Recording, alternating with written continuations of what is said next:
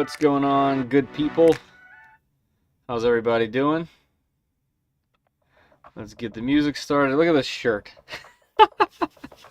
That's hilarious.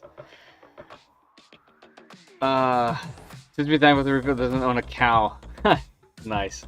I see what you're doing there, Chad. Yeah, it's been a while. What's going on? What's going on? Let me know if you can hear me, see me, how the music is doing, how the audio is. Let me know what's up. Giveaway's rigged. Yeah, you guys tried to test me last time with that giveaway. We prevailed. Nice. Dialing the E3 V2 Ender 3 with Clipper now. Very good. Good to hear. I was helping my daughter earlier do some science experiments. We made like a bouncy ball and some slime. So I got cornstarch all up on me. I can't even see it. It glows in the light. Yeah, let me know, guys, before I go any further, if you can hear me or see me okay. Hopefully the music isn't too loud, like that whole thing, so I can correct it before we get going. Levels all look good on my side. Music is where it usually is. Same with my mic. So just let me know in the comments. While you guys let me know, while I'm waiting, in the chat right there should be a pinned comment where you can enter for a chance to win a roll of 3D Max PLA. That's not cornstarch. No, man, there was a lot of cornstarch everywhere. Yeah, we got it everywhere. So right here, enter in. Right, one day I'm gonna figure out which way to point. This way. Here we go. Right over there in the top of the chat. Now keep in mind, while you're entering, you have to be here. You have to be here for it. I usually try to do it at the end of the stream. Streams tend to last around 12 o'clock.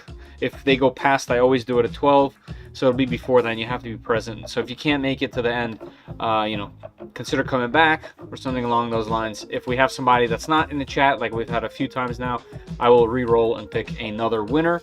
And I'll send your information to 3D Max, and they will ship you out your filament of choice as long as it's in stock. Did you try heating a glue stick? No, not this time. Although glue was involved, because slime. I'm having beta hazing issues that I wasn't having on Marlin. Really? It could be that maybe no. It should just be dialing in the Z offset with that. I doubt Marlin versus Clipper has anything to do with bed adhesion outside of, you know, temperature, maybe moving a little bit too fast in corners, things along those lines. So, like for example, if on Marlin your printer was going really slow around the corner, but on Clipper you have it so fast that it lifts up in that corner because it's just going so fast, your acceleration might be a little too high. That could be it, but you know, you could also compensate with some glue stick or something along those lines. Usually first layer, go really slow, go thick. Maybe even 2 or 3 layers without any kind of fan. That always helps. Purple tastes the best. It does, actually. The purple glue is the best. I don't know about taste, but it is the best. No, Louis, or Louis, not worldwide. It has to be U.S. only. They're in Florida and they ship to the U.S. And they are now the, as you can see right here, they're now the Filament sponsor for these live streams. So the ball's kind of in their court on that side. But the fact that it doesn't have to come from me is a massive help for the channel, as you can imagine, because these live streams end up costing money. So it's very nice. My acceleration down to 500. That's really low. Mesh was messed up. That's also possible. You know, it happens. But yeah, 500 is really low. You should be able to go definitely higher than that. Definitely. Yeah, probably not. I do get it. All right, so today is probably, you know, realistically speaking, probably going to be the last stream for this machine. Mostly everything is done except for, you know, the panels. There's stuff that I really want to do. Why is this so high? Get low. There's stuff that I really want to do to this machine that I'm not going to until I review it. So I'm just going to keep the changes to Stealth Burner.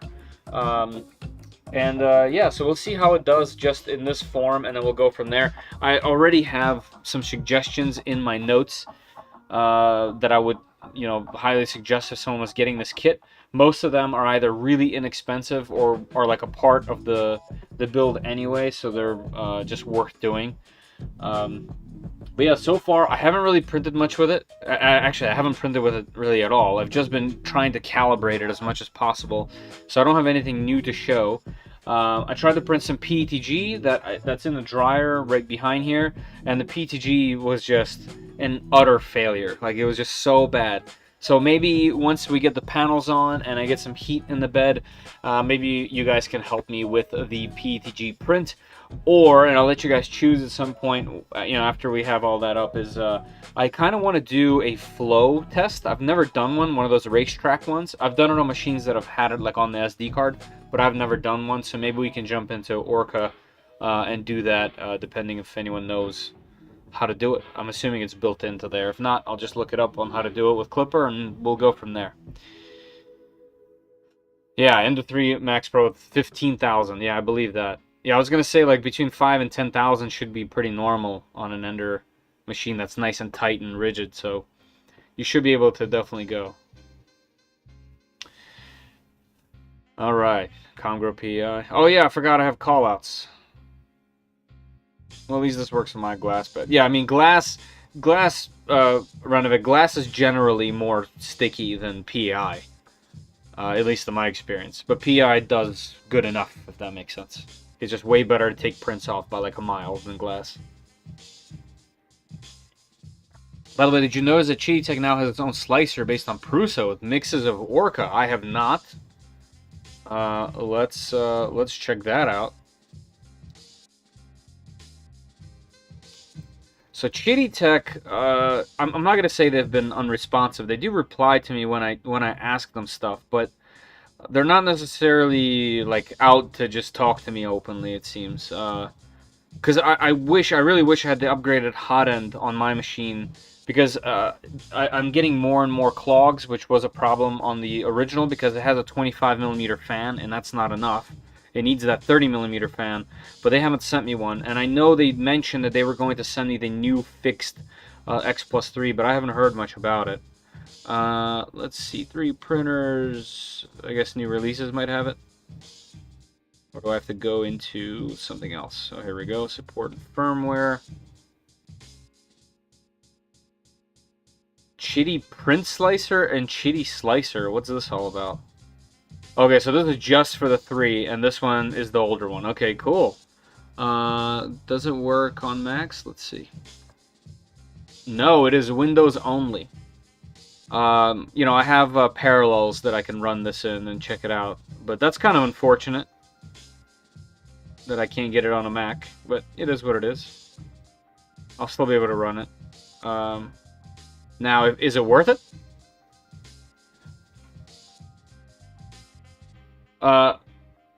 Lewis, is it worth it? Does it do anything cool? Like, or is it kind of like a limited one? Because Orca does a really good job with these machines. It's nice. Oh, cool. Good to know. All right, yeah, I'll check it out. I'm gonna, if I remember, I'm gonna send them another email asking about some updates, because I personally love the machine. I think it'd be really beneficial for them to send me one so that I can directly compare it to the original.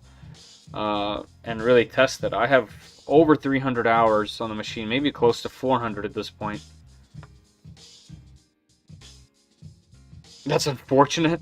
No, it's really not unfortunate. The thing with these new Macs is they run Windows better than some Windows machines, and I can run Windows without even leaving Mac in the first place. So they can technically do everything, and really, really well, like really well. I do design stuff for a living. This is my web company that I run on a daily, and I edit video, audio, 4K, drone footage, all kinds of things that relate to processing power, and these things are just, there's nothing that comes close. I have a quite potent Windows machine that I built for gaming, that I still use almost every day, but it can't come close. So I know that's just an opinion, but in my profession, what I do, there's zero chance of me using Windows for every day. For gaming, yeah, I'm down. All right, leg the connection panel to the fluid. Yeah. So Orca does that too. Actually, let's get Orca open since we will need it. And let me get it over here on this side. And let's do this one. Let's pick Orca Slicer. There we go. Okay, yeah. So basically, here if we go to prepare, let's pick our Voron. If we go to device, yeah, it's all built in right here. So we don't have to do it in the browser, which is really nice. The only thing that could be a downside if for some reason you barely use this, but if you wanted to download something from here, you couldn't. You have to do that from the browser. But otherwise, yeah, it's pretty good. Hey, Papa's here. Papa, you've somehow managed to have your own what do you call it?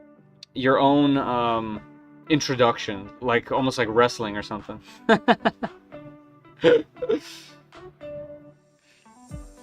The only reason I'm personally buying an Apple product is to get the LiDAR sensor. Yeah, the phone LiDAR sensor. Yeah, it's really good. There's a lot. You know, since I use both for work, the whole continuity thing, where they call it, where I can answer the phone on my computer while I have my headphones in, or step away and transfer it to the phone, or continue writing an email that I had on the phone. Like all of that, I use that all the time. Messages, like your text messages are on your computer, so when you're sitting working with your headphones in, that type of thing, everything's connected. So it's just that whole ecosystem, as cheesy as it is really good. It works really well. Alright, let's see. I did the top panel, which is the only panel I did. Okay, these. Okay, so they're the same. So we're just doing corners. Right? That's the side, yeah. Corners. I wonder if I have enough. I wonder if I printed the right amount, which would be hilarious. I don't think I did, to be honest. I don't think we have enough corners here. I think what I ended up doing was accidentally printing the wrong thickness. These are too thick. Let me see how that would work if I was to do it. Yeah, I mean, that's not going to work at all. Yeah, because I have a bunch of corners, but they're the wrong ones.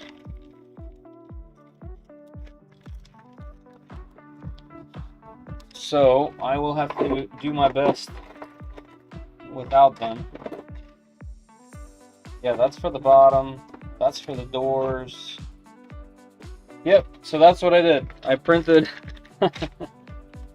I'll take them off the top and just get them on here in some way, shape, or form from the stream, and then I'll end up printing more. Maybe that's something we can print. Because the panels are going to get added, put on with double-sided anyways. Even old fat guys get lucky every now and then. Yeah, fact. On Windows, there's Phone Link. Nice. All right, so let's still chat, but let me start to get out these panels because, as you guys recall, we're going to be peeling them for a minute. So that's how it seems to go.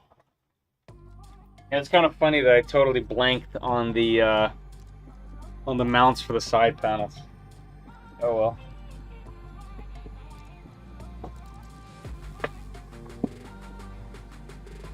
I do have enough for the doors though, so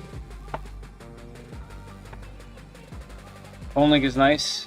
I'm like signing into a Microsoft account.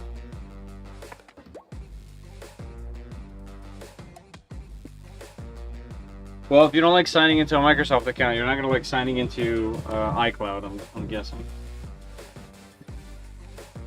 Alright, side panels.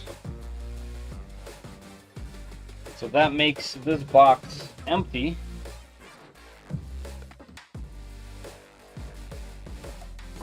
Which is very nice, because that would mean I can get some boxes off the floor. Alright, we're gonna do sides first, then we'll do the front. And the reason for that is, for these sides, I'm gonna have to take off these from the top. Hodo time. Hey Jeff, How are you? Welcome to the stream. I'm glad to have you, my friend.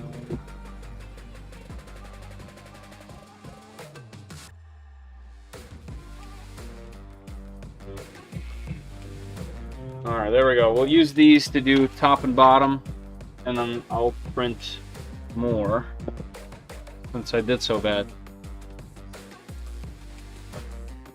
Hey Mika, how are you? Someone else, good name. Tronxy has a 1000 by 1000 printer. I'd love to see a Voron mod based on that. Yeah, they tend to make some massive machines, don't they? Hold on, the music's gotta be too loud, right? Here you go, that's probably better. Still haven't changed the thing. Me? No. No, been busy. Alright, let's do this horrible peel.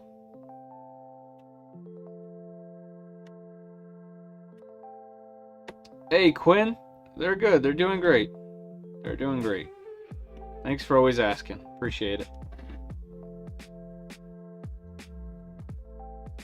Oh, charges through? No charge. So, just the thing, I've used this to assemble 2 other machines. Mind you, they were mostly pre-done, but I've taken the panels off for all sorts of stuff. The Ghost 6 right over here, the K1, everything that needed to be put on it, which wasn't much, but I've taken off all the panels on those machines to show them off in videos, and this entire build, and I still have not charged it. I'm literally going to continue using it to see when it dies. So after I wrap up with this video and we end up printing on this machine, I'll be doing the SV06 next. So I'm going to assemble, you know, everything that needs to be assembled on that machine with it as well, and we'll just see how far we can go, because that's it seems like it's a very underutilized brand and tool in general, and I can't speak for their smaller driver since I broke it pretty much instantaneously, but that's just because I tried to do too big of a task with it. But this thing is really nice. Good old SV06. Yeah, I'm a little late to the party with that thing, but it needs to be done, and I'd rather be late than sorry, you know. I've had it in the box for a very long time, and I'm just appreciative that they don't bug me, you know. They like trust me, which is really cool, and not many companies do that. I also have another kind of interesting machine that I don't hear anything about, the Mingda Magician X2. That machine is cool. Seems like it's kind of like an improvement on their original Magician. And I still use the Magician Pro. I've been using it a lot actually. I'm printing those Lego containers on it quite often because it's huge and has a 0.6mm nozzle on it. Hey Roberto, how are you? Think about pulling the trigger on the Flying Bear Reborn 2. I would love to check out the Reborn. I sent them a message recently saying, hey, you know, I really like your Ghost 6 machine. You know, I'd love to keep working with you and test your other machines and kind of show them off, see what they're all about. So maybe maybe they'll be interested in sending me one. But yeah, it looks cool. It looks cool. I wonder why they've stuck with Marlin. You know, maybe just safe, been around for a while, they know it well, way easier to troubleshoot and control these settings, you know, since compiling is a pain in the butt. So there's probably all sorts of things.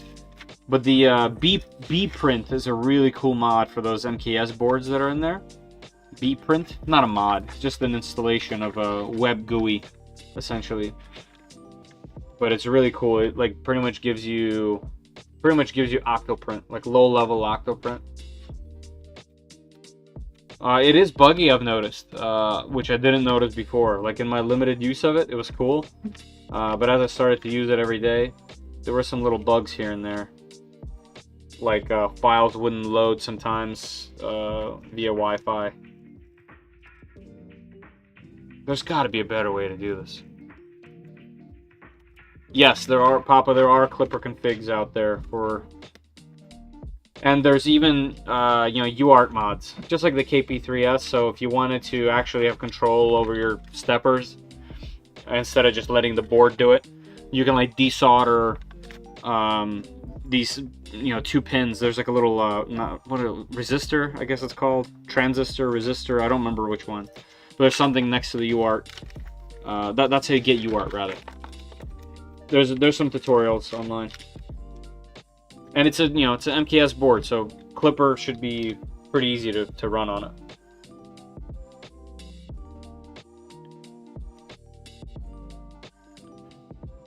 Surge 600, that's how much the Reborn costs? I honestly don't know. I haven't looked at it at all.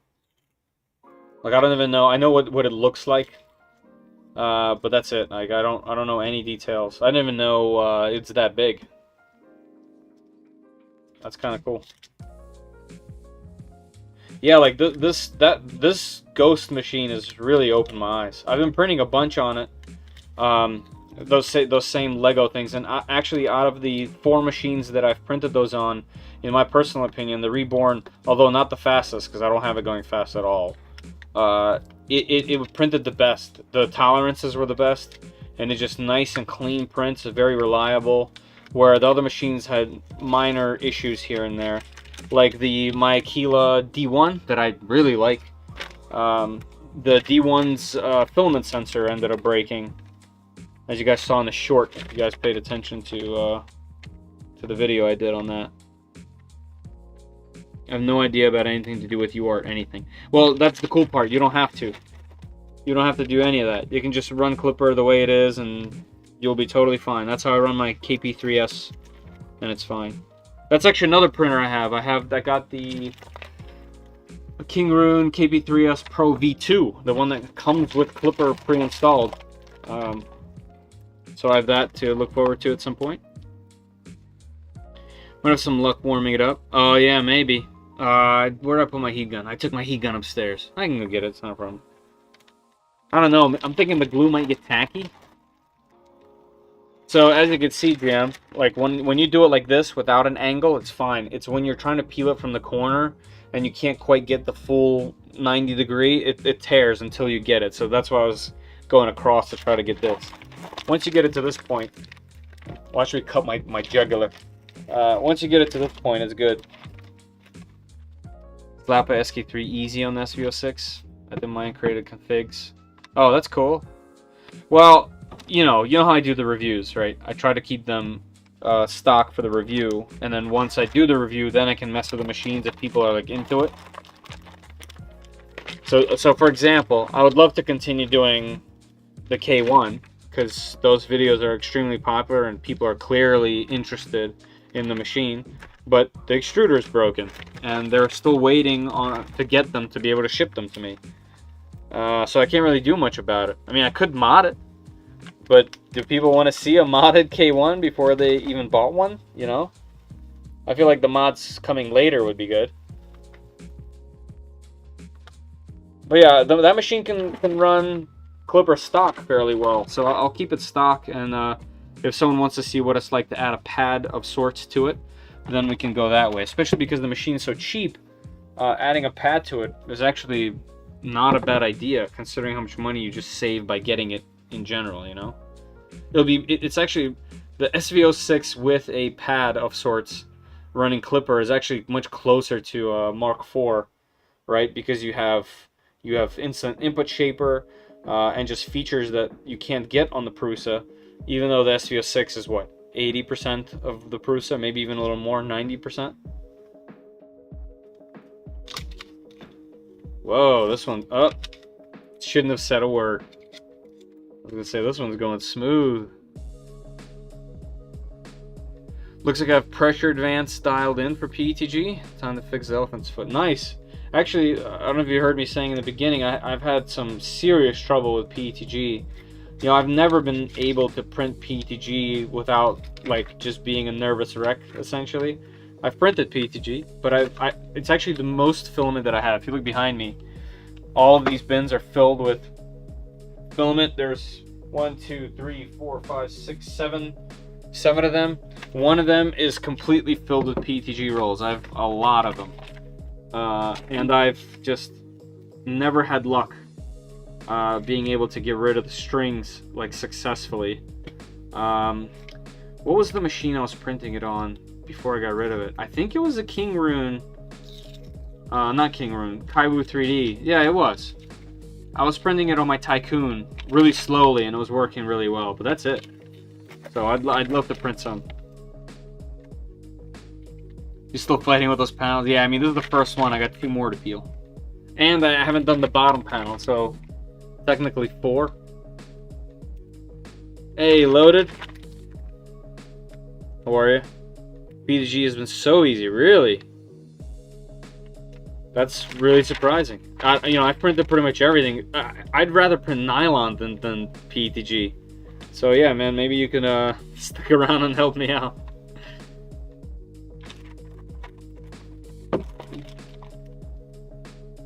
The panels that come stock, they're black on the bottom and the back, and then they're clear everywhere else so that you can see the print.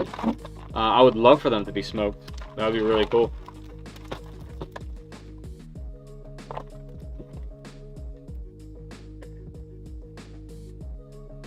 Come on. Oh yeah. We got one. It looks so good. So clean.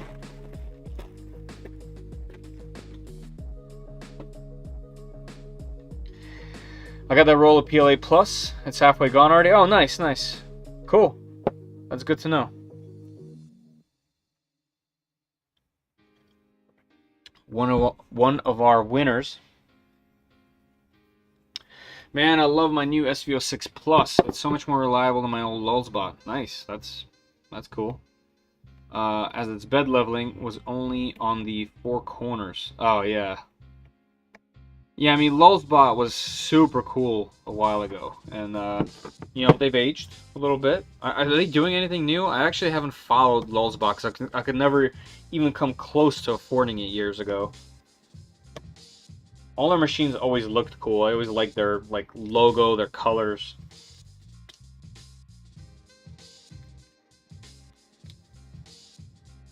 All right, there's got to be some sneaky way to do this better. Although that one went okay.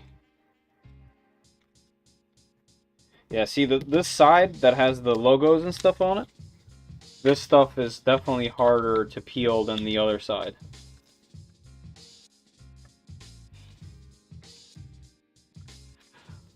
I had tons of issues with Amelin PETG, but it was also about a year sitting on my shelf, still sealed. Switched over to Overture. Man, I have had the opposite. So my very first roll of PETG was Overture, and it was just absolute garbage. I couldn't get it to print at all. And then I remember I bought like 3D Solutech or something like that, or maybe it was what's the store? The Micro Centers brand. What's that brand? And it was like, it was better, but still horrible. Then I got someone recently, I guess, California Filament. California Filament is awesome. That was the first time I was actually able to print actual PETG without a stringing mess. So the one that I have in the dryer right now, it's been in there for 8 hours yesterday, and then another 4 hours right now. It's 70. It's Stronghold Hero, something like that. They don't make it anymore, I don't think, but it's their PETG with carbon fiber. And the reason why I pulled it out is because it's the most similar looking to this ABS that I'm using on this machine, and I'm out of this ABS, and they don't make it. Well, it's out of stock at least, so I can't buy any. And I've been looking on Amazon for any kind of ABS that's transparent. I found one. It happens to be cheap, which honestly, for some reason, isn't very confidence inspiring. Like, you know, having a cheap filament that's good is pretty nice. But also, because it's a special filament and it's cheap, you know, we'll see. It has decent reviews, but I'd love to find one and just buy a ton of it, because I really love the effect that this transparent black ABS has.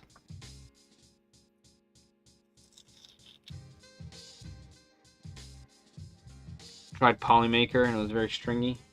Yeah, never tried Polymaker. You know, I have a ton of 3D Max PETG and California Filament PETG. But like I said, I've always been extremely hesitant to even use it, just because I've never had a profile I've been 100% confident in.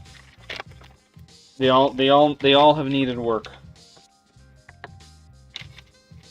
I don't know if it's a mixture of temperatures and retraction or what, but everything seems to just be a stringy mess where everything collects on the nozzle. Bit expensive on Amazon. Chitty Rapido ABS. Is that the one with carbon in it? Or they have other lines as well?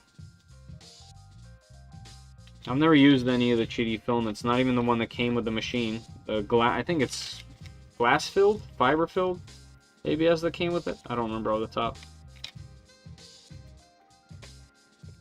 But I'm just looking for a filament that's black and slightly transparent and can take some heat. PETG would be okay, because I could use it for external things that I want, like handles and things like that. But it would, for stuff for the inside, like I want a spool holder for the bottom of the machine on the back. There's space for a spool, because then you wouldn't need to dry it. Once you heat the machine, it's going to keep the heat inside. Cool story. I got Flashboard ABS today. Hot deal on Amazon. $16 a roll. Nice. There's a cool story. Chat, come on. Stop giving them a hard time. They have another with carbon.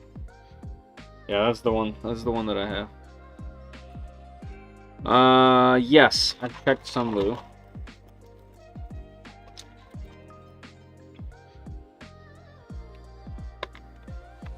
I haven't used their PETG, if that's what you mean, but I've tried to find if they have transparent black, but it's extremely rare.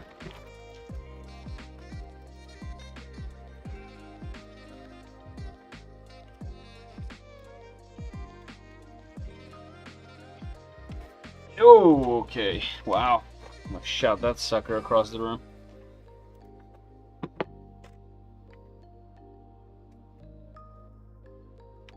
Yeah, like, see this side.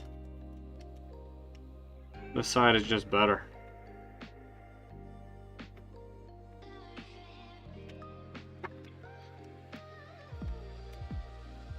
Yeah, I wonder why.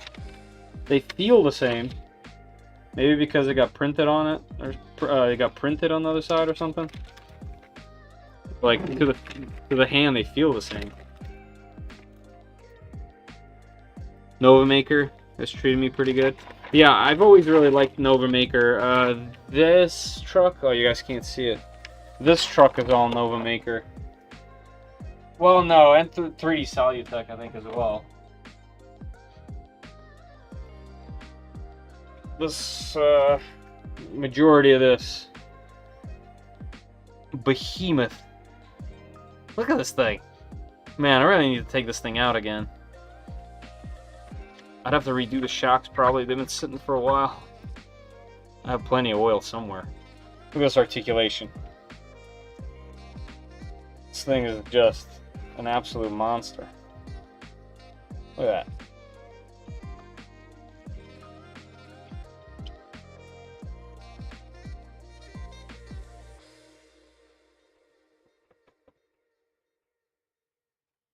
Gotta put the little jacks underneath the wheels again.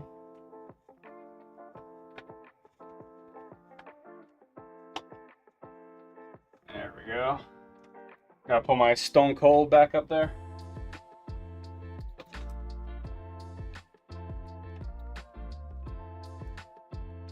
Little Stone Cold Steve Austin from my childhood. I think my message got blocked or something. That happens. YouTube, like, they have a weird bot. 3DF has transparent black ABS. 3DF? Oh, did you try to send a link? I think you can't send links. Serge, if you can hit me on Discord, that'd be cool. 3D. Yeah, if you have a link, I would love to see which one it is. And actually, what I'm trying to do is figure out which one I have, or which one I ordered today. Go to my Amazon orders. Oh, 3DF. That's Don't worry about the link. That's the one. That's what I ordered. Yeah, that's what I ordered. 3DF. Yeah. That's the one I ordered. That's the gamble. Like, I know nothing about the brand, so we'll see. Yeah, Serge, don't worry. I have it. That's what I ordered. So yeah, I'll test it, see how it prints, and I'll buy a whole heap of them if it works, because no one else has it. And poly printer, that's $45 a roll. That stuff is sold out right now, and I haven't heard back from them in, I guess, a week, maybe a little longer, 2 weeks. And I want some filament.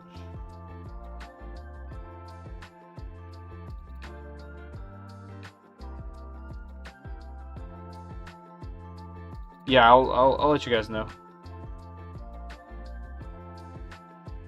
Yeah, I might, what I might do is, if/when I build more Vorons, I might just keep them the same. I might just make them all the same,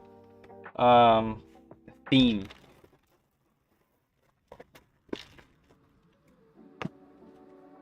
Let's see what happens. Filament PM. So I looked at Filament PM. I couldn't find any. They have transparent black ABS. I also noticed like Hatchbox has one or something, but it's pretty much transparent with a tiny little bit of black in it.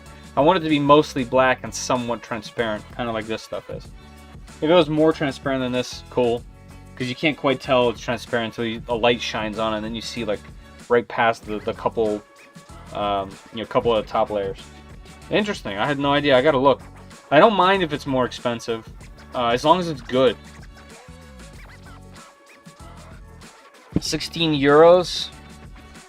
16 euros is, oh, it's $17. But for 500, well, you know, Polymaker, Poly Printer was $45 for 1 kilogram. So it was really good ABS though. I've had less issues with it than I've had with pretty much any other ABS, I think. Not that I've had many issues with ABS, actually. ABS for me has been easier.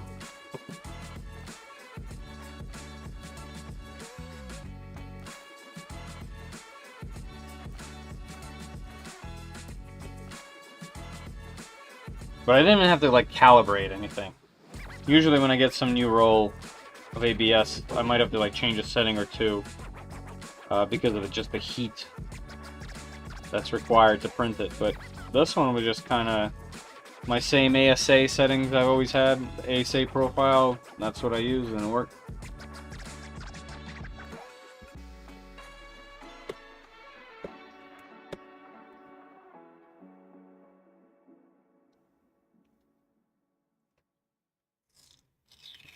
Come on. Figured I might as well peel them all in one go.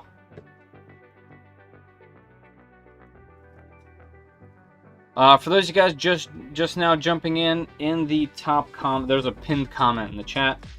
Our Filament sponsor for these live streams, 3D Max, is giving away a roll of PLA to a viewer in the US. And I'll be more than happy to send it to you. If you guys stick around till the end, I will choose somebody that's hopefully present, read the answer to their question, and I'll get your information. We'll go from there.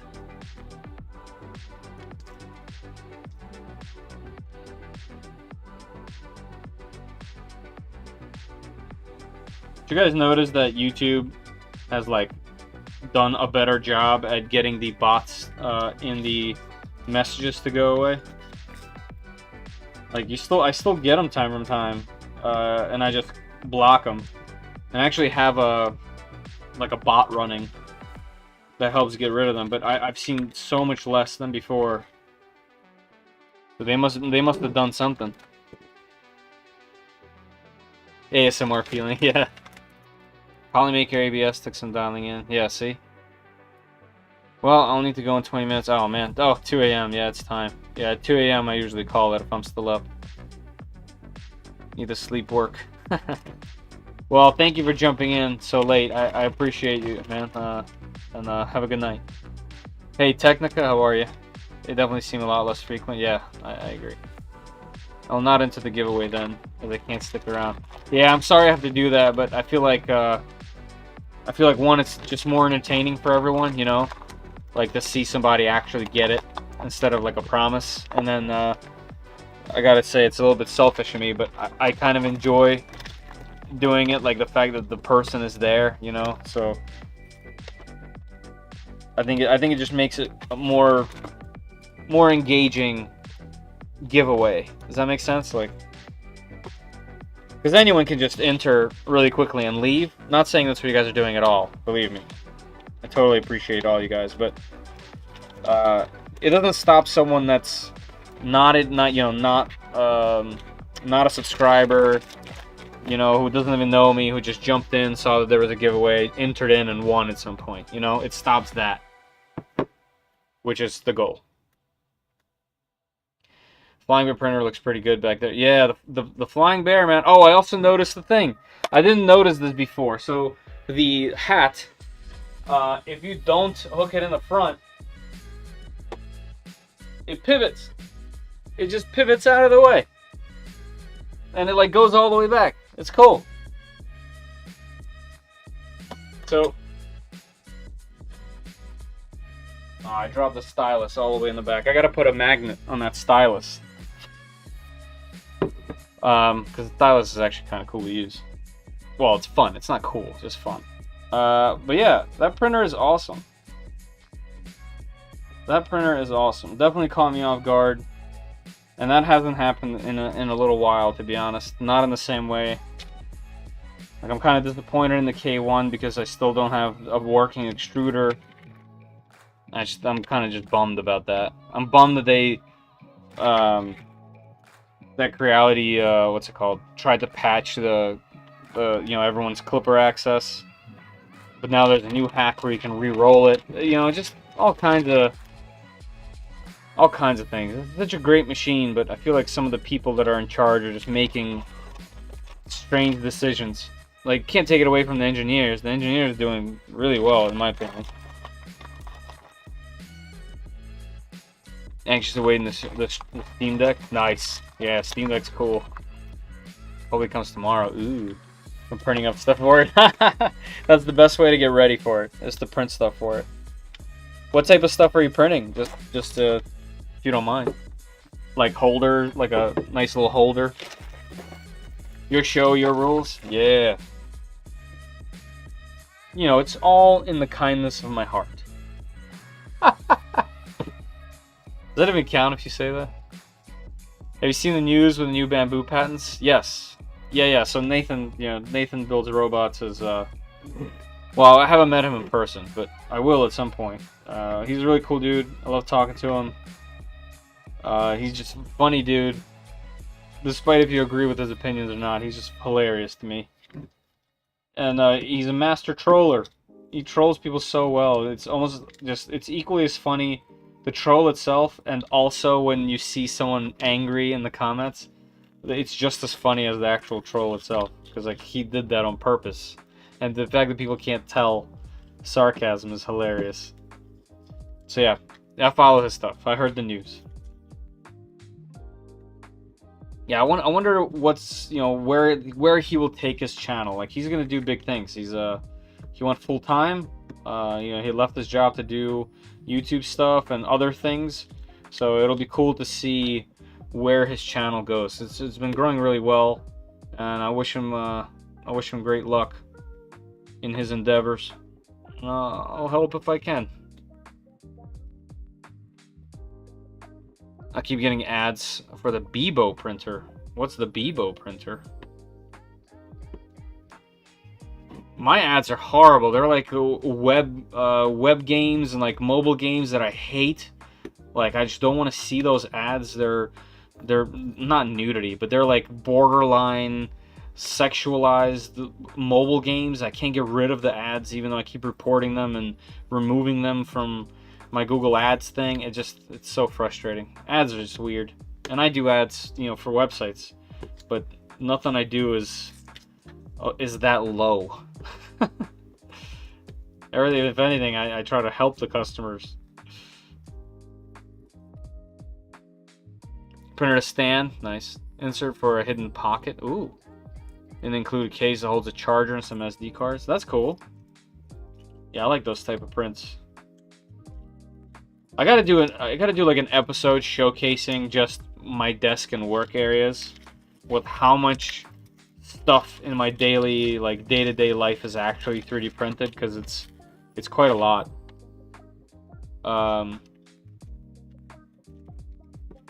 And it's really cool. Like, you can just customize and do all sorts of stuff. 3D printing is the best.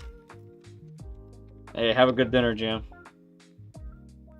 Looks like a FlashForge clone. Oh, why would they clone a FlashForge?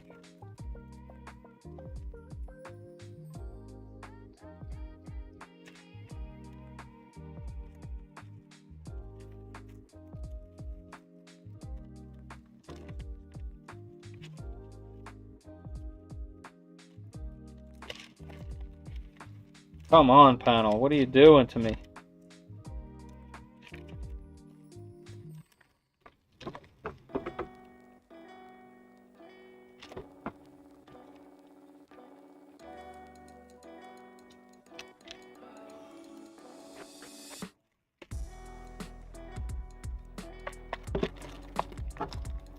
So here's a question for you guys that are watching.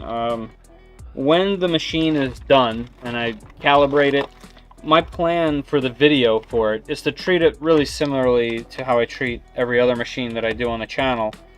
I'll spend a week or two, you know, printing on it, different materials, different stuff, and then just kind of to evaluate the everyday, you know, printing.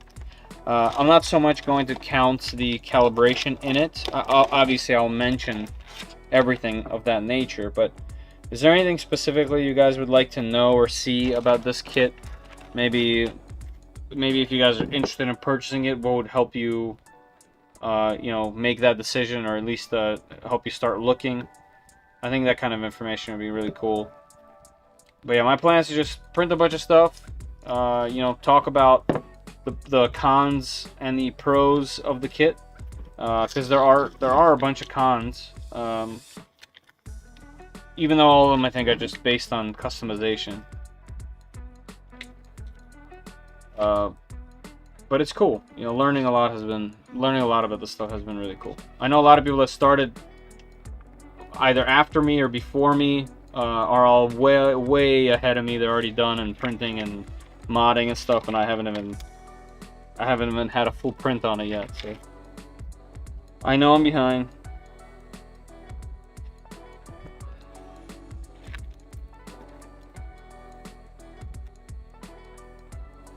One of the cool things is how much you can actually do to the machine, considering it's just a pre-platform to do anything. But you have camp. Yeah, camp's amazing. Camp's really cool.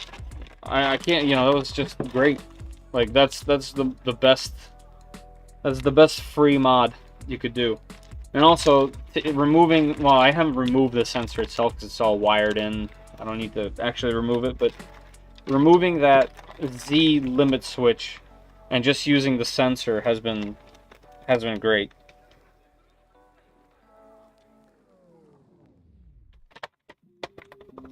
At least for testing.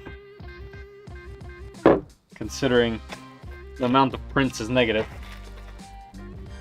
But one of the things I want to do is I definitely want to install Beacon. So after I'm done that video, Beacon is definitely going in. That's just an insane, unbelievable mod. Alright, we might as well do this one. I was hesitant in putting the very bottom in because I was still like doing wiring and mods. But everything should be wired where it is.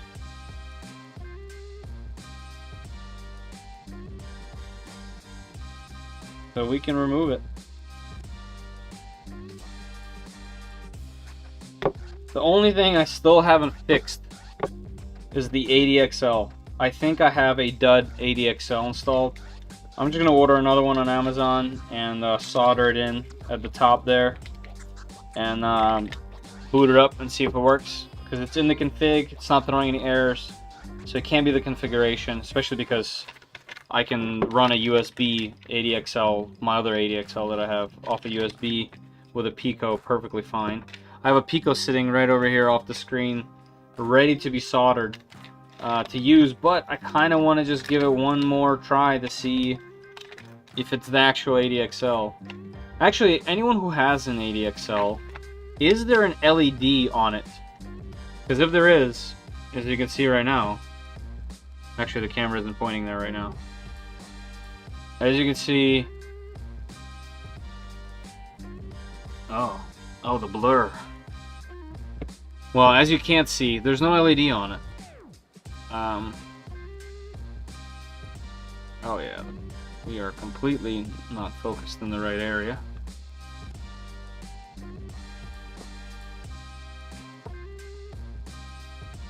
Right there. As you can see, there's no light on it. I think a list of things you discovered while building. Yeah, right. You know, first time builders would be aware of, only tips, tricks they should use.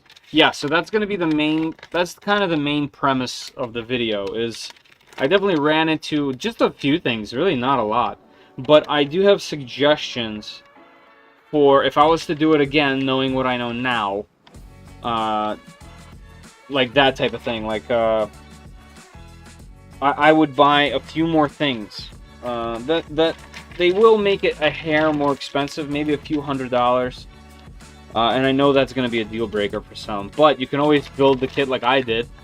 And then, you know, get... The only difference really from the kit that I have, technically speaking, is the fan.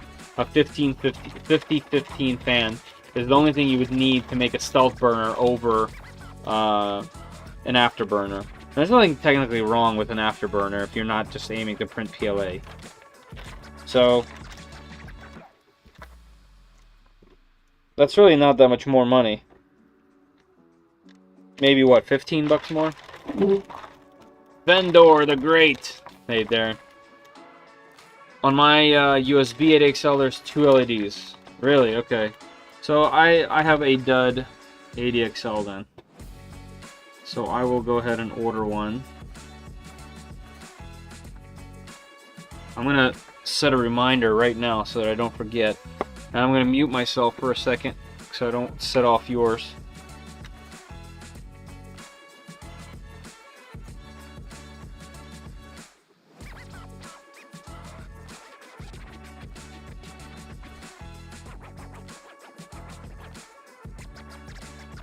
Alright, there we go.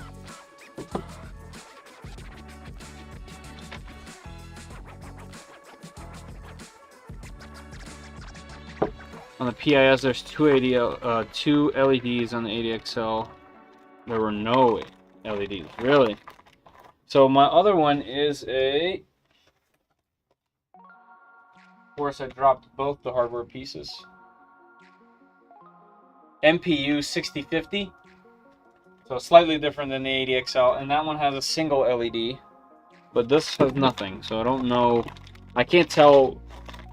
You know, the only real way I'll be able to tell is if I solder up a Pico, and then run it that way, which is very easy, fast even to do. But I haven't done it. So I could do that and then see if it works with USB, and if it doesn't work, then I'll know it's the ADXL. Maybe that's actually a better idea, because I already have one. And there's no downside to putting GPIO pins on a Pico. So maybe I'll do that.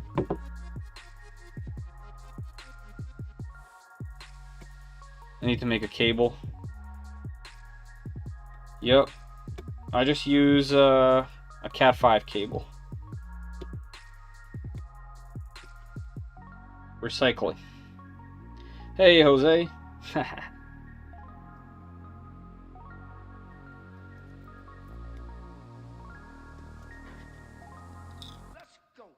My wife works for a roofing company, and they have 2 contractor teams.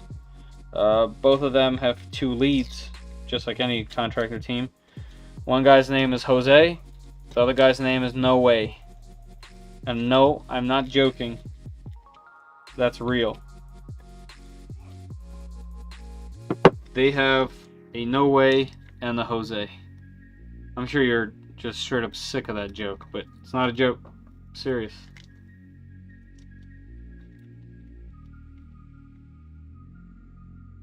That's like it's sweet, that printer. That's only the printer I'd build these days. Yeah, if you're building, Voron is fun, fun, fun. And thank you. Even though you can't really see much from this view, I guess. Because I got the panels on here. Let's move these panels down here. Move this guy. I'll knock my coffee over. Here we go. Here's the full extent.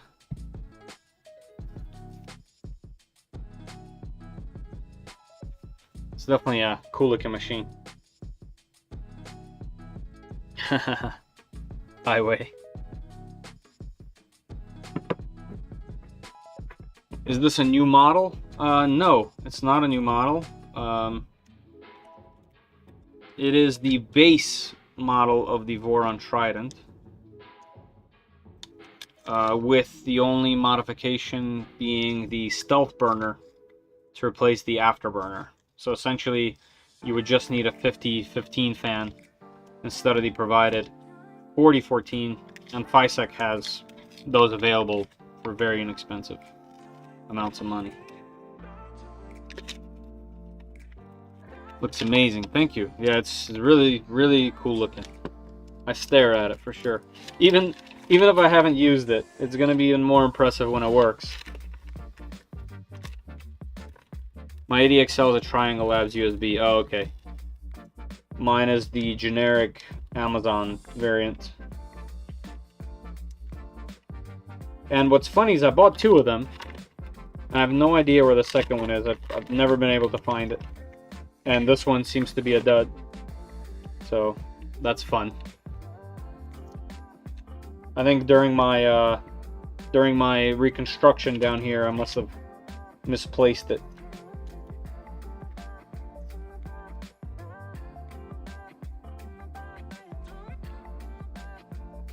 Oh, come on, I'm losing my patience with this stuff. My theory on this side of the paper being better has been ruined by this.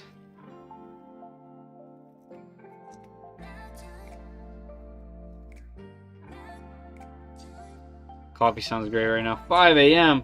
Oh, but 5 a.m. Yeah, I think you're somewhat local to me from what I remember.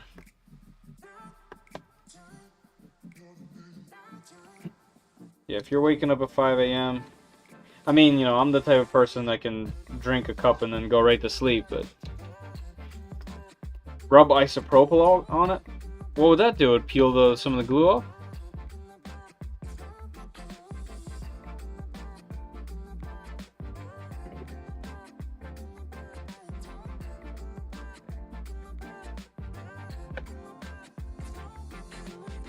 Come on, I mean, that is really just... You guys see this? Those are the worst ones so far. Here we go. Oh, so close. Alright. No. Alright, here we go. We're gonna do it. We're gonna catch all these up. Combine them. Yeah. Catch this one up. It's gonna rip on me. And combine. Ah, so close. Come on. There it is. Okay. All right. Whew, it'll peel much easier. Well, I'm dedicated now. But I appreciate that pro tip. This is the last one, luckily.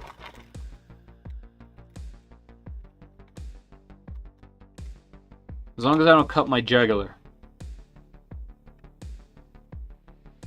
I know you can't tell, but I'm pushing so hard.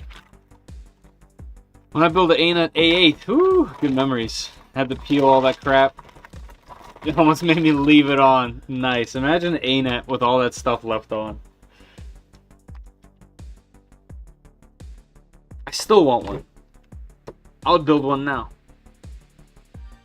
Did you read my post on getting rid of the Pi 02W and replacing it with the LG V20 running Octopen 4A?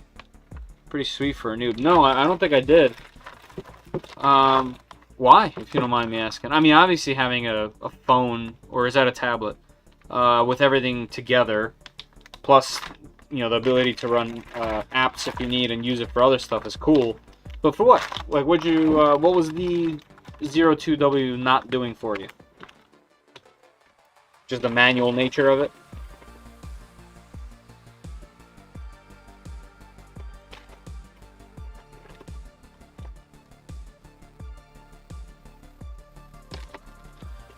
I think if I see one for sale, I'm gonna buy another one. I love those little things.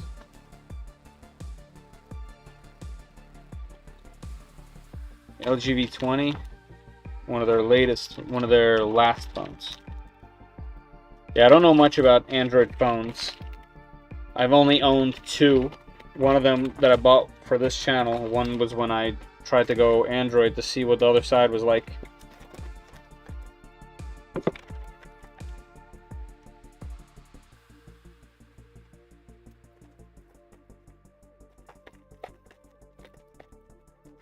Pies are coming in every day. Yeah, I do hear more and more. And they did say that there was going to be a big wave of stock coming in.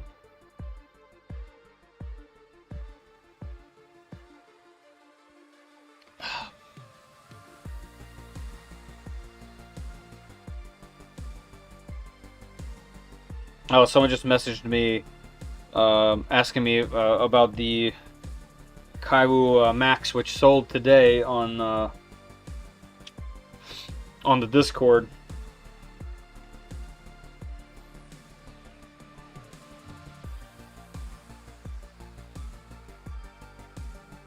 Sorry, buddy. Sold. I'm gonna miss that machine. That thing had everything that you'd want on that machine, but I don't have time to mess with it. I need my Pi for gaming rig. Oh, okay, yeah. That makes sense. I was gonna say there's so many other things you could do too. The V20 laying around. Yep. Yeah. Cool. That's fair. Still debating on stripping the ANET, make something else, or just getting it up and running again. Sarge, this is what I would like to do at some point when free time is somehow a thing, which seems so unrealistic. I would love to put in a new board, put in like a modern hot end, and what's it called? A modern dual gear extruder, and throw some clipper on it. I think that would just be a fun little way to modernize that machine and just have a good time. It doesn't have to be the best. It doesn't even have to be okay. Like, it just has to work, and it'll be fun to do. All right, let's get some of these panels on here. Let's put that over there. Let's do this side first.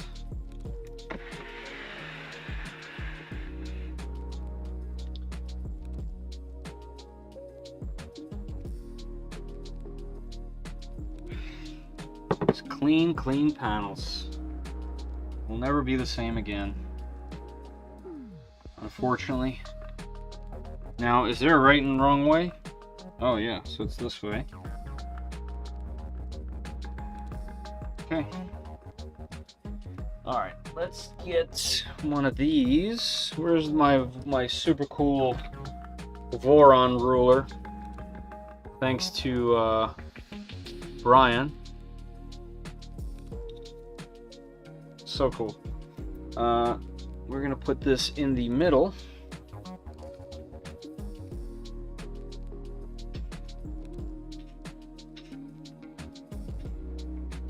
And the middle is going to be 23 from the whoa! I think that's like the third time that's happened in the build. That's crazy.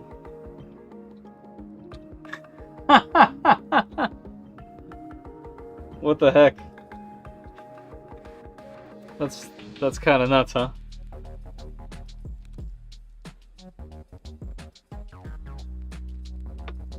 Dead on in the middle.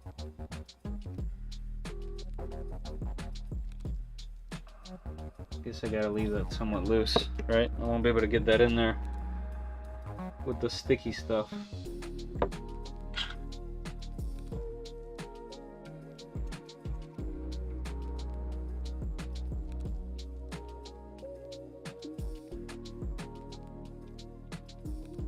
Let's see how close I can. Oh, actually, I can't put that on yet. Never mind. Let's throw this on this side.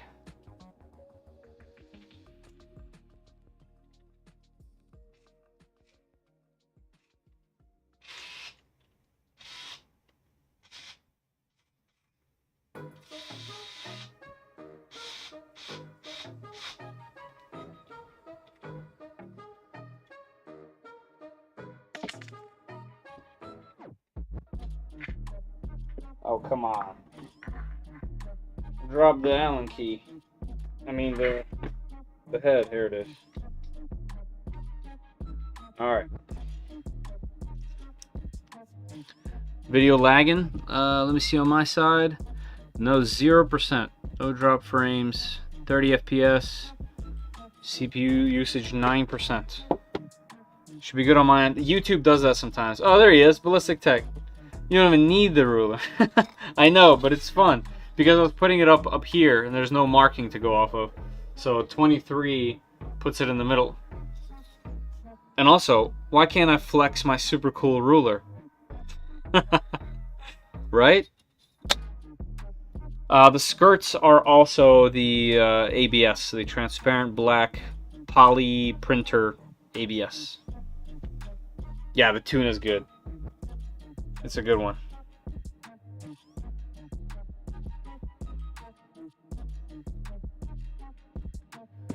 All right, panel, and we need that tape, this stuff. And I think I have to add it to here first. And actually, should I do that? Yeah, I guess I should. Because then they won't like vibrate.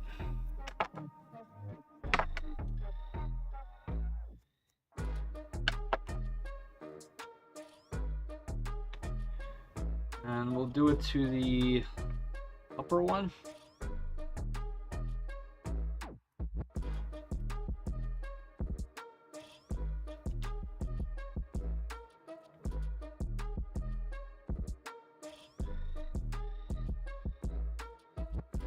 There we go. Brian, how's your machine printing, man? I might need your help. That's per usual. I might need your help. I'd love to do one of two things tonight. Is either print the racetrack to see how the flow works out on this machine, or try to print something out of PETG, which was miserable in the past. Yeah, Darren, I want to do, I have this, since I ran out of this black PETG, I mean black ABS, and I can't get more of it at the moment. I have a small amount of this PETG with carbon fiber in it from Stronghold Hero. I don't think they make it anymore. But since it's going on the outside, I want to try to print a handle because I want to print those rocker panels for the back that just let you tilt this thing with the handle. So I'd love to do that. I'd love to print the handle. So that's going to be the first print on the machine. I wonder if you could use that weather strip fits into the slots instead of double-sided foam tape. Yeah. I mean, wait, this? Hold on. I wonder if you could use that weather strip that fits into the slots. Oh, probably. I'm okay with this because this won't vibrate, and I don't plan on taking the panels off. Right, if anything, I'll take the top one off, which I have before because I added, actually, let me show you. One of the things I noticed with the top one on there, let me see if you guys can see it, is, no, you can't, can you? This PTFE tube scratched the hell out of that plexi already. There we go, you can kind of see. and that's just on a few test prints. So that thing's gonna be destroyed, which I don't really care, but it is what it is. So to battle it, I tried to print this flexible, can you guys see that? There you go. This flexible thing that holds it down, and it's still, you know, obviously with filament in there, it kind of bends upward. So it should be better now, but in no way is that fixed. But it is what it is. It's printing PLA great. I want to do a Nevermore filter before I get started ABS, but I don't have any extra fan spots for it right now. Yeah, true. Nevermore would be nice. Actually, hold on. I don't wanna get the name wrong, because memory is broken. I want full respects given. Next Gen. That's what I was gonna say. Next Gen. 3D has an awesome remix. I'm sure you've seen it. Of the Nevermore, which I'll likely print at some point. Area 1 PETG. Nice. Yeah, I hear the Bamboo Labs machines print PETG extremely easily. I don't have one, unfortunately, or fortunately, depending. So I'm gonna suffer with PETG, just because I've never been able to print it. Well, I have. Never been able to print it with confidence, is what I should say. Like I said before, I'll print nylon before I print PETG. But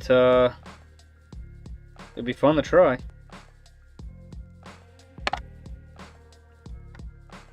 Yeah, I don't know why they use this sticky stuff. I don't get it, but I know that it won't rattle, and that's a huge benefit. I don't know if that's what the plan was, but I did notice it peels off real easy. So if that's a concern, it's fine. Hey guy, how are you guys, shop?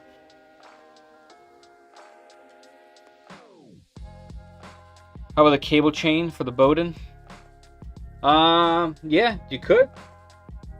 You could like force it to the side, but don't forget newer machines that have that stock are having like issues with that specific thing, you know? But yeah, that could be a thing. Also, some entryway from the top would be even better, right? Like some little entryway from the top. I guess that would let out some heat.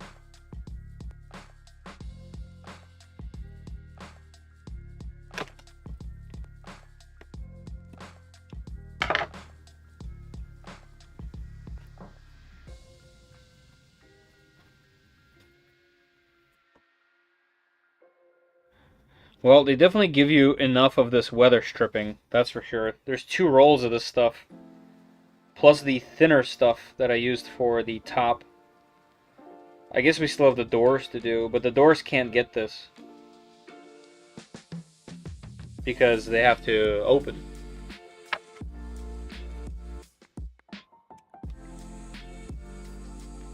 That's actually kind of interesting. The doors aren't going to be able to get this, so...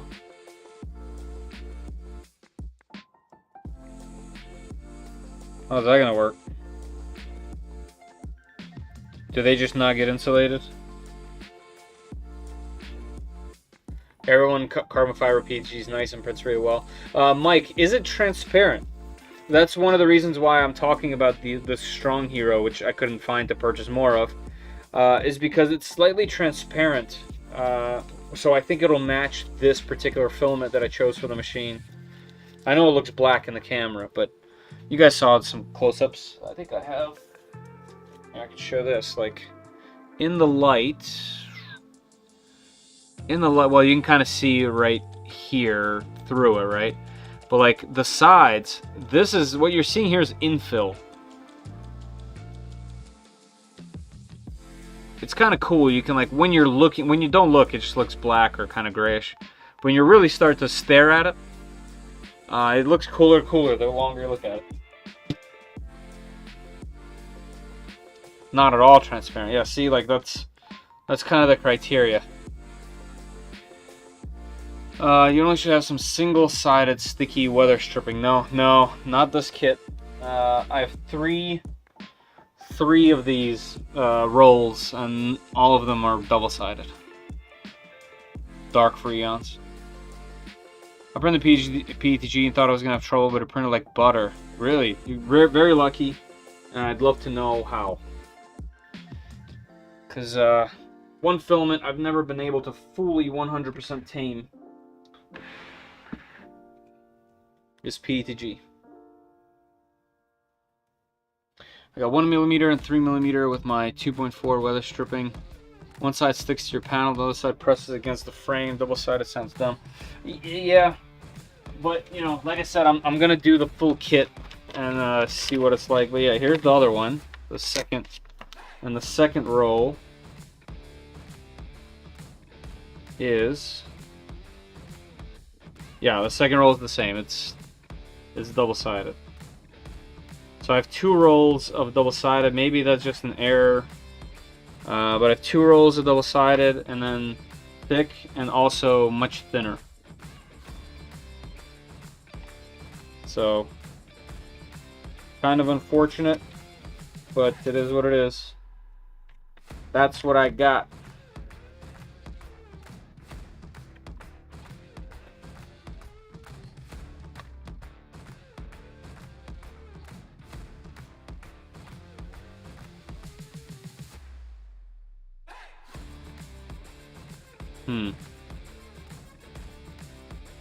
Yeah, it's been drying for a while. I guess I have to take that off, huh? Look at that. It's been drying for, what, 12 hours? On 70, because that's the highest the Sunblue S2 goes. And we'll probably just print from it.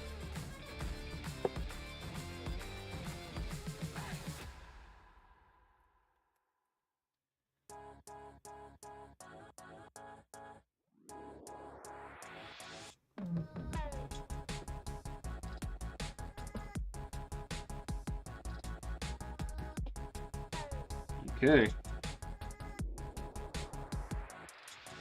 This little hair is gonna bother me. I gotta get that little hair out of there.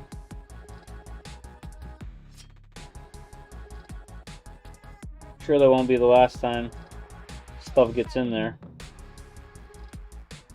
Considering like filament and all kinds of little crud's gonna get back there.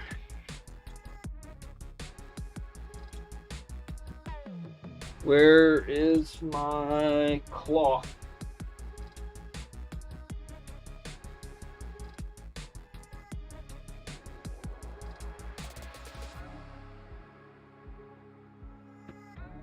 Ow. Cool. Let's get this on here. Remember how I was super excited about getting that centered?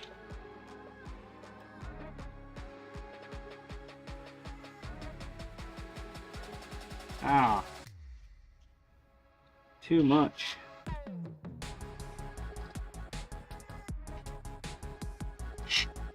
Come on. Why you gotta do me like that?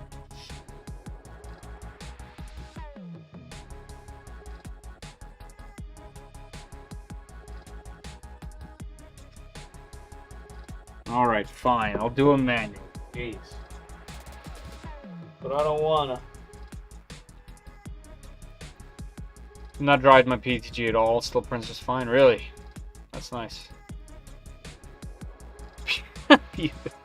Hodo! What's up, bub? Always Hodo.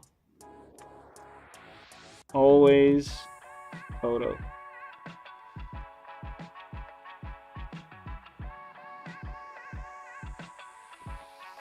What's happening here? Why aren't you not turning? What's in the way? Come on. Here we go.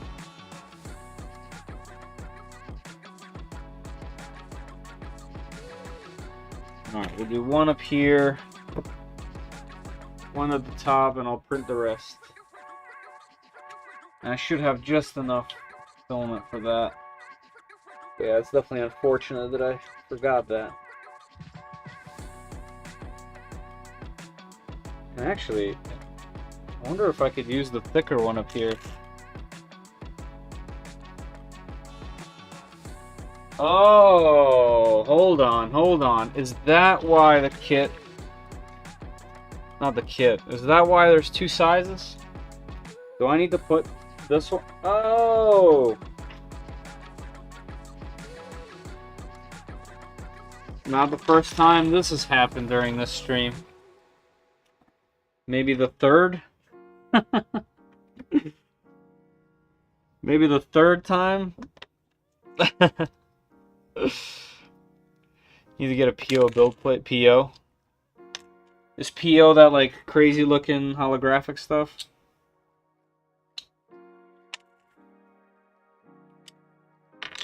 Or that's something else? Where's a toolkit?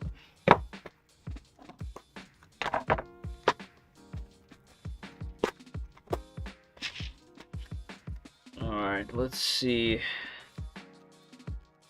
I need this slightly longer one.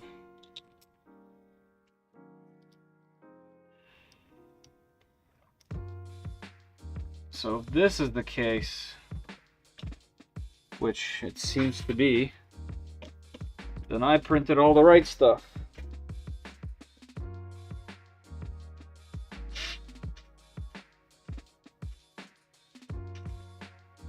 Which is kind of hilarious in its own way.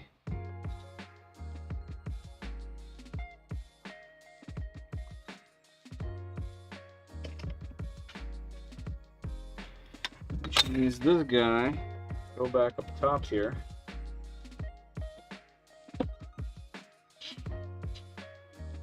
So if it's not clear, what's happened is I thought, because there's two sizes of acrylic, what I did was I used the smaller, this thinner stuff for the top panel, and that required this little guy. And this panel, I've put on the larger, thicker tape, and now that requires this. And the difference between the two printed parts is... there you go. See that? So I was just trying to put this on, and it was kind of just squeezing everything too much. And well, that's because there's a size difference. Go figure, they thought about this. And I didn't. That's a pretty good summary for a lot of things that I do. Unfortunately for me. But hey, that's why we do this, right? So that you can learn from my silly mistakes. And you do the right thing while I do the wrong thing first several times, and then we do the right thing together. That's community.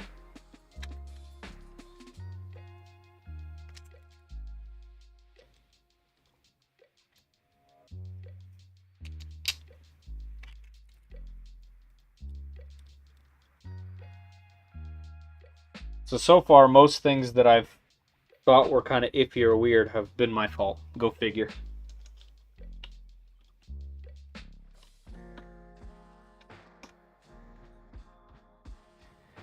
Go figure. I guess we don't really need too many of these. You know, I'll do the corners because it'll just look nicer and more complete, but technically speaking, we definitely don't need them. I'll make these 23, even though that's not really the middle here. And I'll correct it later. Whoa, whoa.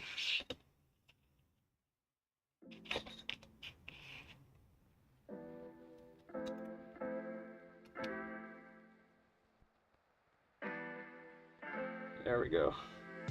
Cool. Where are these from? These are from here. Go ahead and throw all that back on.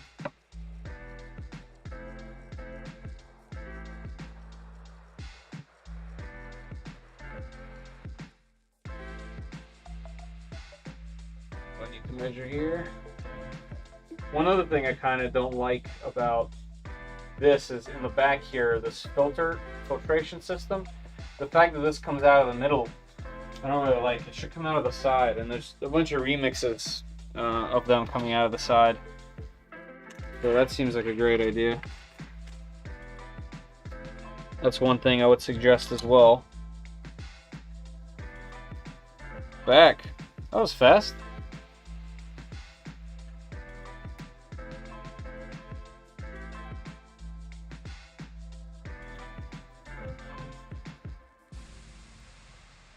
Let's get the height. Going 23.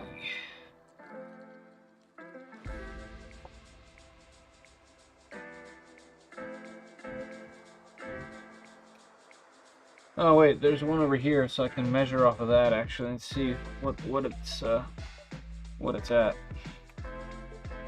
Or I can just leave it there and not do that. So it's 20. These are 24. All right. Just because OCD is a thing.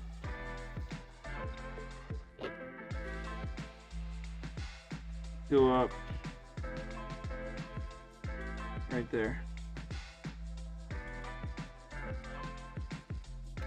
Alright, let's do the corners real quick. And then we'll move on to the next panel. Time we got 10 o'clock. Alright, should be okay.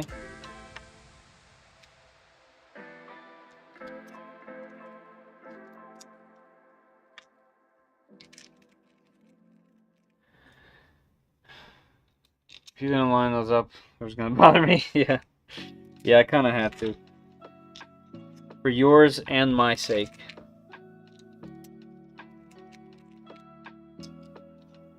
Thanks for keeping me company while I paint my kids' room. Have a good one. Finally looks good. Need to ask for Brico and LDO, sponsor at 2.4. Yeah, and thanks for stopping by, even though you're doing the fun stuff, the real stuff. I'm over here playing with toys. Yeah, I mean, I kind of enjoyed doing this kit because I haven't seen many people do them. Obviously, people do them online. You can easily find it, but for some reason they haven't reached some of the bigger names, and I'm curious about that. Maybe there was some exchange or lack of exchange of something. I don't know what the deal is, but just from me doing this kit, I've noticed a bunch of people say that the documentation here has been good. The parts seem really high quality. I'm very impressed by a few things specifically, like the extrusions themselves being coated after being cut, for example. Like, they just feel so nice. The pie being included. The board, the steppers being their own branded.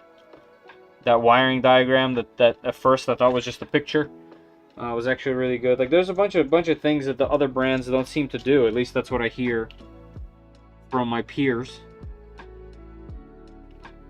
that are building kits.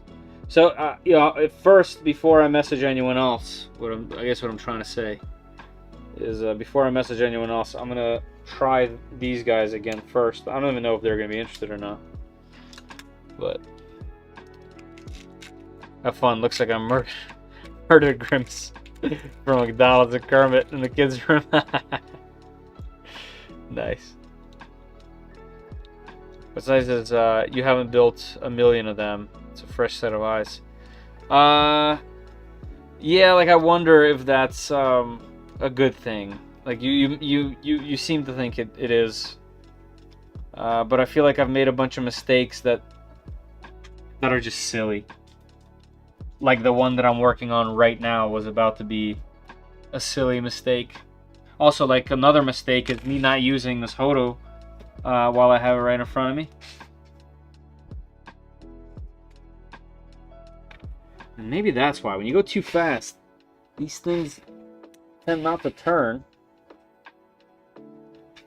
There it goes. Ah! Almost cracked that. This thing is so powerful, man.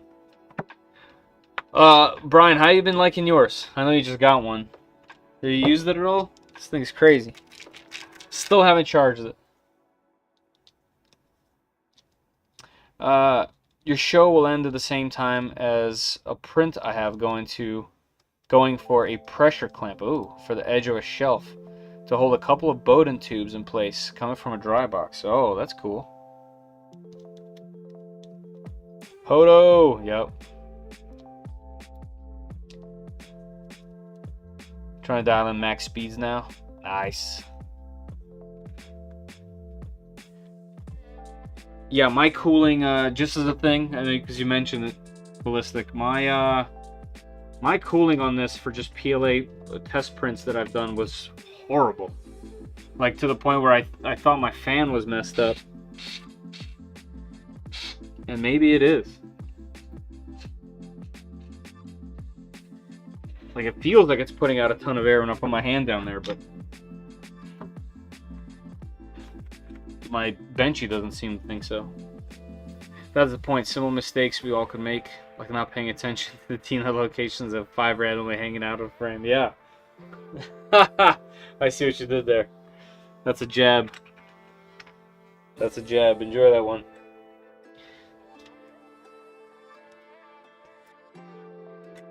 Did you have to, and then you use a heat gun to get them out? Alright, so for the other side, my cable won't reach, and this printer's on, which, let's go ahead and turn that off.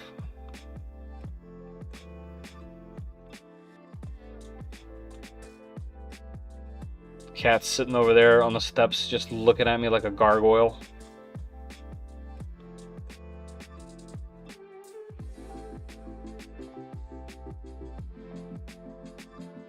Let's kill it.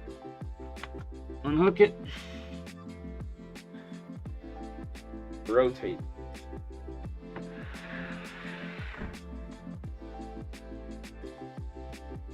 Alright, I won't be able to grab it anymore.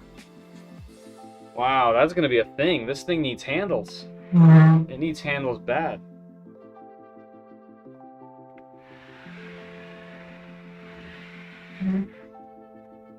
Yeah, like that should be like the first thing to do is handles. No, that was my mistake. Oh, okay. Because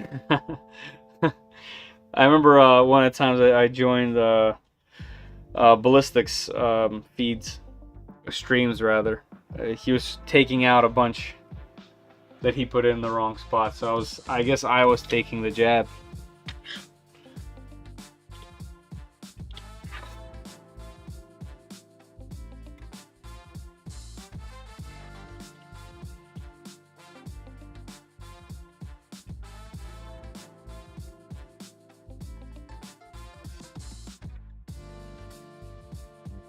Laughing at the expense of my friends. Get some P1P. Yeah, I've already thought about it, Darren.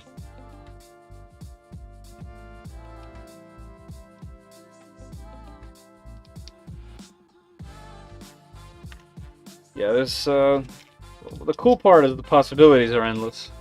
The not so cool part is you can get stuck there. So I got to get it printing first before I get stuck in the mods. Mine were in the right spot, but it wasn't supposed to use the nut hole. Oh, I see. You know what, man? We all have our story.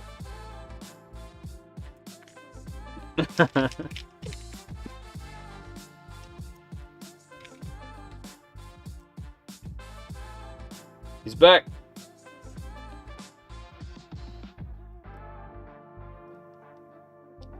Yeah, we got the whole gang. We got the whole gang up in here.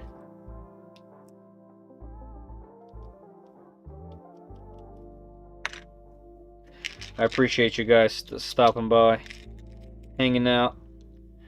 It makes this type of thing way more fun.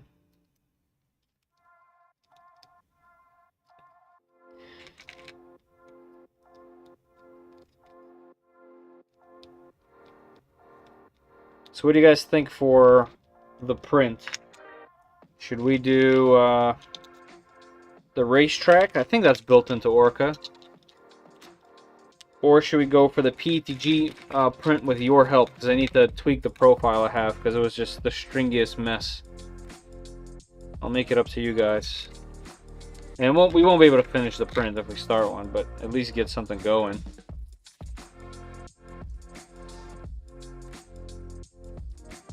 EVB SB 2209 crimps. It's quite the title.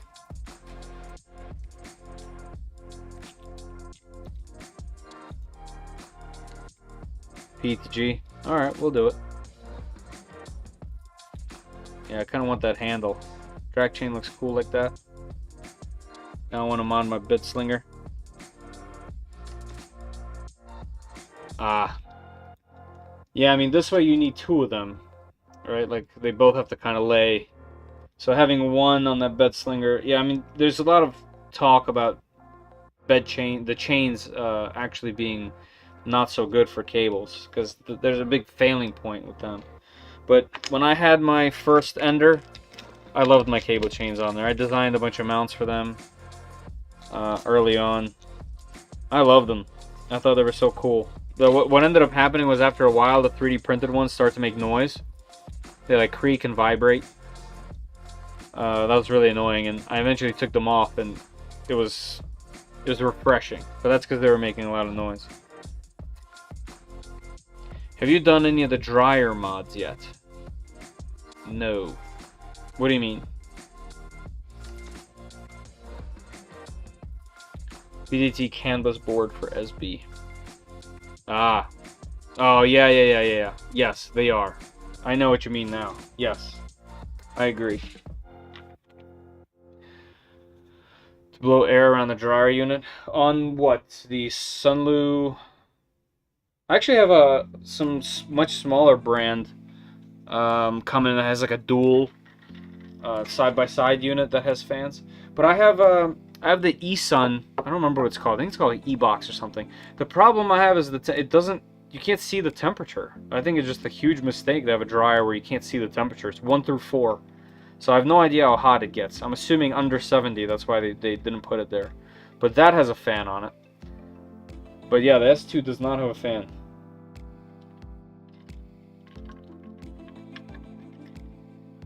Sorry, you can probably hear me drinking. Here, I'll mute.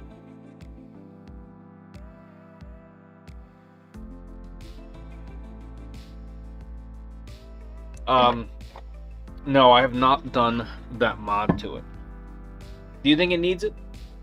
Because the heating element's on the bottom, so it gets hot there, and then the heat rises to the top. It's a very small chamber. You think it needs air movement in there? Honest question, I don't know.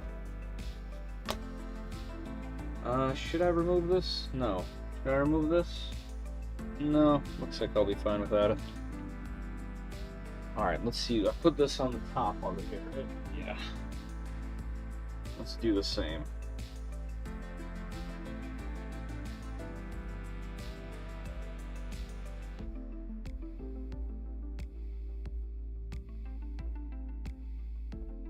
Hey Jeff, I think I asked you this last time.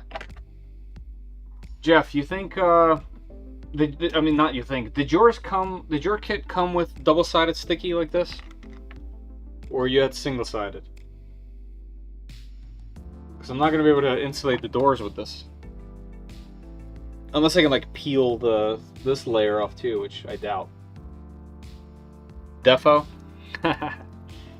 Yeah, I'll look into it. I have fans. I have a bunch of fans. I got a fixed dry dryer for Father's Day. It gets up to 70. Been really happy with it. I wonder if that's the brand. I don't remember, but I agreed to take a look at it. Whatever brand it was. They reached out, they reached out of the blue about a dryer. And it sounded like they're okay with my hectic schedule of potentially not getting to it. But I figured I'm using dryers all the time for regular reviews as well, so if there's a new product and it's cool, maybe I can take a look. No, one-sided? Dang. So maybe they just, this is an error in the kit maybe. But I'm gonna do it how it came.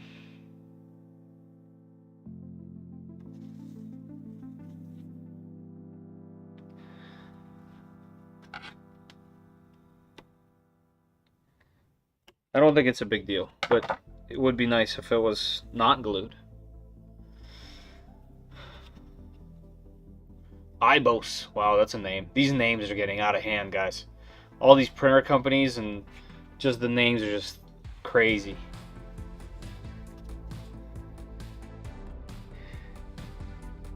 The one I'm talking about has like a metal texture on it, and it looks like an appliance, like a. It looks just like a side by side, you know, cooler. It doesn't look like anything special, looks wise, but it did look like it goes to 70, which would be nice if it can go higher, but 70 should be enough. How are you doing mentally?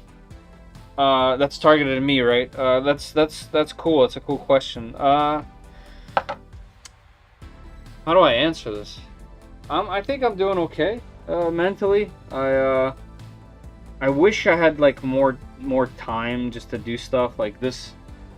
Doing the channel does take away like just time from me, if that makes sense. But I am having a lot of fun, so there's kind of that. I haven't gotten bored yet. You know, it's kind of interesting. You know, I own my own business, so it's an interesting thing to try to do this that also makes money, right? And this takes away time, right? Just my mental capacity to some degree from my other business. So it's almost like, in a way, I'm like stealing from myself, if that makes sense. Which is a thing I think about often. But, you know, I'm not trying to 100% make this my full-time thing. I'm enjoying just what I'm doing. And, you know, I kind of see this as like a passion thing. And I'm enjoying what I do for work. So if this makes money to some degree and I can like keep going things and have better opportunities, cool. But I don't think at the moment I'm mentally capable of doing this to my full degree and my other job, if that makes sense. So there you go, in case you were wondering. I think I'm okay. I'd like to spend a little more time with my wife and my kid at some point, which I should do better with, probably, just like anyone else, any other man with a family that has 2 jobs.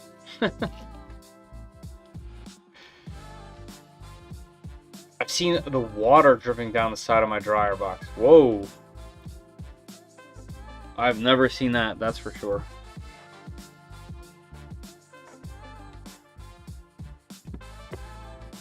That's a lot. That's a lot of moisture. Food dehydrator. I hear a lot about food dehydrators. Never a bad thing about them. Only good things.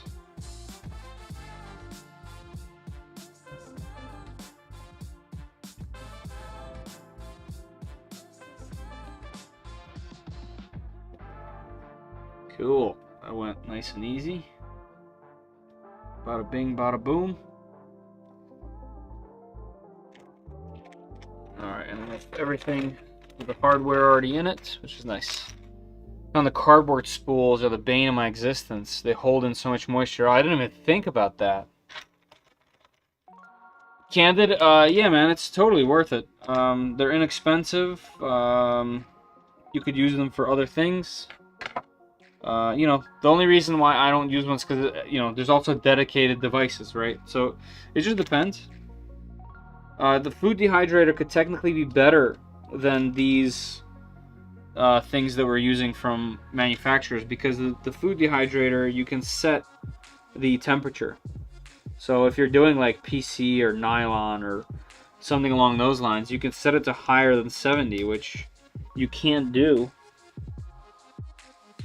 with the dedicated units. So you could technically have just a better device. So that's worth it.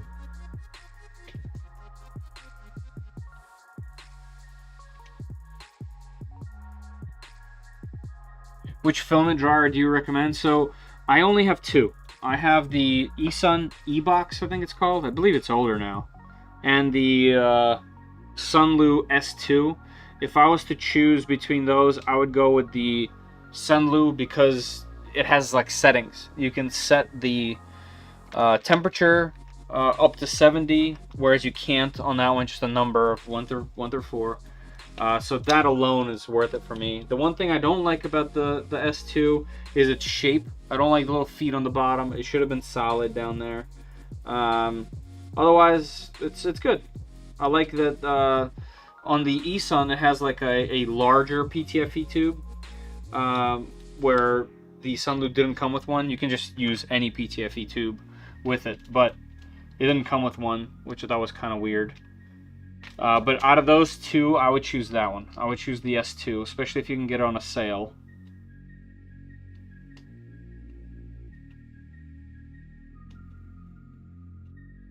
So yeah, that's why I agreed to the other company, because I'd like to have more experience in this particular field.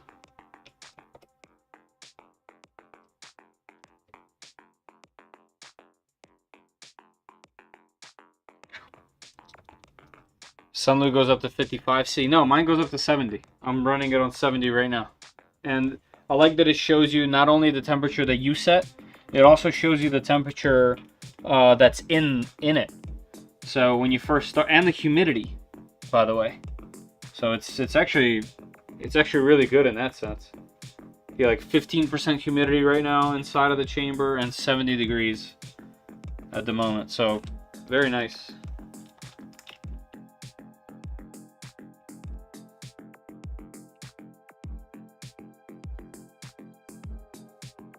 And you can print, by the way, you can print a base for them. If that's something that bothers you like it bothered me, you can print a new base. Alright, if I recall, this was supposed to be 24 from the bottom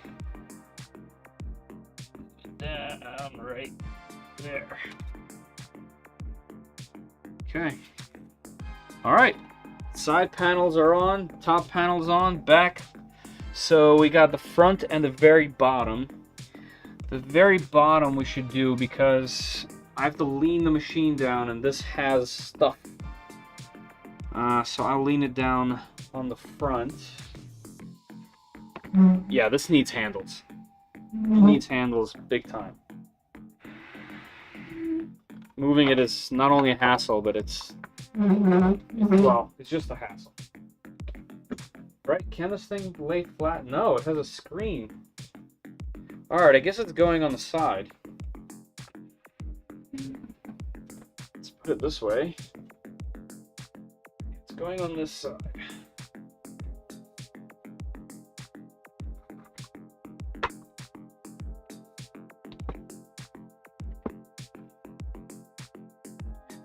Alright, let's do this real quick.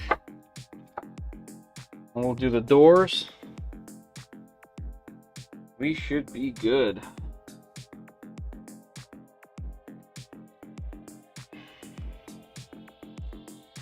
Alright. This one needs some pieces. Alright, let's just take them all out. This is all the doors.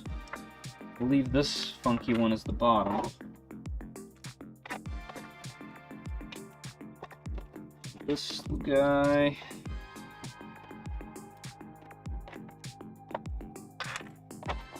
Alright, I think that's it. And then the doors need like little magnet pieces.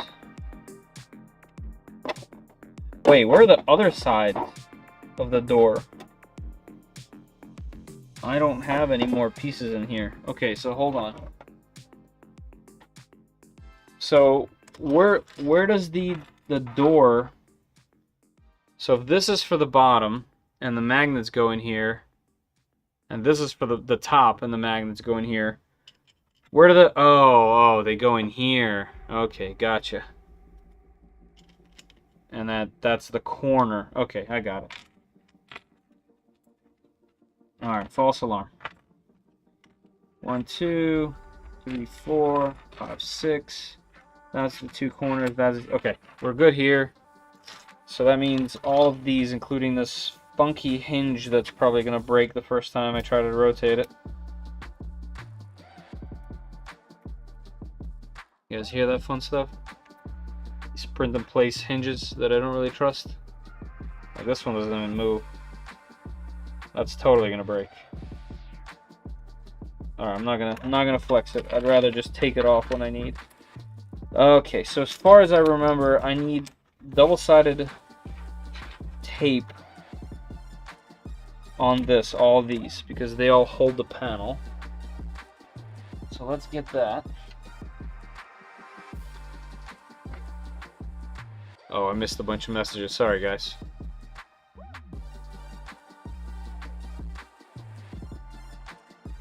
Nice. Comgrow 2-spool dryer goes up to 55. Has a timer with a temp. Nice display.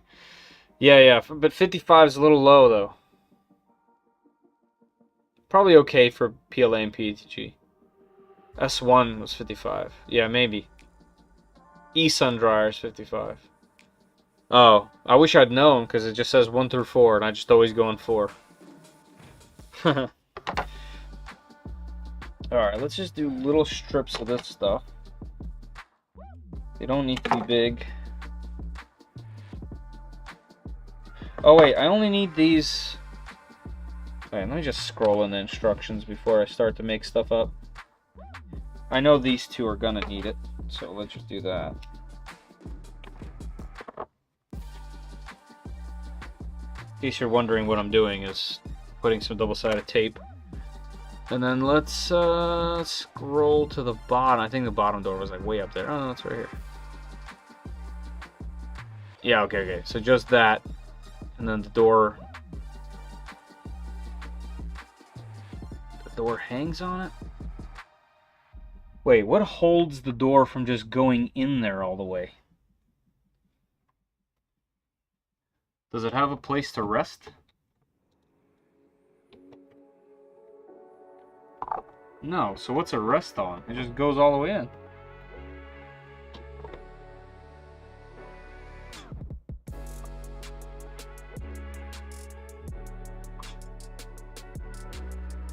Huh. Wait, you want to double-sided tape this because you want the door to stick, and then if you want to remove it.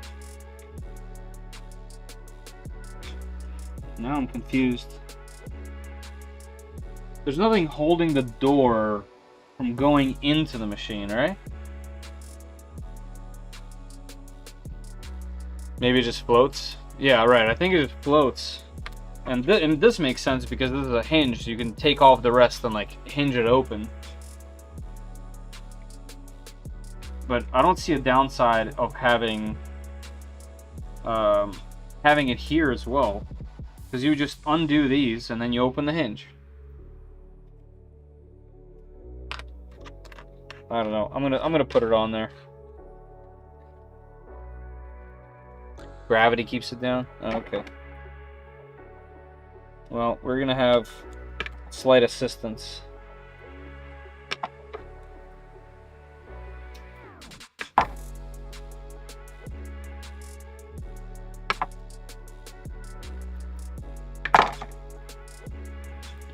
Slight assistance to the gravity.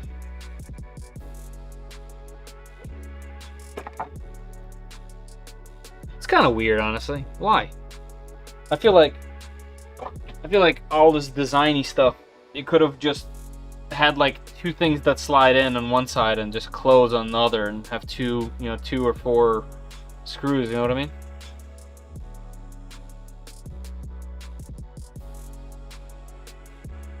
They're magnet latches. These? Nah, not these. This is for the bottom. The magnet latches are, they're different shaped, as far as I know. Oh, unless you're just catching up with the live. I was thinking the front door. So while building legacy. What are you still doing on that thing? Belting. Physics. Kegacy sounds cool though, Jeff. Kegacy might sound cooler, to be honest with you.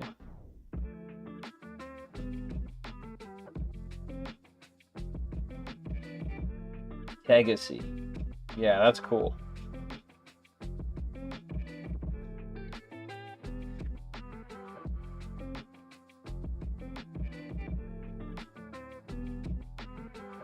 We've done some keg stands in my day.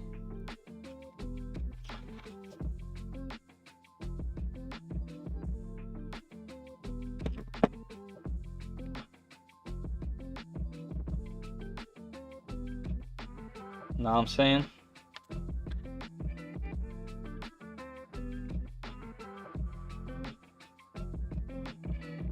Come on. There we go.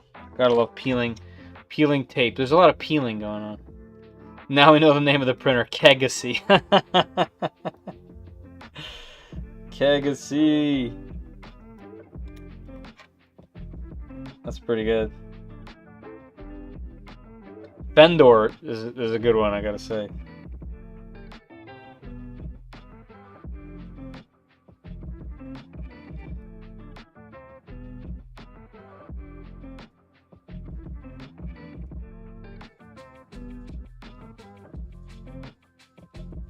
Classic typo scenario. All the good names come from typos. Name it out of date! Chad coming out of the woodwork. That's hilarious.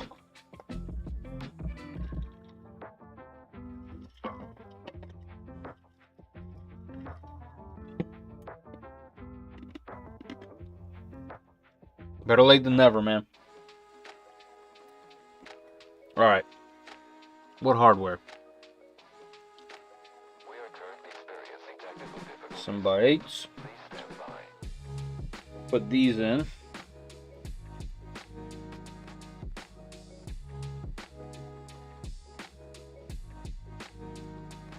Hello. Let's put these in.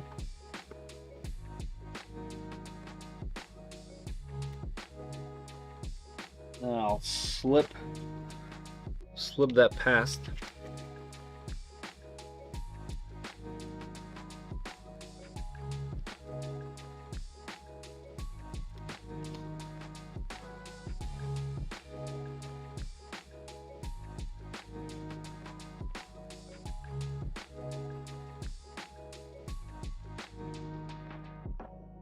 Here we go. All right, let's see.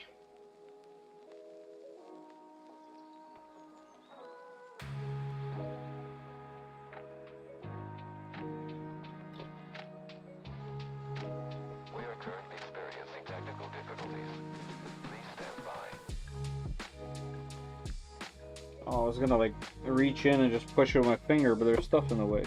Oh, there we go. Okay, got it. Got it. Sweet. Let's do this bottom one. Considering the SV06 is still in the box, and the SV07 with Clipper is releasing, I would say fair. That's true. That's true. I bet they're gonna have the 08 by the time I'm done. Because don't forget, I still have to like do the video, and then after the video's done, I still have to edit the video. It takes some time.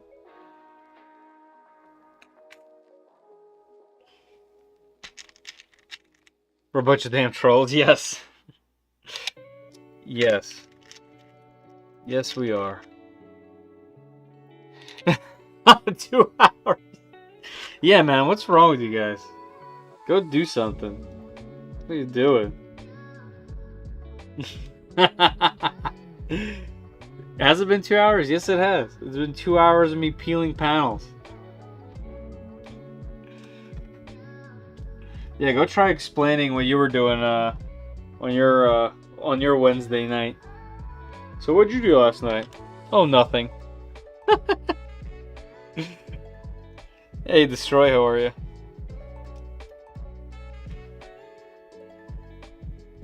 That's what happened to me with my Elegoo Neptune 3.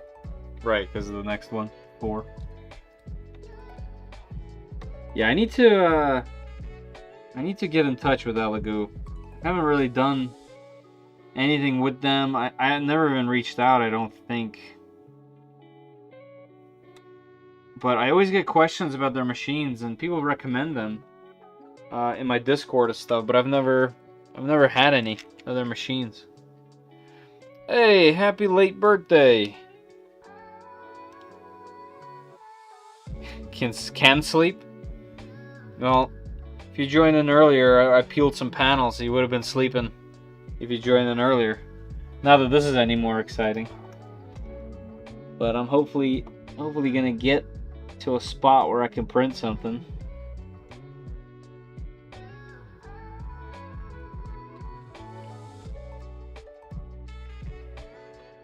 By the way, for those just joining, if you're planning on sticking around for a little bit, there is a pinned comment where you can enter for a chance to win a roll of PLA from 3D Max.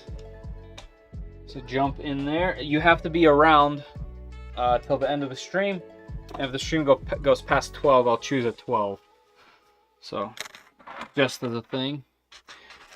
Never tried Elgo printers, but their PLA filament's great. Yeah, I also hear. Very cheap, works pretty well. Nice. I'll get out of the box and tell you how the Elgo Neptune 3 prints like. Yeah, please do. Alright, so if I was to want to get into here, I would take this out. Here, why am I doing this? I have this tool.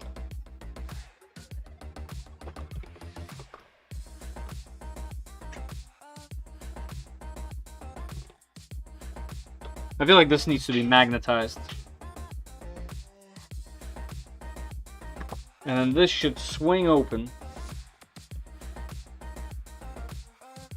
Can't tell if I broke it yet. Did I break it? No, just unglued. Alright, so it does swing open, but not all the way because this guy doesn't want to swing. There we go. Alright, cool. How far can I push it? All the way. Open all the way, please. Sweet. Well, that's 90 degrees, so that's cool. We have ourselves a door.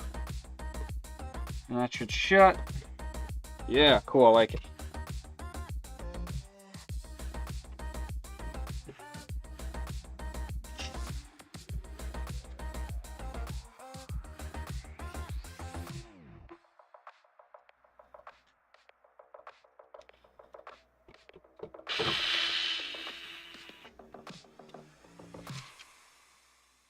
And this is going to make the fans function better and be a little quieter. Benefits. Alright, up we go.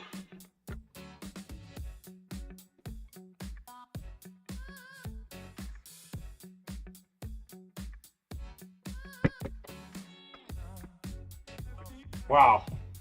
Hefty and needs handles desperately. Yeah, like, I don't even know if like, there needs to be handles like everywhere. There needs to be like handles on the sides. I want handles on all the panels. Did you receive your K1 spare parts? No, I still have not. Both Chitty Tech and Creality have not sent me their fixes to their printer problems. Needable wheels? Could you imagine? Could you imagine if there were wheels on there? That sucker would start sliding everywhere. Hey, Bob, thank you. Welcome to the crew. Never fear, Zoomies here. Look, Zoomy, I haven't selected a single message today. You get the first one. Welcome. And Bob, you get the second one. Boom. Thank you. Okay. Let's get these front doors on here.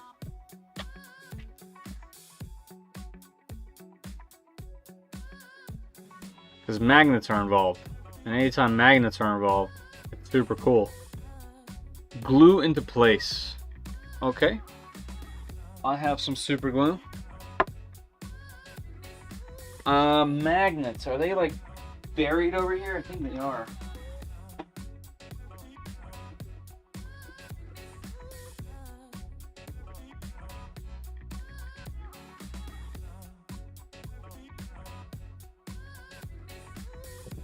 There are the things. Alright, you know what? I'm going to take everything out of everywhere so that I know this box is empty and I can finally get rid of it. And we can also go over all the extras that are in here.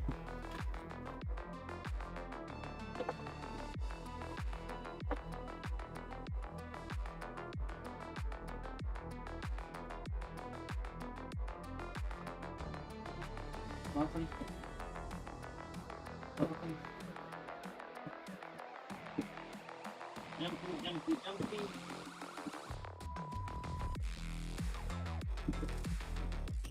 Alright. Any hidden surprises on the bottom? No? Okay.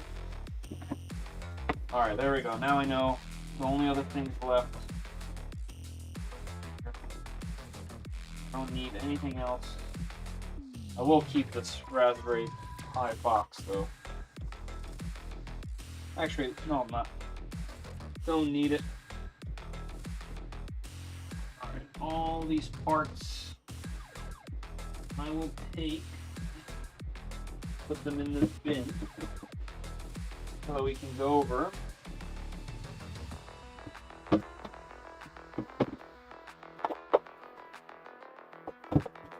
Alright, cool. Now, I just really want to get this from my floor, you know? Bam. Recycle.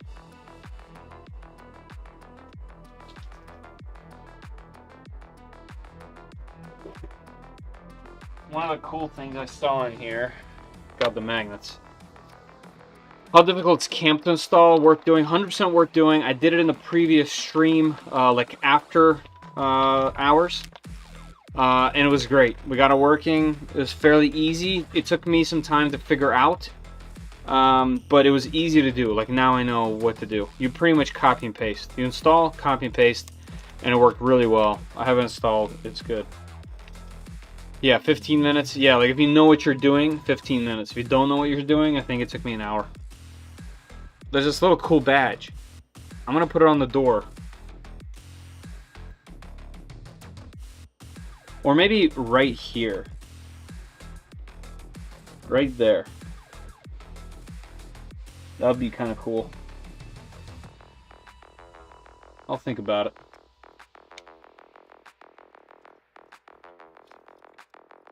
But I like it. I like the little badge. I'll put it right there on my desk. We got a little, now I got a little dime baggie.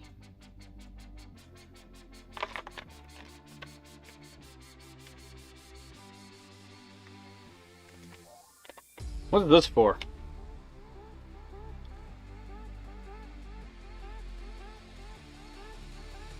I don't remember. What could that possibly be for?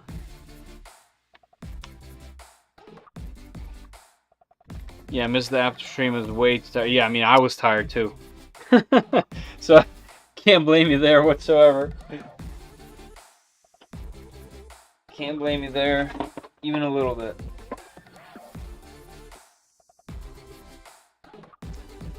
Make sure you adjust your max extrude cross section to 5. I did not see the instructions. Found it through Google. What does that do, Serge? Max extrude cross section? It sounds familiar. I want to say I think I did that. Now I don't know. Alright, so we got 4, 5, 6, 7, 8. Okay. Woo! Oh, you guys can't see that.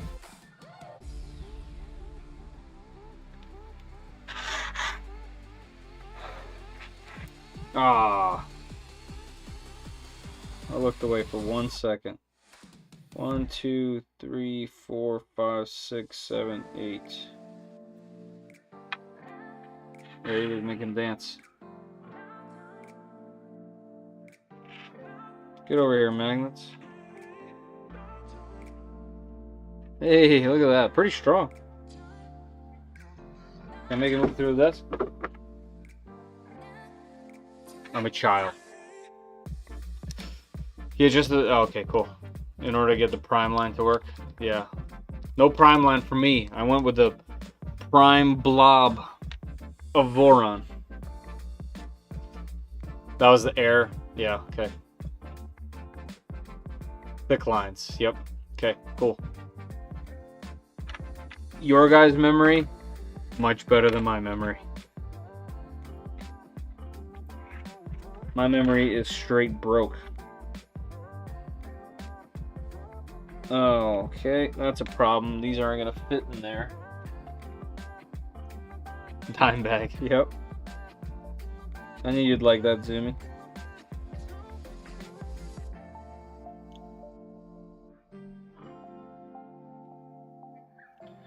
Yo, the devil's lettuce is fully legal in Maryland now. And the lines to the dispensaries are hilarious. Because they're essentially just a store at this point.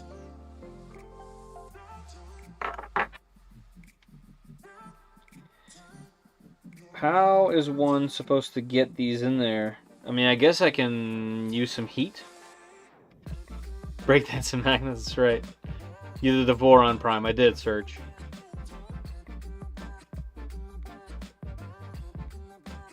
Nice, Darren, that's pretty cool. Yep. Yep, Surge. Maryland has open carry as well. By the way. And concealed. And concealed, you don't need a, what's that thing called where you needed a, like an actual reason, like a valid reason. You don't need that anymore. You can just apply. Maryland's been pretty interesting lately.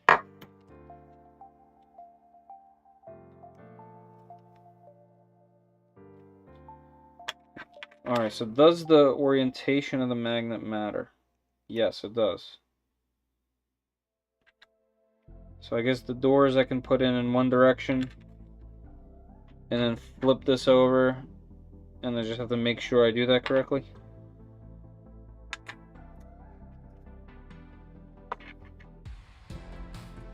I trade open carry for illegal weed. Illegal here for around 10 years, yep. Yeah, I know it is. I was in New York, and everywhere I went, I was getting a contact buzz. Oh, did they legalize it there too? Watch if you're heating magnets. Oh, do they? Okay. Don't need open carry if everyone's high and mellow. Yeah. Well, people will always like their guns, so that's okay. I'm cool with guns. I'm cool with guns. You know, you're not gonna... I'm in that camp where the criminals will have them if they wanted to, and some of the rules are getting ridiculous for the people that just want to have a fun hobby and like the mechanics of them. As much as I would like, you know, all the crime stuff to go away, like the next person, obviously. It's an interesting topic for sure.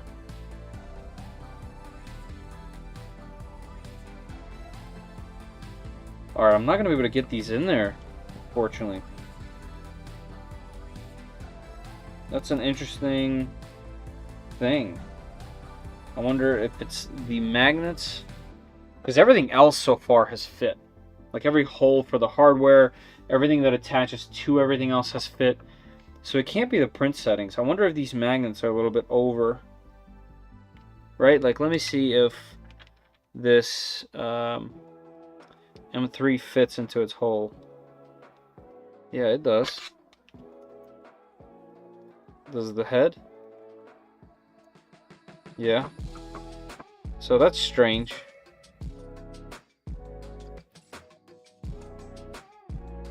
Use a small vise. I mean, I don't have one. Whoops. I don't have one down here. I can run upstairs and get it. The closest thing I have to being able to press are these guys.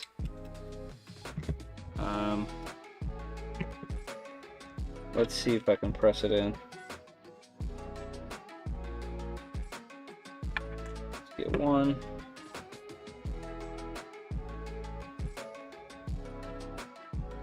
I guess I should put a dab of glue in there anyway.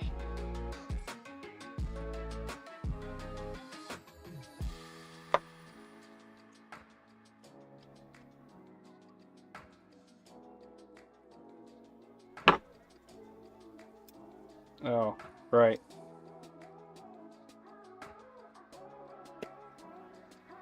Oh boy.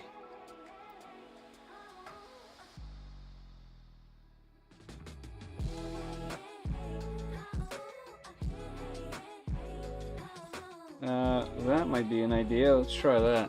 Sorry, off camera here.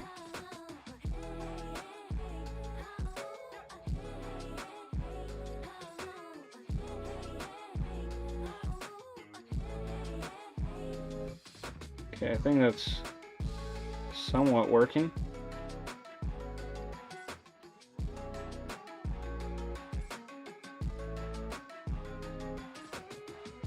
Yeah, that'll work. This is gonna take a little extra time, unfortunately for me. Well, and you.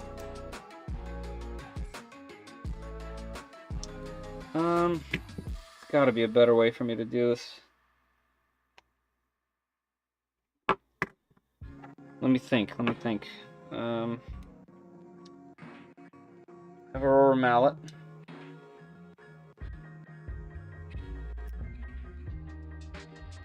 Yeah, I mean, I'm definitely gonna break this. I think I cracked the little chrome piece of the magnet already, it looks like. Let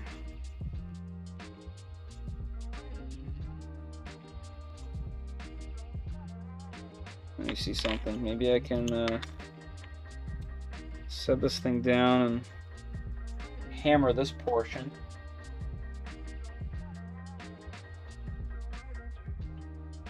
Let's see.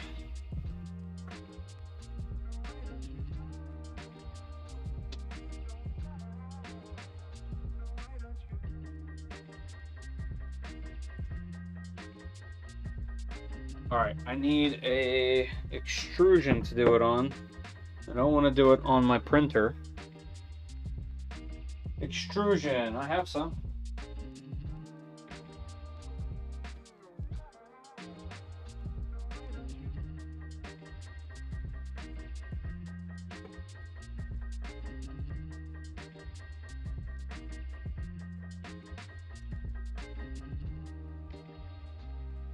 Alright, I have some old extrusion that this is designed to go into, right? It's designed to go into an extrusion?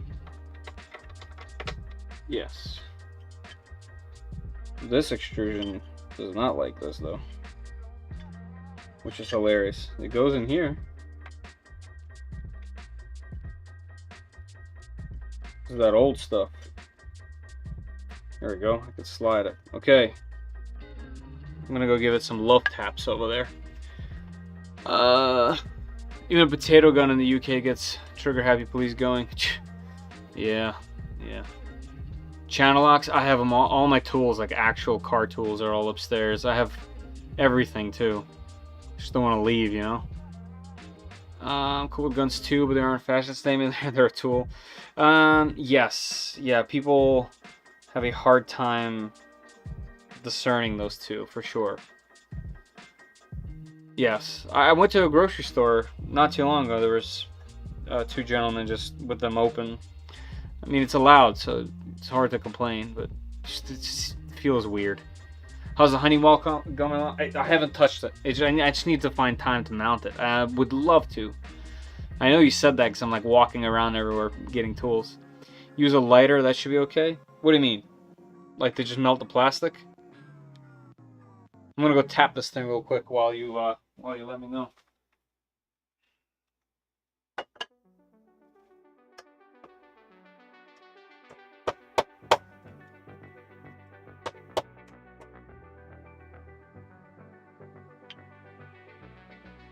Well, that will definitely work. A little bit of brute force. works well. Now for the other magnets, I just need to make sure that I put them in the right way, right direction. Let's add a little dab. That was maybe too much of a dab.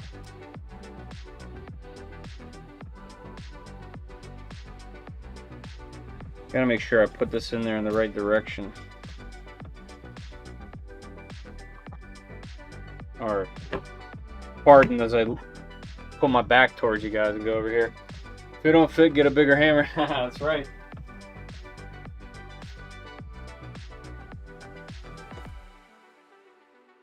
Well, at least this seems to work.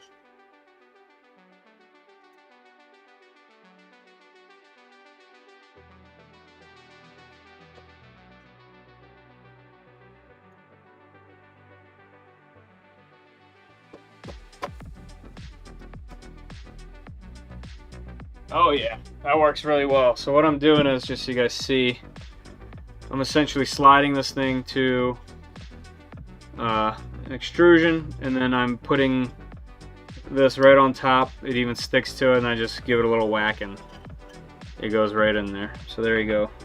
I just have to make sure that I continue to put the magnets in the same orientation so that I don't mess that part up.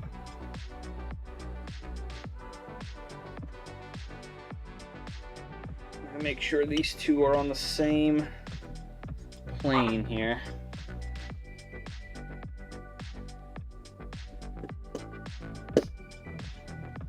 There we go. Okay, that's flat. Alright, now this one. Slide that in. A little dab-a-do with the glue.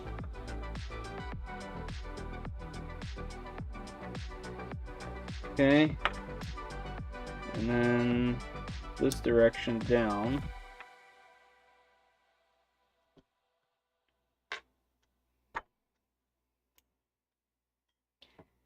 All right, here, I'll take one more with me. Let me go throw these in. I'll be right back. Stay, magnets. Okay, there we go.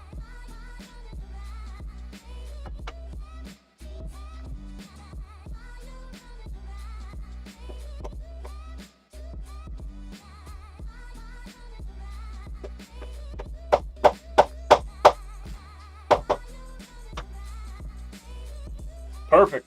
If it works, you know? There you go.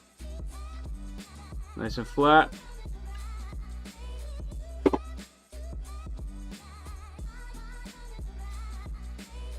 On magnet, not loads of heat. Yeah, no heat. Sharpie them?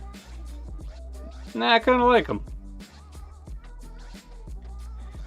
Now the question I have is...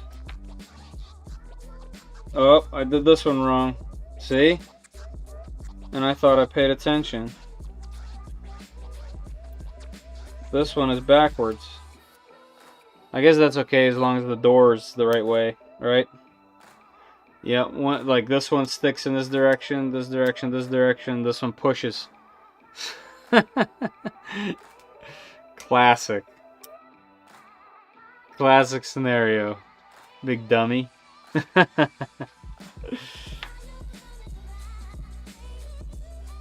Mark one side of the Sharpie. Oh! See, you know the saying that I've said a lot of times during this stream now? Tell me like I'm 5. You guys really have to dumb things down, okay? Like, really bring it down a notch.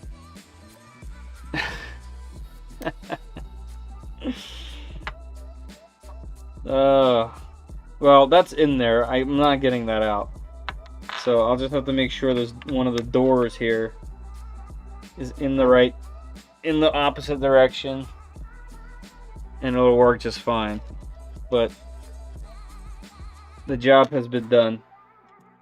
Alright, so where do these go? Find the magnet polarity. I will. Alright, so this just goes down here, and do they go facing down, so this way, and this one facing up. So like this, and like this. All right, let's figure out the doors. So this one, let's go that way. This door is here. Nope. Which way is this door? This way. Oh, okay. That went in there too early. Can I get that out still? Yes. Okay. Well, that'll make that easy. Dab of gluey.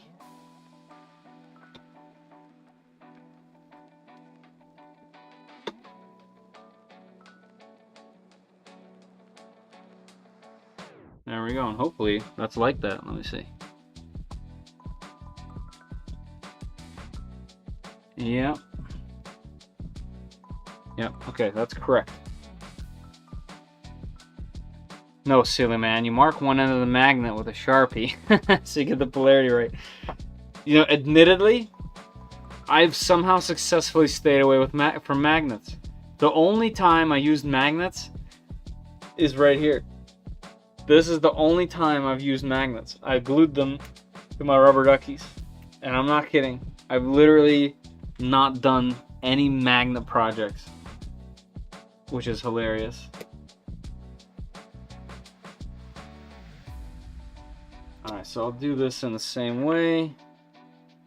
Find the door. Put a little glue in there. And let's press it.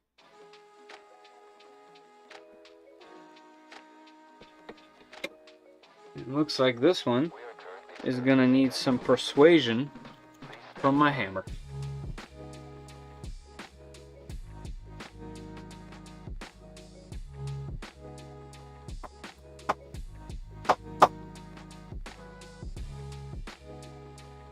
Nope, not flat.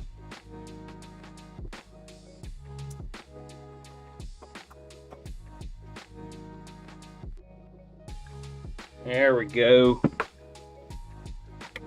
Boom. Look at those little winglets.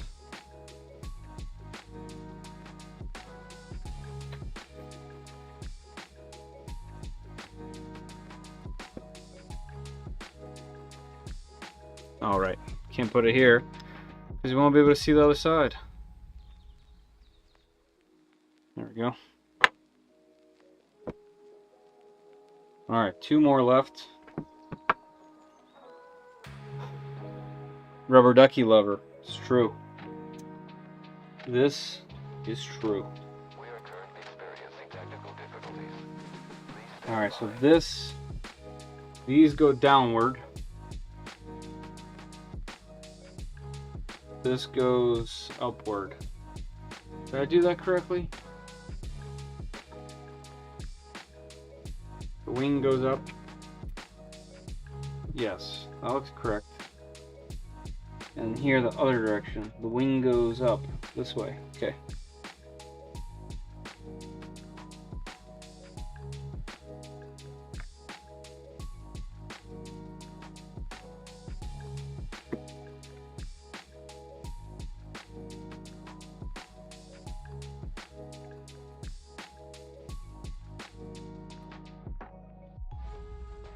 Okay. Cool. Last one.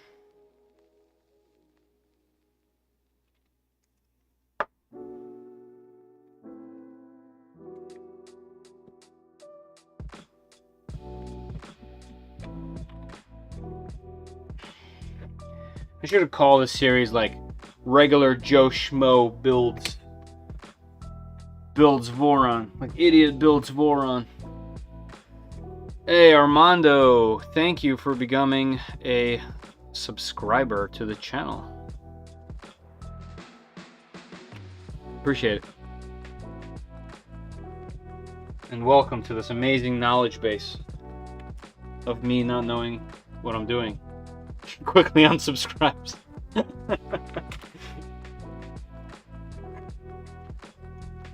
But hey, you can learn alongside with me. As long as you bought yourself a rubber mallet. I guess I can put away the extrusion, right?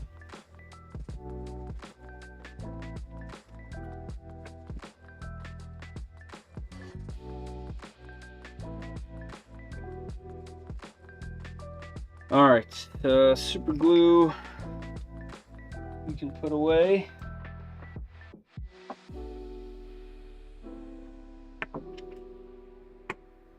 Alright, so I think we need to glue. Yeah. Okay. Not glue. Double-sided tape. This needs to be double-sided taped. And we have M3x8s. We don't have enough M3x8s. Why not? I mean, I have plenty, but definitely don't have enough. 1, 2, 3.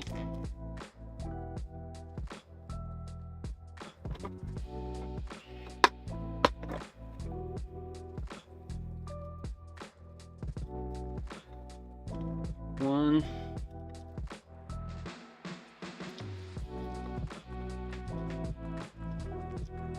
2, 3, and as always, I ever so gently lifted that, which means before I lose any of these, let me get my little tweezers. Try to rearrange these a bit.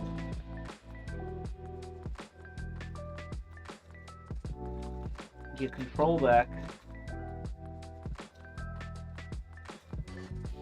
Come on, where are you? There it is. There we go. Flat. Okay. Back to normal. I swear. Alright, so that's worth noting. We were 3 screws short in the kit. You have this, where I wanted to note these things.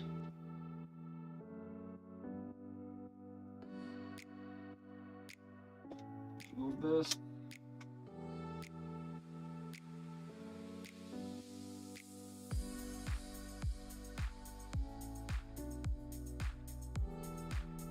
There's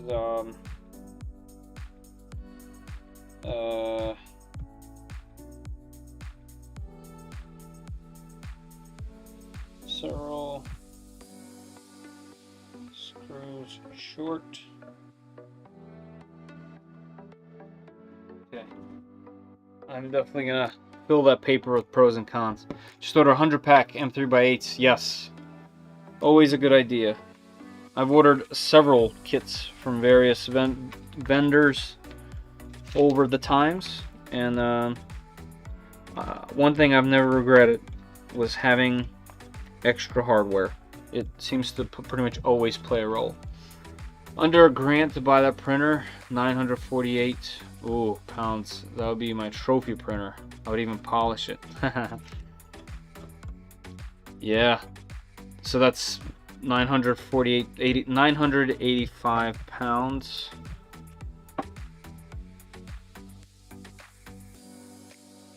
In USD, 1200 bucks. And that's for what? That's for this kit. That's for this particular kit, or something with more in it.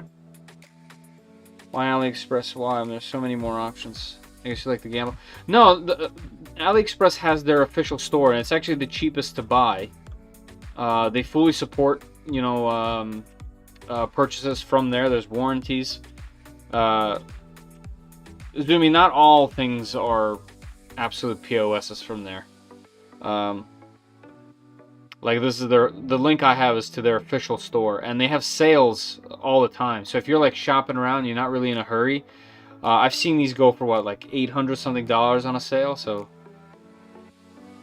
oh, the shipping, yeah, shipping will kill you. All right, let's get these on there. This needs one of these.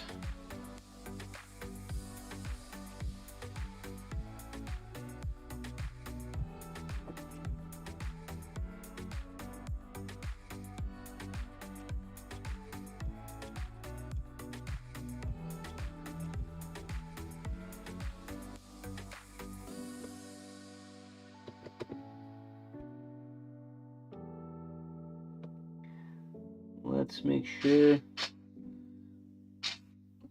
we are centered. Okay. This guy.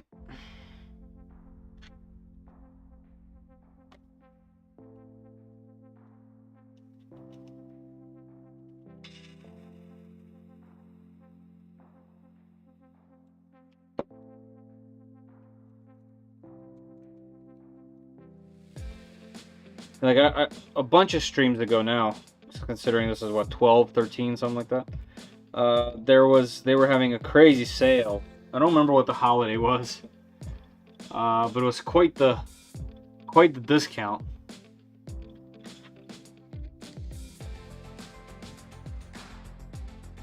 Nope, let's go upward.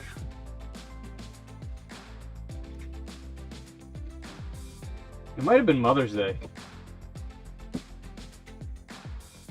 And like sometimes AliExpress also has a discount that like goes on top of the other discount.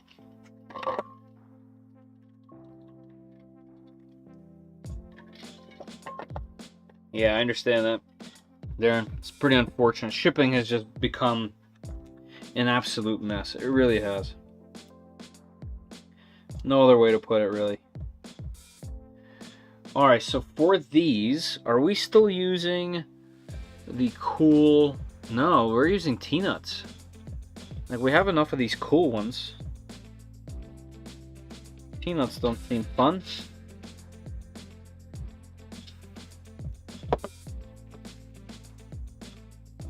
I'll save them for some other build.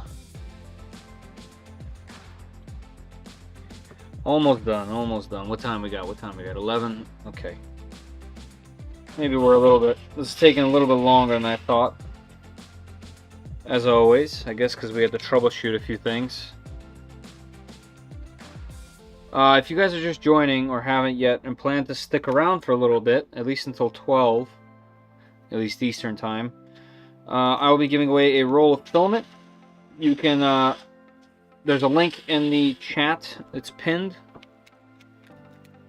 Hop in there and jump in. That would be a giveaway by our sponsor of these live streams, 3D Max Filaments. They're giving away a roll of their PLA. And if you stick around, I will choose one winner. You have to be present. And you have to be in the United States as well. Trident's on the bucket list. Yeah, one thing I just found out about the Trident is there's enough space in the back for a filament spool. And there's like this interesting holder that you can print that goes back there. I don't actually know how you would route. No, I mean there's space to route the wiring, but you can at least keep a spool there and dry it, you know, because the ambient heat would be enough to dry a spool, or at least keep it somewhat hot. I thought that was kind of neat. But from what I understand, if you keep the filtration off on the back, which I'll have to do if we print anything, and then have a Nevermore or similar style filter on the inside, that helps circulate the air and actually helps get your chamber hot, which is cool. They don't give away ABS. So I didn't ask. Technically speaking, at some point, all of their filament is up for grabs for these, but when I was asking them if they're interested in this type of thing, I specifically mentioned PLA, just because it's easy, and yeah, I'm a big fan of it. I just kept... That's kind of what I said, so I can't go back on my word. I can ask them at some other time if all their filaments are up for grabs. but I know for a fact PLA is good, and that's kind of been my agreement, so we'll keep it there for now. Alright, we need some double-sided sticky. I bet the linear rails make a lot of difference. Yes, linear rails do. And the machines that I've added linear rails to have been real good. Alright, you know what we'll do? We'll cut it this way. And then we'll cut it long ways. And that's how we will tackle this.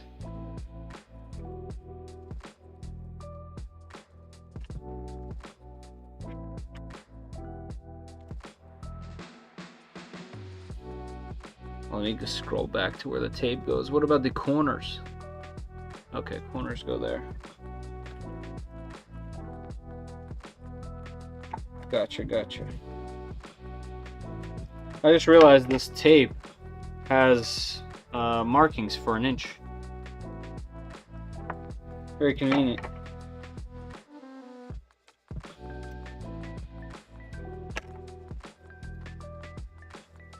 Thanks, M3. Hey, Lester. Looks nice, Fed mate. Sorry, I've been very ill. Oh man, I'm so sorry to hear it. I hope you're at least feeling a little better. Hospitals have not been around to see the build. Please don't apologize for that. That's crazy to apologize for. I really appreciate you being here and stopping by. Yeah, I mean, in terms of the build, maybe, yeah, if you want to see some more of the details, but we haven't really printed much, if at all. I haven't had much success. But it's all settings. It's all my settings. The hardware is all working fine. But glad you're here, man.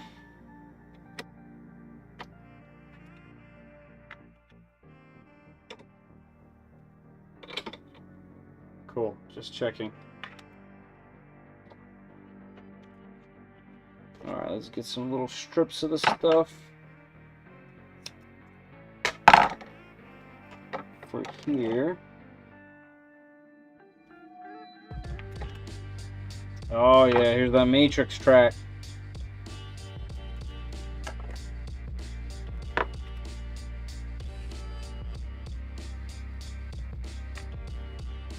Do you guys hear this?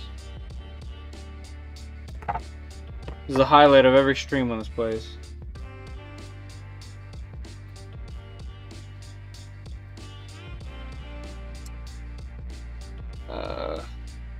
It'd be good if they had an Amazon store. They could send the winner the code, redeem. So they had an Amazon store, and I think it wasn't doing well. They ended up pulling their filament, from what I understand. I don't know the actual reason. I'm just speculating. Yeah, that would be cool. But I can't, you know, you can't ask. I'm already asking a lot of them. Like, for them not doing much for me, you know?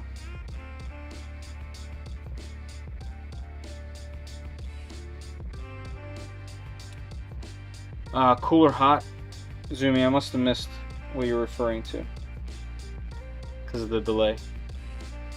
25.04 inch, but don't ask a one. True.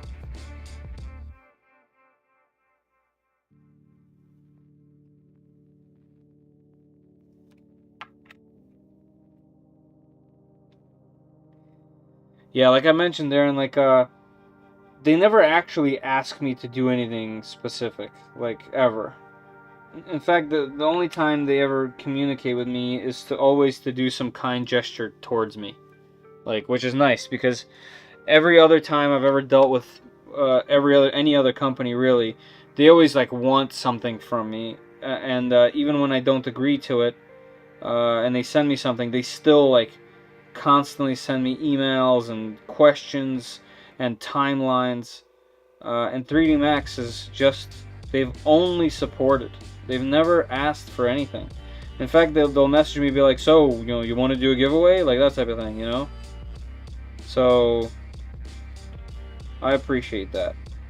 Like, they make it feel like they have my back, which is just really cool, you know?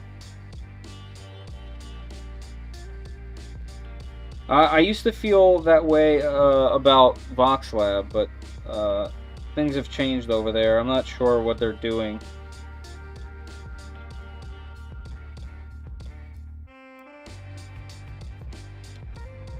They had some personnel changes, and I have not spoken to anyone. No one has reached out. And I can't now. They kind of missed, like, I have other stuff.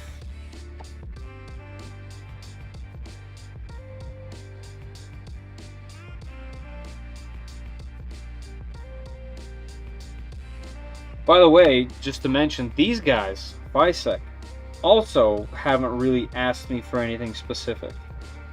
Like, there wasn't any kind of specific agreement. Like, obviously they wanted me to build it. But that's another cool thing. I really appreciate that kind of thing. Yeah, they are a decent company. They're probably building the next clone printer. Yeah, I don't know what they're doing. They need to, honestly. Alright. Let's get these panels up and done. Alright, so what is a good way to do this?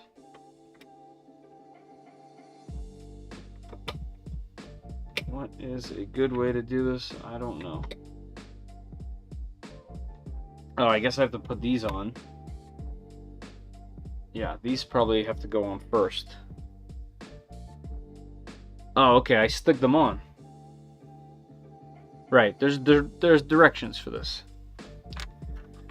Duh. Alright, so we're gonna lay them flat. This is the last time they're gonna be not scratched, which is a shame. But it is what it do, as they say. Alright, these are the bottom. How does this go? How does that go? They hang off?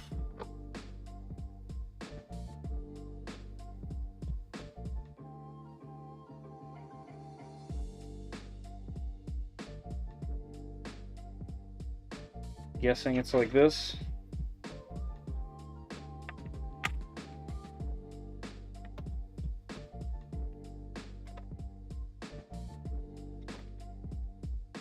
Yeah, looks like it. Alright, so that was correct, which is nice. Solid guess. Alright, and then I have to make sure I get these right since the polarity on these was wrong. Well, not wrong, just the opposite. Cool. Let's push, push, push. Push, push, push. Alright. Don't you mean everyone? I missed something. Hold on. You don't need to stress, really, them asking for everything. Yeah. I'm good. I'm good. I like the pace of, you know, companies that got my back, and I can kind of work on my own thing, and that's kind of the goal.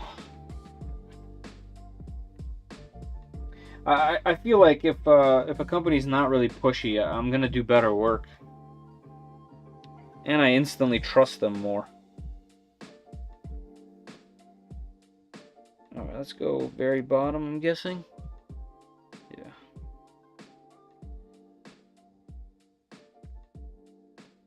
Let's go very bottom.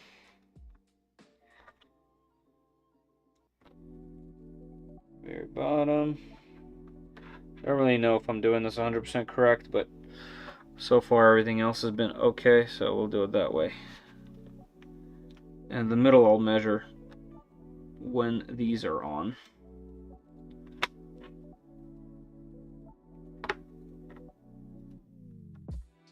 Wonder how this will work with heat.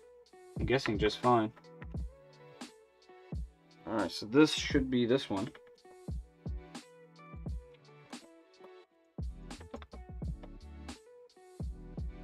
Oh, so that's why there's no insulation there.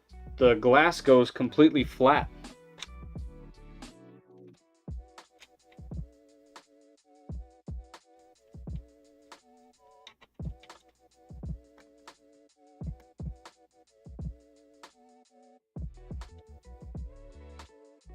Cool. Hey. Sweet. So the glass goes completely flush right there, which is very nice. I did not expect that. This guy will line it up with this.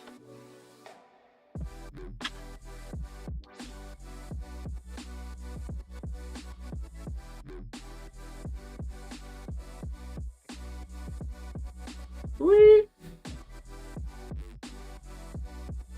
That's cool.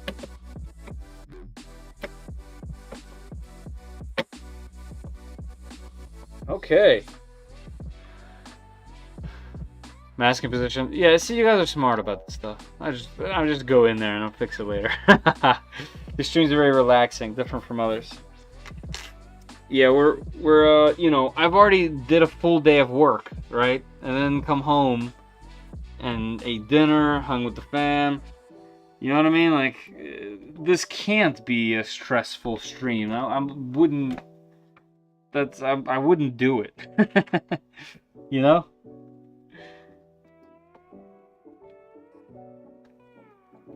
It has to be stress-free. This has to be a fun thing, or else nothing.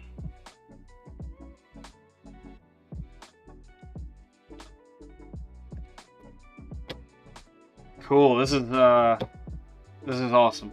This is really cool. Finishing touches. Gotta love it. The one thing that worries me a bit is this is kind of like, this is like painting your project car before driving it. That's what kind of worries me a bit.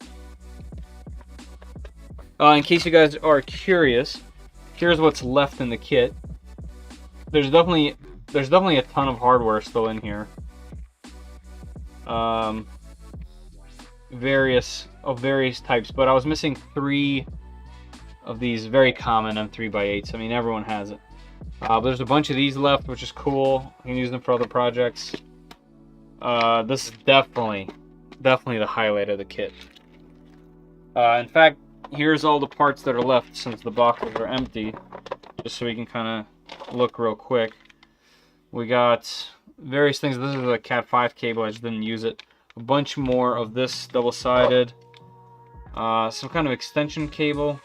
Looks like it could be used for an LED. One of these guys, because our bed already had it on there. USB-C cable. A bunch of these plugs. I actually used some of these.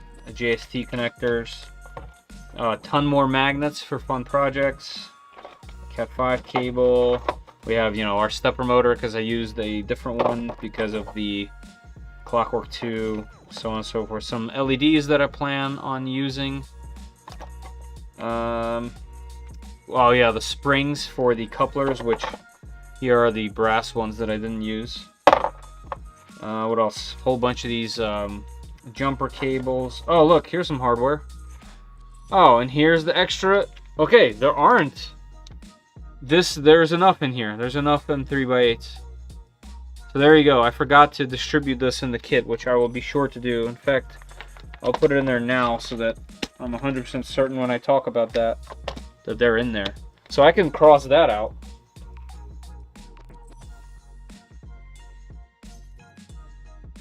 And I remember, actually, that's for the, not stealth burner. Afterburner. It's from the afterburner. Right, here's a fan, because I used a different fan.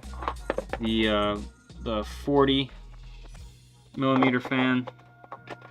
Yeah, this is a 5-volt fan that I'm going to use for the Raspberry Pi. So yeah, a bunch of wiring. some connectors left over, some more sheathing, an extra switch, PTFE tube. Still a bunch of hardware left that you could use for other stuff, or when you continue working on this. Some of the expandability to this is pretty much infinite. Okay, what time we got? 11:30. Cool. Also, I mounted the spool on my machine on the side because I don't want to reach to the back, because eventually I'm going to put it right over here where the K1 is, so that's where it's probably going to live. In which case I'll be moving this to the other side, which is very easy to do, which is nice. Because it'll be really hard for me to reach everywhere else, and right over there will be very easy to reach, so that's what's going to happen. Yeah, this thing feels so robust and so large. How far back can I move this? Sorry for the mic, I'm going to have to tap it, I think, a little bit.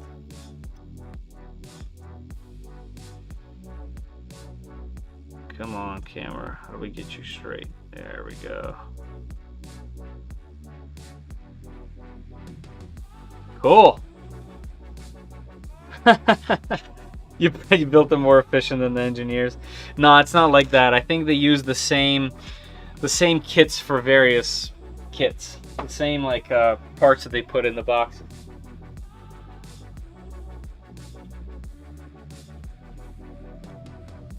Non-planar printing, really? That's cool. 8:25 p.m. Ooh, early. Is it afternoon where you are? No, it is 11:30 at night.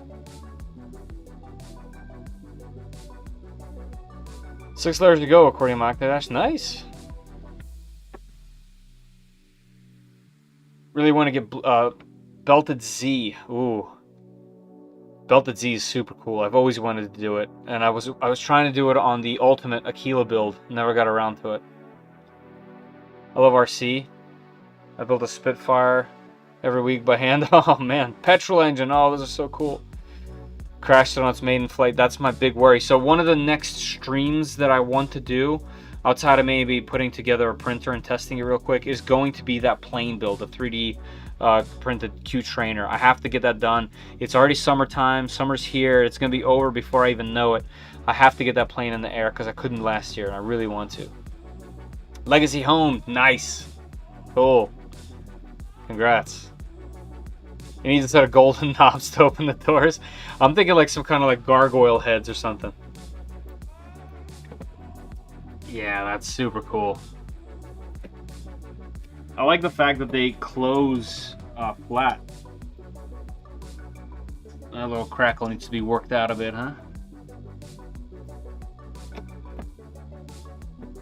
That is so cool. What a machine. What a unit. It's complete. Congrats. Yeah, thank you. Can I move back some more to get it like in the shadow? Yeah. There we go. Look at that. All right, let's fire her up, right?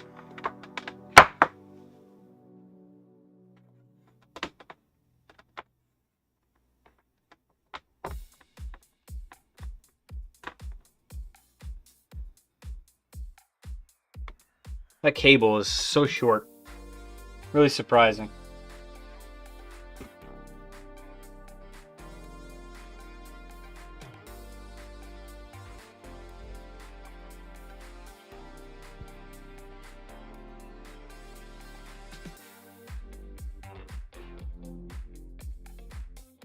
Another nice relaxing song.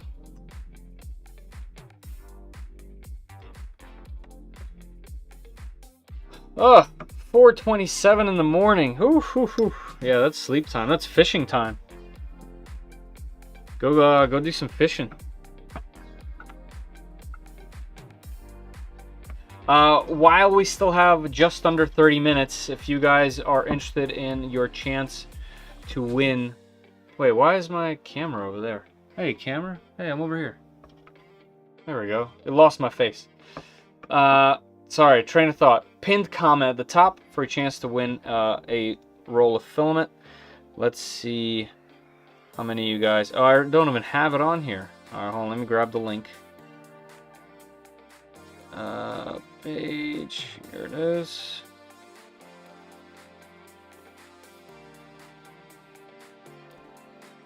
There it is. 17, that's the lowest ever. You guys don't want to spool, huh? I actually haven't checked how many people are joining these things live. I actually don't really care. Because it's not about that. But 17 people is a pretty good chance to win, just saying. Is there a cover over the display? Nope. No cover.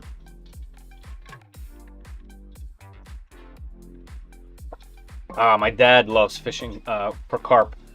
It used to be like his favorite thing to do. He took me one time when I was a kid. I haven't gone in a long time now.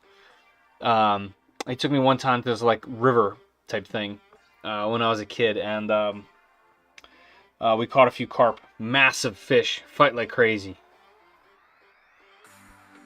Any more black PLA? Hey, might be your day, Papa.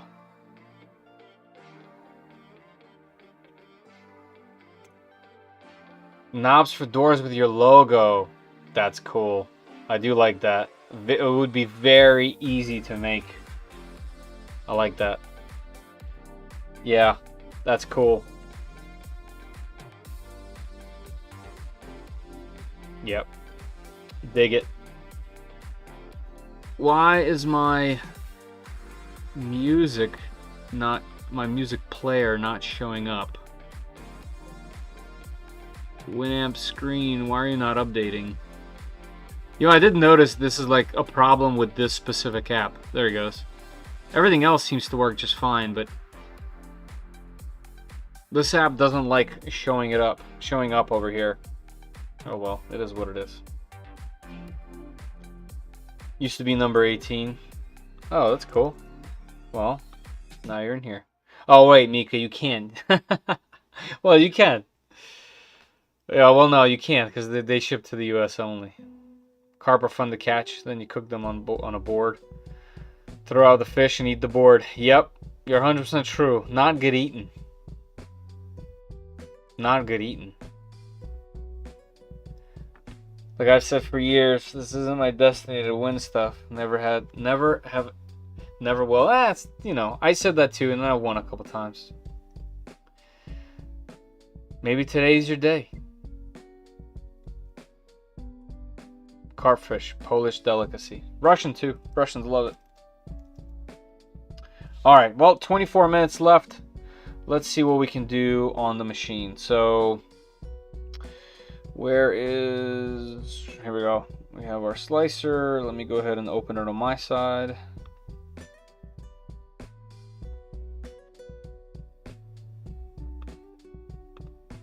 Whoa, whoa, whoa, whoa. Too many clickies.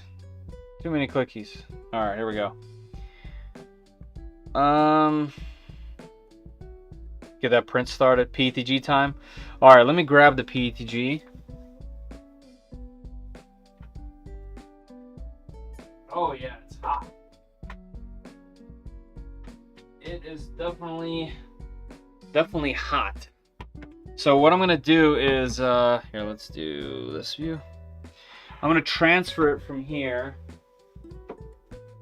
to this thing from the Chitty because I know this isn't actively heated, but this thing hangs really nicely on the side spool here, like that. And because it has a PTFE tube, this joins the other PTFE tube and it kind of seals it. And there's a giant bag of silica gel, which, by the way, I ordered a giant several pound gallons worth. Oh yeah, this is hot to hold. Yeah, Strong Hero 3D carbon fiber PETG. And this needs to be cut.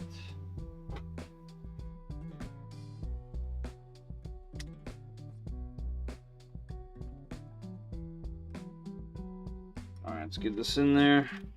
Don't have much of it, but should be enough to print a handle. If it can print this stuff, because like I said, I tried and it was just an epic failure. Maybe together when I pull up the settings we can take a look and make it happen. That would be really cool.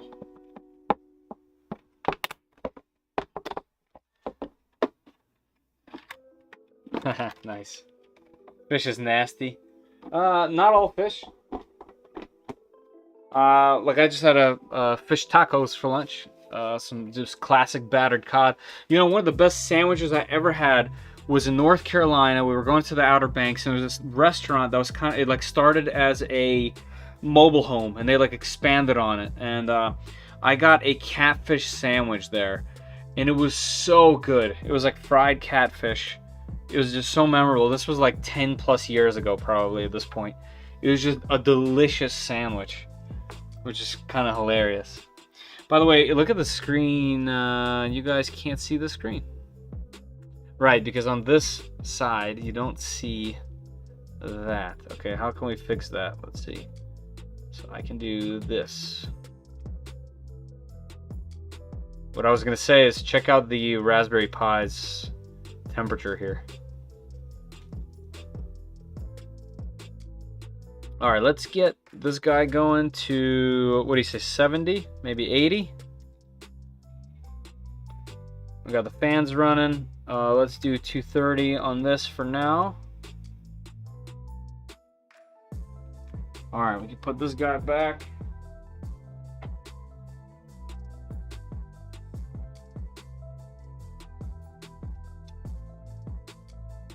$80 bed. Okay.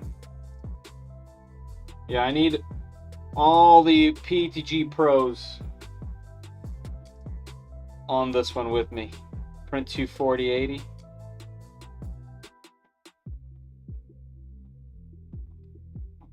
One of the things I do like is I can just get the filament right up to the gears, and once it gets hot enough here, I'll just hit extrude, and it always catches. A little bit easier than the Fysetc, definitely easier than the K1. The K1 makes it difficult to do this, but that way you don't have to open it, you don't need access to the top. So one of the things I thought about for the top panel, just like the bottom, how the bottom has, you know, you take off a couple screws and then it flips up. Why isn't it like that? Like, I'm assuming sometimes you need to just get in there, and it would just be so much easier to take off the sides and then have this thing flip up, you know, because you can easily print the bottom hinges or even these door hinges for here and do that. I wonder why they did it this way, because it seems like having flaps would be nice. Also, I just noticed because the panels are on the bottom, you no longer get that LED glow like from on the bottom of the table here. So yeah, LEDs are definitely gonna have to go in there. Jump into Tinkercad, layer your lettering for your doorknobs. Haha, I'll do that. I'll do that right later. McDonald's fish fillet. That's it. Oh well, it's decent sometimes. Put a flying bear hat on the Voron.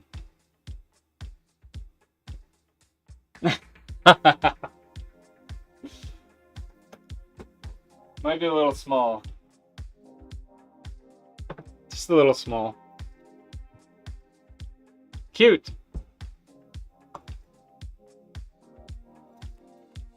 I do like this thing.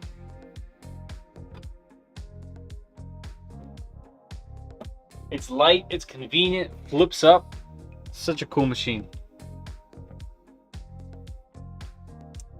The Fysetc Dragon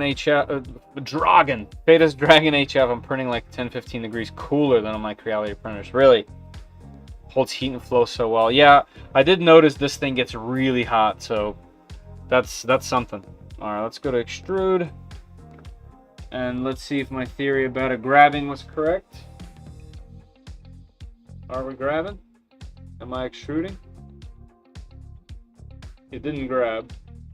So that's hilarious, considering what I just said.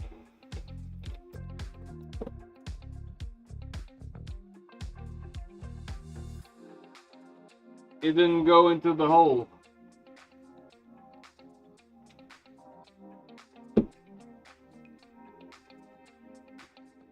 There we go. Get in there, buddy. Get in there, buddy. Sometimes you need a little pep talk. Well, Zumi, I actually have like his profile, but it didn't work. Oh, it grabbed. Just didn't go in there. Yep. Okay, we're going. So I named the profile that I'm about to use Heroes Profile, and I had to tweak it some because it didn't work. Nothing against him, it works perfectly for him, and he has a very different machine than me, so it is what it is.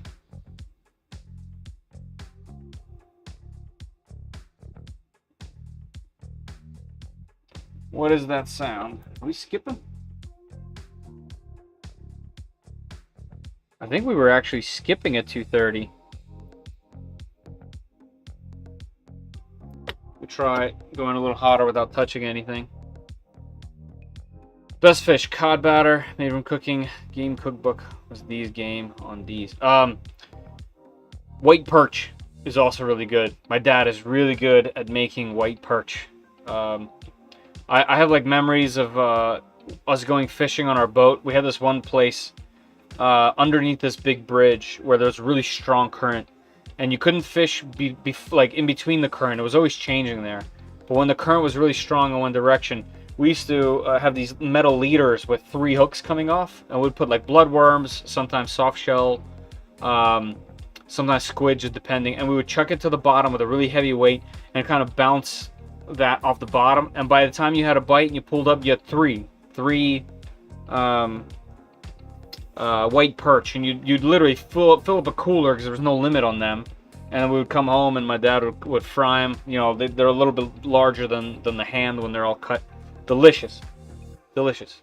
Beer batter, also delicious. Walleye's even better.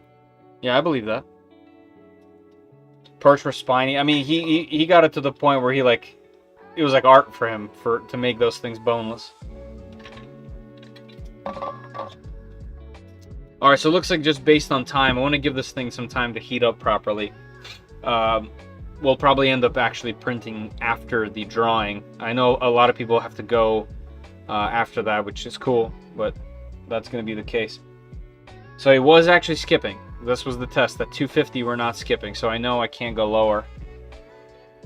No, I can still hear it. Is that from the extruder or from the box? I can hear some kind of sound.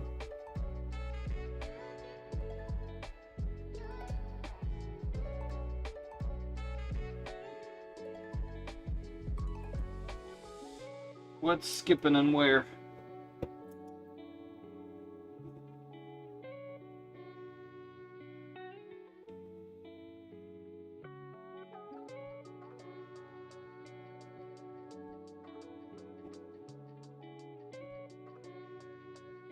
Yeah, why are we skipping?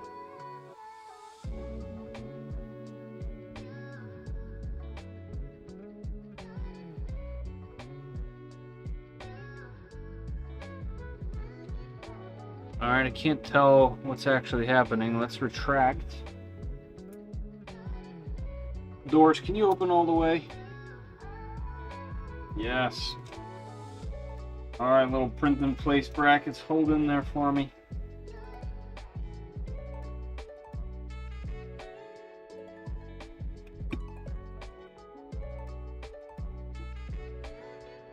Let's loosen this.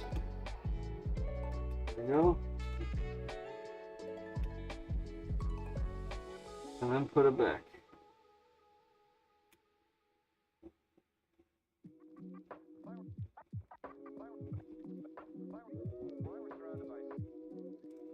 Let's go hotter.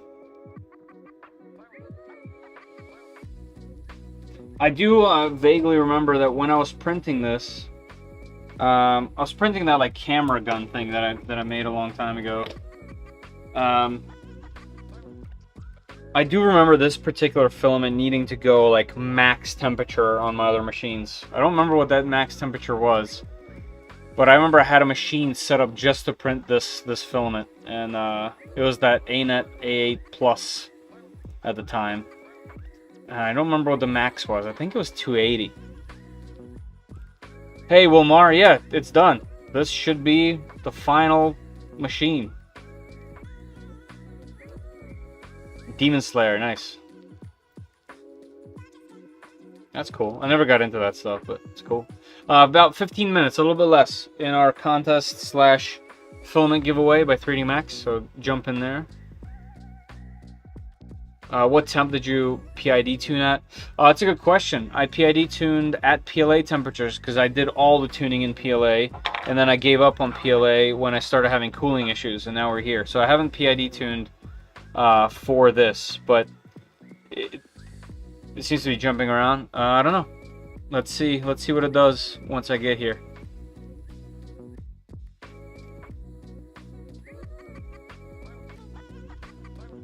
Alright, so it's at 270. Let's see if we get some jumping. It also, by the way, it doesn't have a sock on it, which I don't like.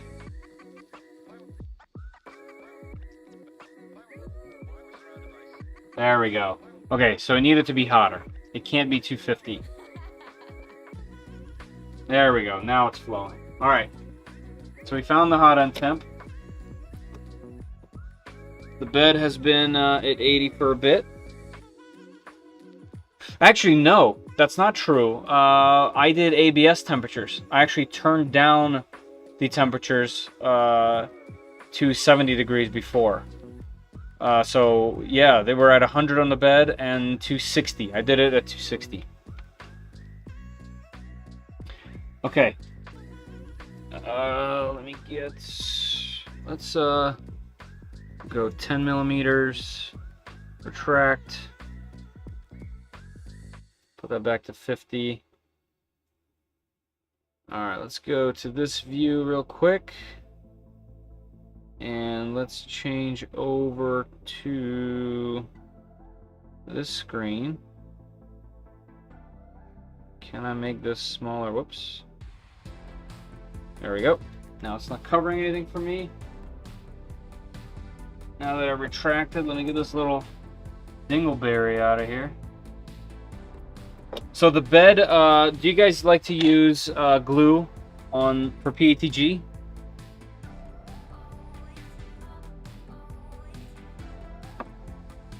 Let's get something on here. So this is what I would like to print. PETG Hero Profile. Just PI? Okay, cool.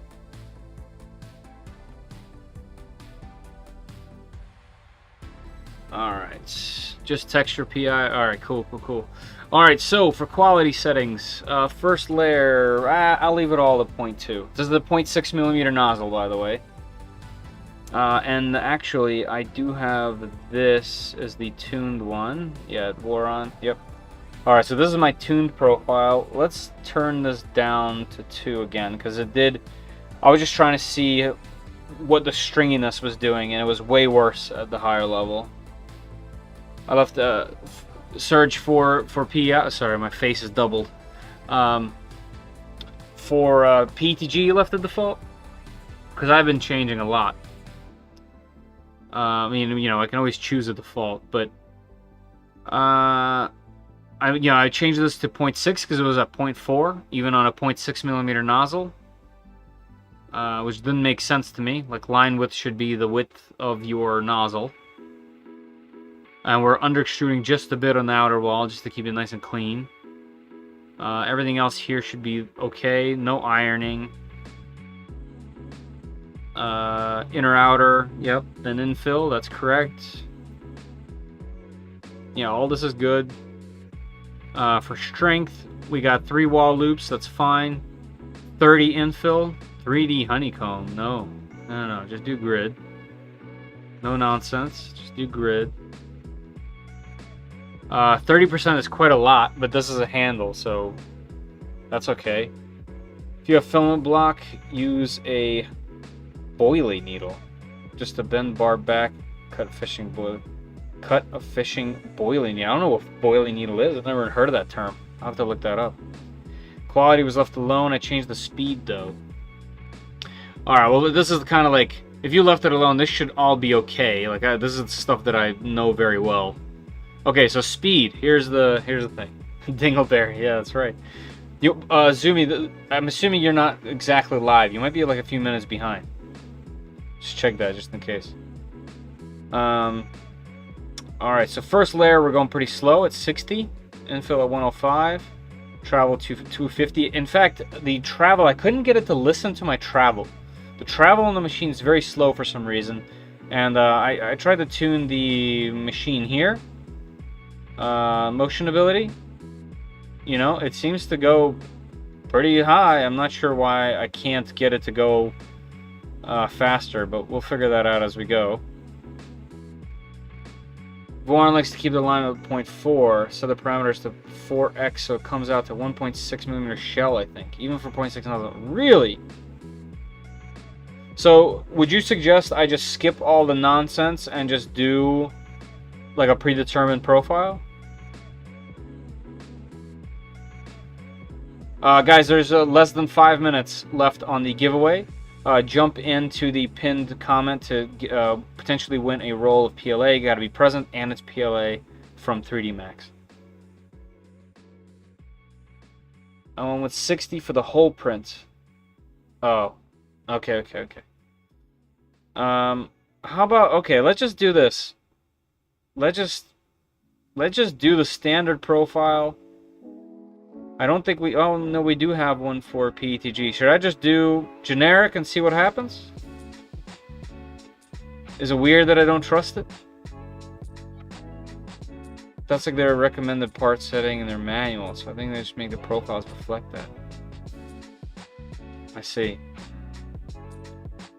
Even for a 0.6mm nozzle.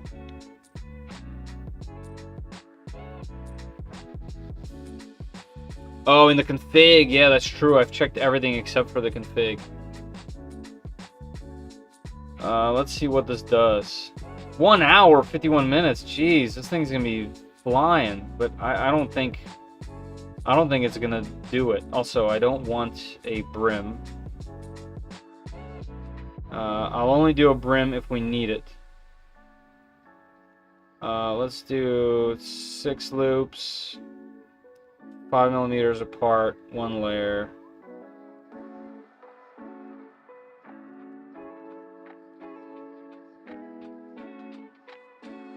I mean, whoops.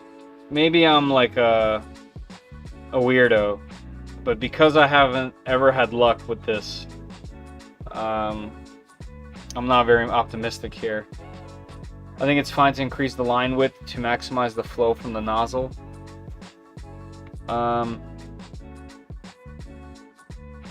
Yeah, like see, like 0.4, 0.5, 0.4. I mean, this just seems odd to me. But you know what? Let's just do their standard.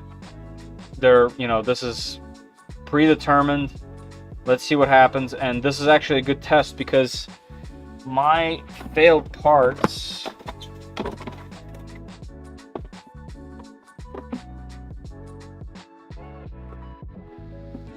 Trying to see if they're in this trash can. Here's one. As you can see, it didn't go very well. Also, a couple more minutes left. This one. That's what the first one was like. There's another one in here.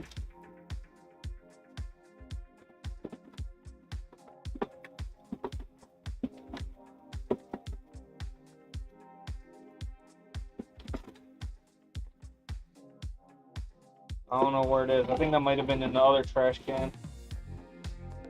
Yeah, it might have been another trash can. Well, you get the idea. This is how all of my PETG prints have come out, unfortunately for me. And I've tried 2 different PETGs. Also, God, this shirt. It's ridiculous. Alright.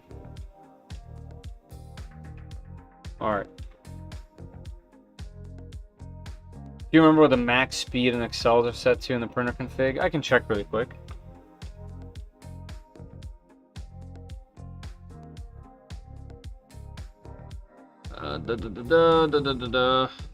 Let's see. That's rotation. This is extruder. ZZZ.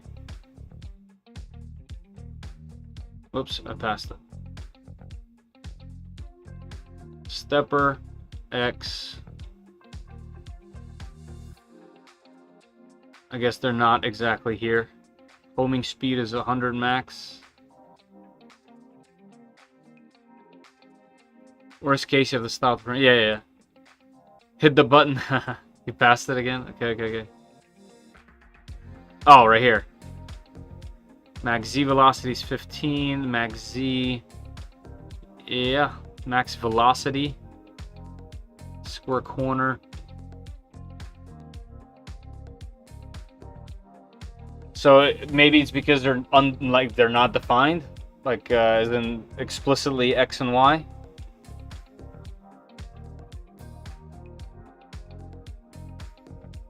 Max velocity. So this should be higher than 300. Orca defaults to 500, right?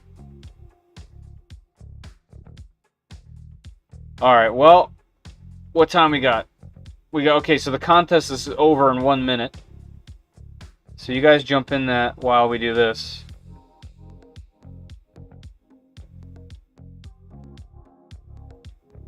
Check the filament setting. I would go on the temp on the spool. Like I said, this spool is weird.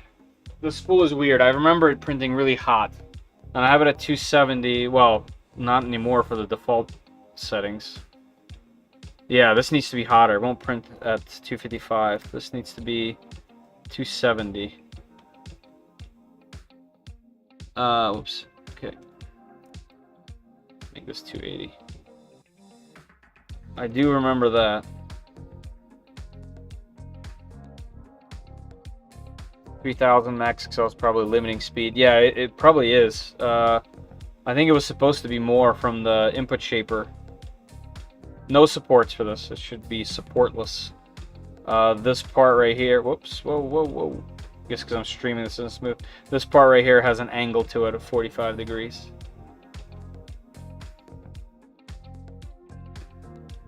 Alright, just so you guys know, I will choose the winner. Let's hit print. Let's get it to do its first layer. And to celebrate, we will do the giveaway of the spool. Is that cool with everybody? Yes, yes, I know that about Voron support. All right, let's just hit this and see what it does. 'Cause this still has to do its thing, and yeah, I love the fact that you could just print right from Orca, hit this, you know, get back to just, it's so convenient. And then the other thing I found out is you can increase the sizes here of the files, the previews, which I love. I got to do that on a Tech somehow. They don't have previews enabled.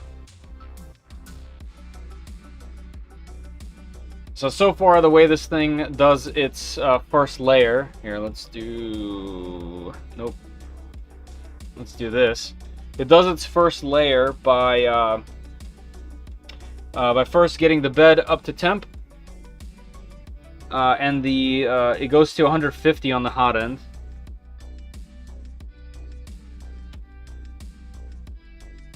Also, I'm going to keep everything closed, which should be new. I wonder if that's going to be detrimental to PETG, but I'm thinking not. Yeah, printing from Orca has been awesome. Yes, Orca, I've really enjoyed it. You guys want to go closer? Why not, right?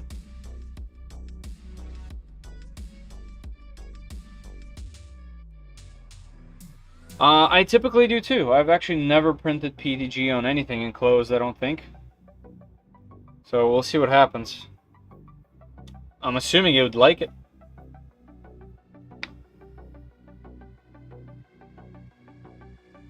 So now it should...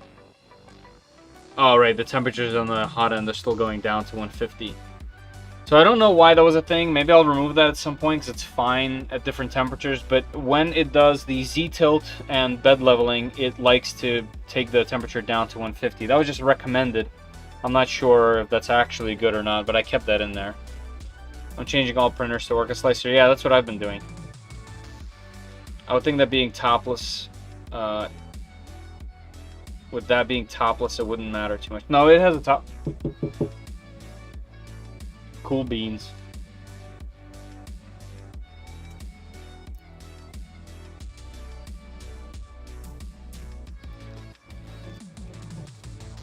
Make sure it doesn't ooze everywhere during meshing.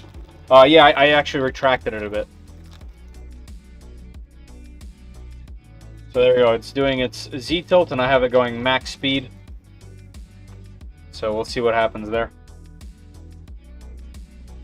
Well, Big Newton for the road.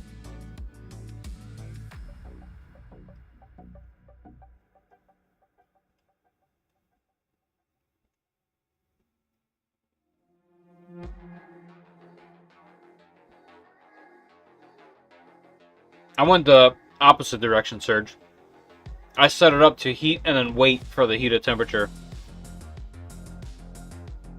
There's also one that I'm going to add back in for ABS, where once it gets to the temperature, it heat soaks for at least 10 minutes.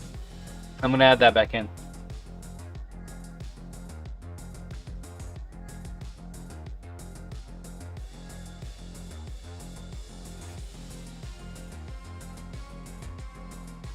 But I love the fact that there's plenty of room down below, like a ton of room. Especially if you're not printing tall, which I won't be that much on this machine, if at all, really.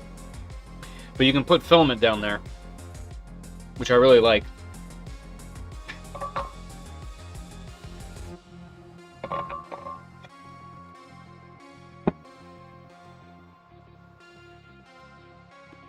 Ah.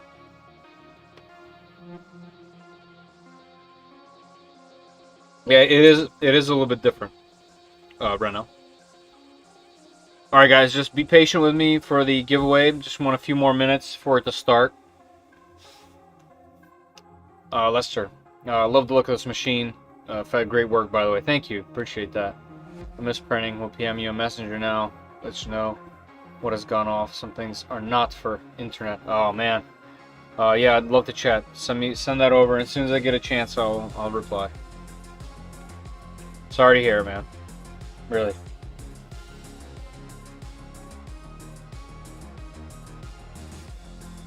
With Clipper being able to have if statements in the start macro is amazing.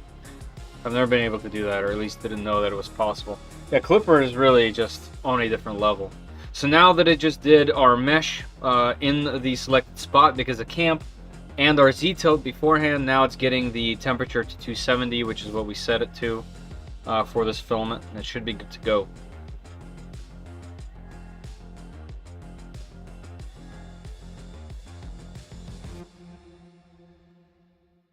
I guess we'll find out what the Z is like. So here it's going to do our purge.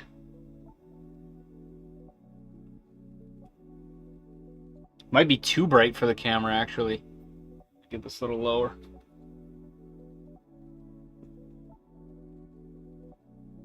All right, and we're off to the races.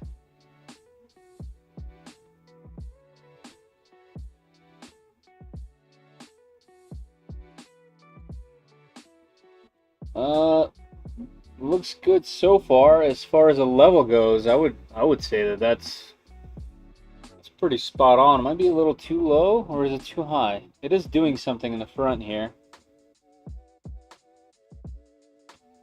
It is not sticking to the PI at all.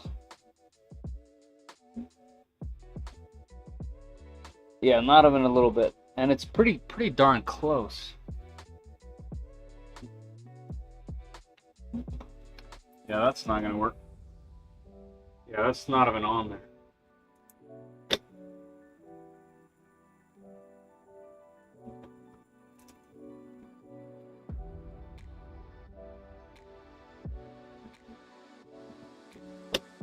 Alright, we're stopping that mess.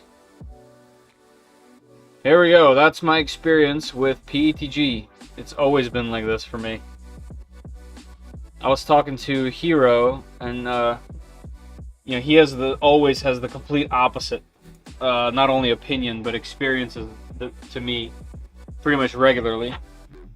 And this is how I would describe PETG, and he would describe it as the best filament that's available.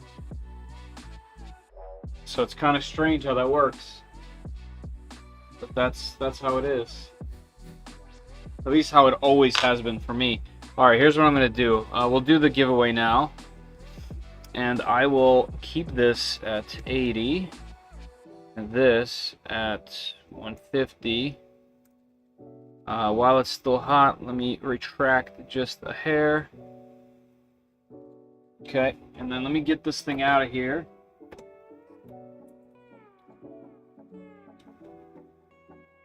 come on out. And what I'm going to do is I'm going to put some glue on there and throw it back in there while we do the giveaway. Because when I printed the first one, I was able to have it stick with some glue. And this is freshly cleaned, by the way. Dumb questions. You wipe the build surface with alcohol? I did. Before I started the stream, I went upstairs and washed it with soap. And then I came back down and used isopropyl alcohol. Whoever coined the term hot mess must have been 3D printing. Yeah. Precious advanced value, specific filaments. Yeah, I think they do. Yeah, ballistic. Had to lower my Z offset for PTG. Even low, I mean, it was real close. I'll lower it, but... Alright, let me get some glue on here. Throw that back in, and we will choose our winner. So when I do glue, I go in one direction with a... try to be as even as possible. Then I rotate it and go the other way. Just to try to get it somewhat consistent. And sometimes I like to go diagonal a bit.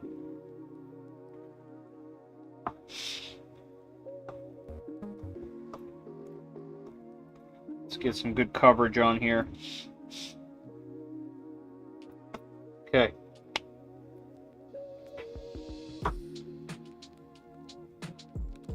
Still need to try like either a branded setup or hairspray.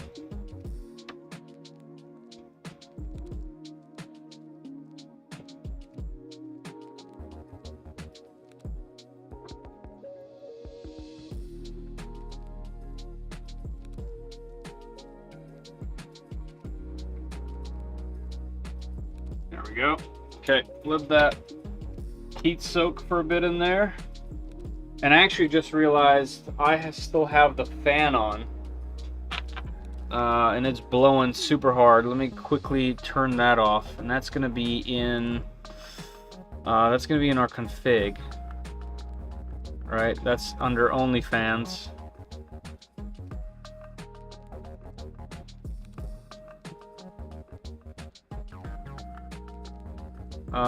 That is this guy. Exhaust fan. So let me go ahead and comment this out.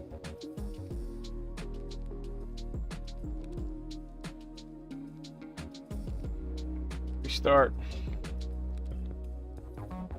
For parts cooling, obviously I just picked default. Parts cooling, I typically either keep it low or off. For ABS and ASA, I just keep it off. PTG, don't know. Can't confidently say or even have a plan really. Is it off? Yeah, it's off. All right, we'll keep that fan off for the back. Like I was talking to Ballistic, I would really like to have a switch for that fan, like down here. I would love for that exhaust fan to just be able to turn off. Like that needs to happen. I need to find out how to do that. Because it's I understand why I did it how I did it. Like I have it regulated with the other fans that are on the bottom, but there's going to be more times that I'm printing with ASA or PLA, I mean ASA or ABS, where I don't want that because I don't have a filter in there yet. So it'd be nice to be able to just turn it off. All right, while that's happening, let's go back to the browser. Let me turn this off. Let's go back to the browser. All right, let's see how many of you guys are in here now. 19, all right. I think just plain fan will show up in an interface as a control the fan. I don't know. Well, I guess we'll try it in a second. It's funny how we can't see overlay screens in Orca.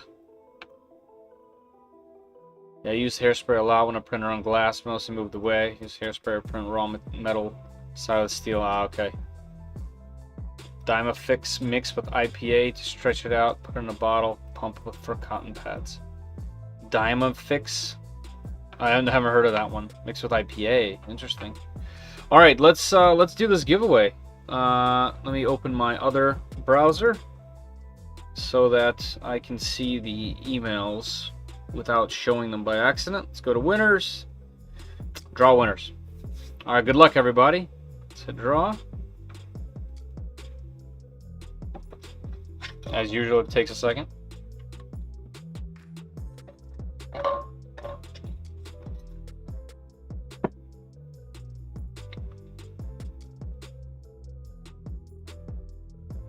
Anything? I'm gonna hit refresh. All right, we have our winner. Announce winner in widget with avatars.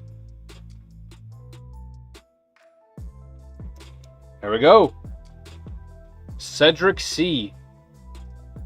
Congratulations, you were number 16 actually, huh? Okay, cool.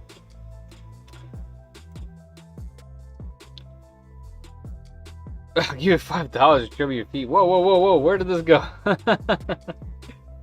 Congratulations, Cedric. Hopefully you're in this chat. Let me know if you are, because that's one of the points, right? Is you have to be here. Let us know you're in here.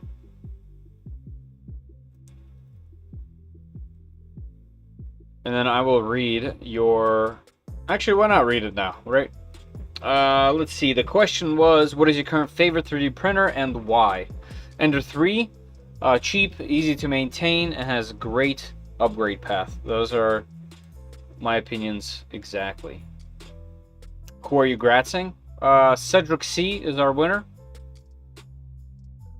You know, I can't connect the name to the YouTube, so usually I give, you know, 5-10 minutes to the person to claim their reward. So Cedric C, if you're here, let us know, and I'll do some confirming, and we'll congratulate you. And if not, we'll pick somebody else that's in here and waiting patiently.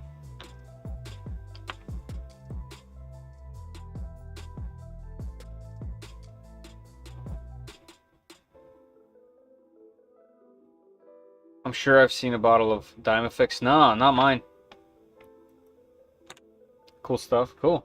All right. While Cedric, if you are here, let us know. I'll give you a few minutes to come back, and I will pick somebody else if we can't find you in here. In the meantime, if we go here and go to our printer config. Let's go to our fan. All right, so this is the exhaust fan. So Ballistic, you're saying if I just name it fan, we don't need these two. So this says heater fan. You're saying it should just be fan?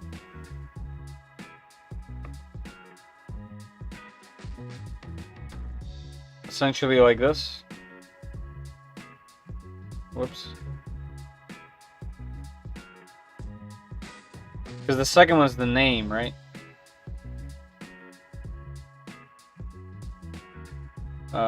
Let's see. I mean, it'll tell us right away. So no, not a valid config section.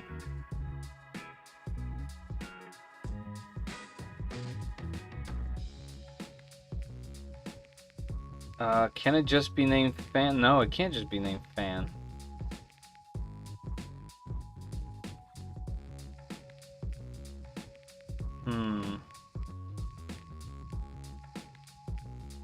What is the right way to do this? If you do just fan, it will show up with controls, but by default it will turn on for parts cooling. Yeah, like I'd rather not do that. Maybe you should say 12 Eastern, 9 Pacific when you say what time your giveaway is. I mean, if that person was number, you know, Cedric was number 16, so he was in here pretty late.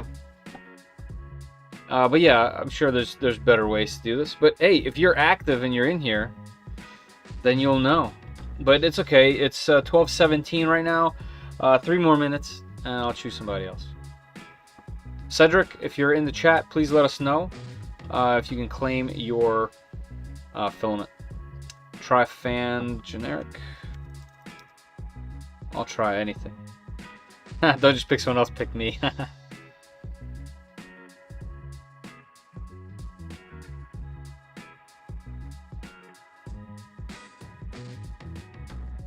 Okay, that seemed to have done something. Let's try. Let me quickly turn this back up. Just to keep this going. And let's see what it looks like down here. Hey, look at that exhaust fan. Let me check it now. Okay, so it's not on at the moment. And let's see if I can do this. Yes, sir. That's what it is right there. That's cool. Like this is the part. Like this is the part that makes Clipper nuts to me. Like the fact that we just did that, we changed the control of a fan. Like this, you know, like the intention of it was changed, which you can't do. You can't do that normally. And that to me is just super, super cool. And it got named correctly. Very nice.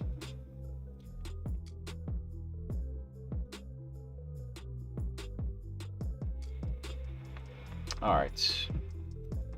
What time? I got 19. One more minute. Cedric C, if you're in here, this is pretty much going to be last call for you, buddy. You know, I'd love to send you a roll of filament. But unfortunately, I want somebody to be present.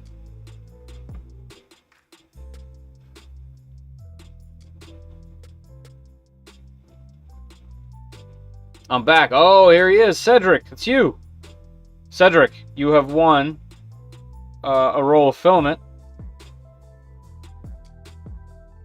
No, you're not late. It's literally 12:19. I said at 12:20 I'm going to choose a different person. Cedric, congratulations. You won the roll of filament. And Ender 3 was your answer for your favorite printer. And the reason was upgrade path, inexpensive. You could turn it into whatever. I totally agree.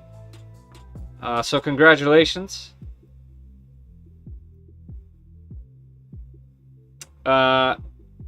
Here's the thing, Cedric. I have your email, but I would like you to send me your address to my email. Fedor at 3dprintsos.com. That's Fedor at 3dprintsos.com. Send me an email. We'll have a quick chat. I'll make sure you are who you are, because I do have your email address in the back here. So I just want to confirm that it's you. And there you go. Hopefully you got that. You haven't said anything yet. Oh, there he is. Okay, cool. Everything's good. Congratulations. So when you're emailing me, also make sure you give me a choice of PLA. When you go on their website, 3D Maxer, you can click the link down in the description to get to their... make sure that you choose PLA that says that it's in stock. So just pay attention to that, because sometimes some of the rolls go out of stock and then come back in bulk. Make sure that you choose one that's in stock so they can send it to you without any kind of delay. Alright? And congratulations, and thank you everybody for the 19 people that entered and waited patiently. I appreciate it. Hopefully I can continue doing this, and it's kind of cool that there isn't that many people in here, because the chance to win is so great. And that's really cool to me. Brian, thank you so much, man, for all your help. Really. Fans of Parkour fan can only be one, I guess. Yeah, that kind of makes sense. Heater fan is controlled by the heater, right? Controller fan is controlled by the MCU. And that's another thing. Like, technically speaking, I'd love to add a fan for the Raspberry Pi, for example, and that would be a controller fan. Temperature fan by a sensor or thermal. Okay, so I guess it would have to be a temperature fan, huh? Because there is a temperature controller there. And fan generic is manual. Perfect. Yeah, that's perfect to know. See? It's these things, man. Jose, thank you for joining very much, and have a great night. Ha, Papa. Hey, man, it's okay. It happens. You'll be there. You'll get it.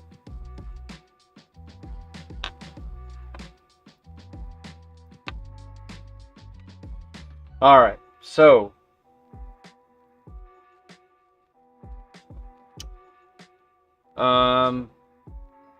I think you can set fan generic with a command in a macro. Oh yeah? That would be cool too.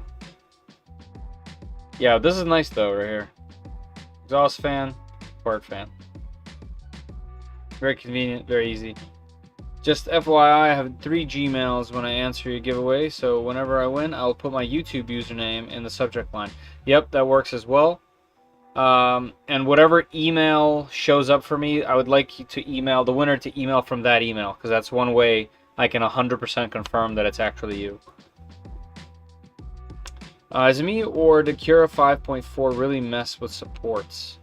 I'm trying to think if I printed with supports from Cura lately. I don't think so.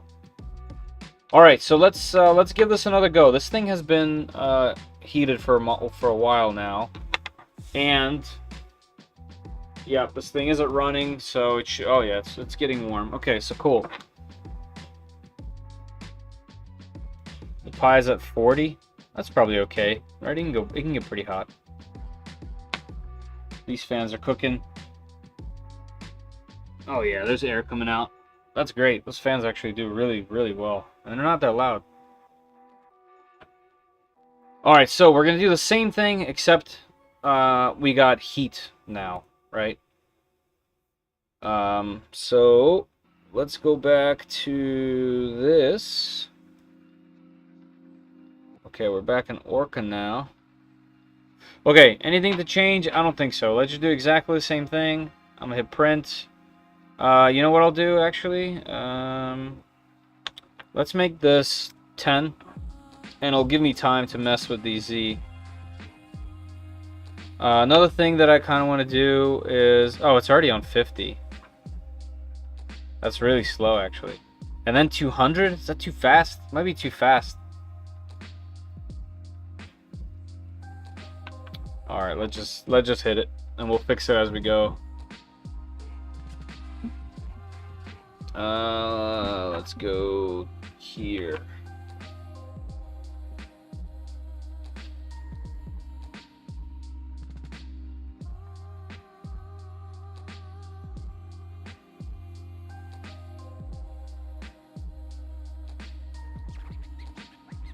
So labor of love, these things.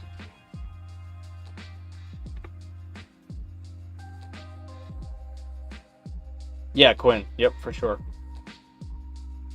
Papa, yeah, for this I'm just using default. You know, I have my own, all sorts of things I tweaked, pretty much everything I tweaked.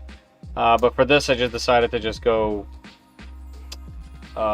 just all default. China looks great, love the sturdy handles. I need handles. I need the handles. They've hand moved my 300mm Trident twice a day for over a year. Nice, Leon.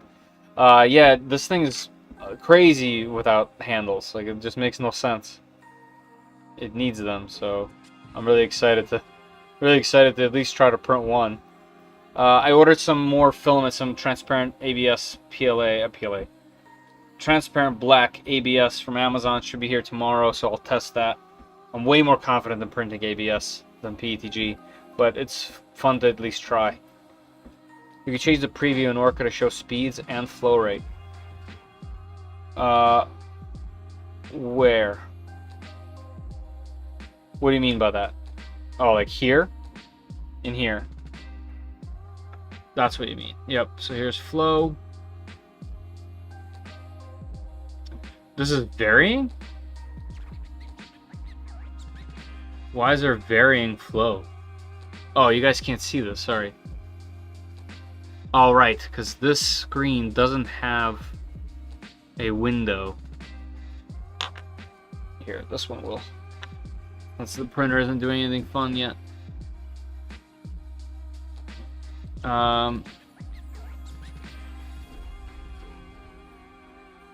Let's go to speed.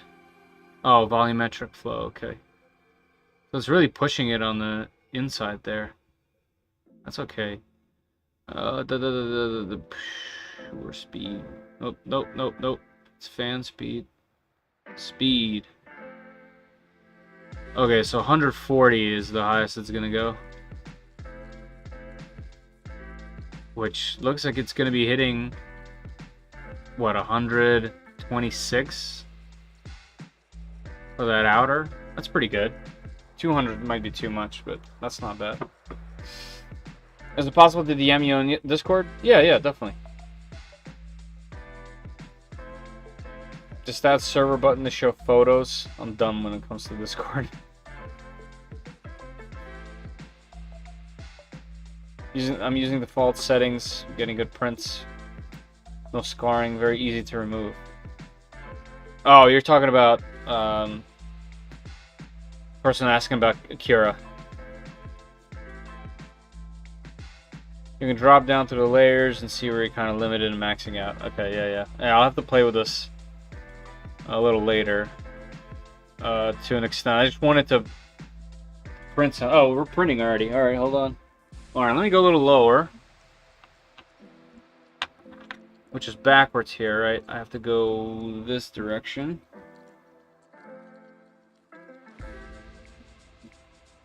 I mean, that is low. That'll be dragging for sure.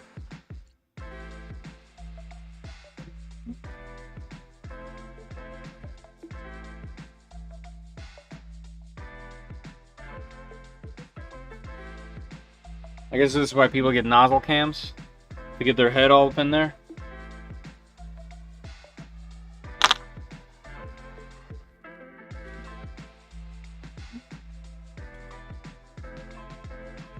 Well, at least it's sticking this time.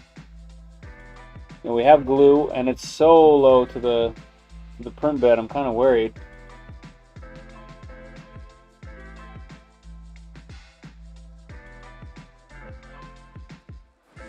I'm like hyper focused.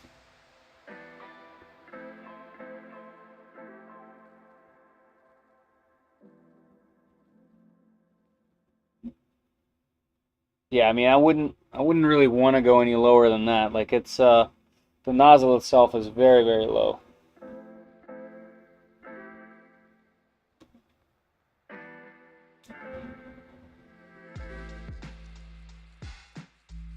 I think that might be too low.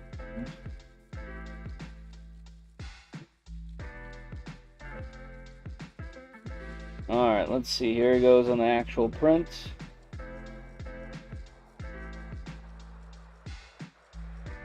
And here, did you guys see that move? It's so slow moving. ABS over PETG? Oh yeah, any day. I do not do well with PETG. I mean, yeah, it's coming up already. So yeah, it's just not my cup of tea.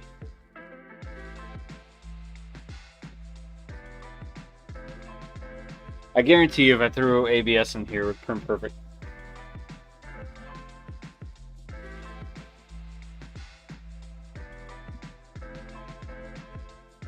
Oh yeah, that looks like a hot mess. It's a garbage print. I'm gonna let it print a little bit more because it'll be easier to peel this off in a bigger chunk. But it's already just a mess.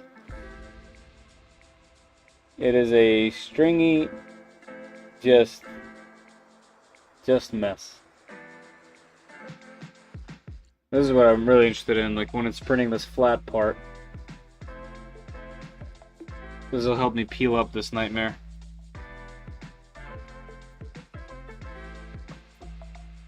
In fluid, what's the height? I mean, you can't see because 0 is 0, but...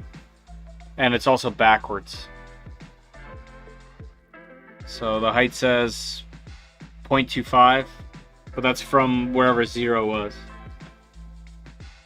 It's almost too close to the bed because I can see it bubbling up in certain sections.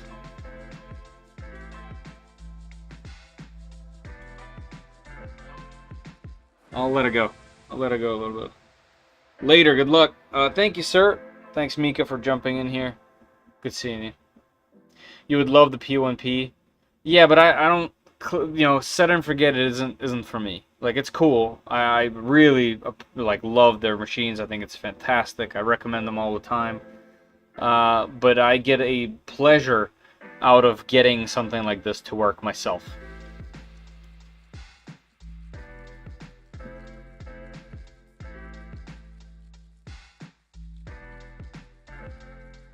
Like, you know, you get the P1P or the X1 carbon, you hit print and you get a print. Cool, fantastic, you get the print, it's great. But I can do that on everything. This isn't about that. This is about doing it yourself, making it work, building that profile. Oh, look at this. We're on fire now. We're booking it.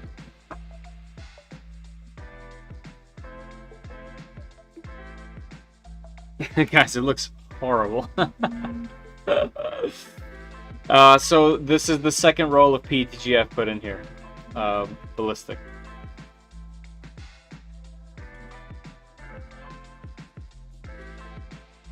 And it did the same thing. And this has been dried for 2 days.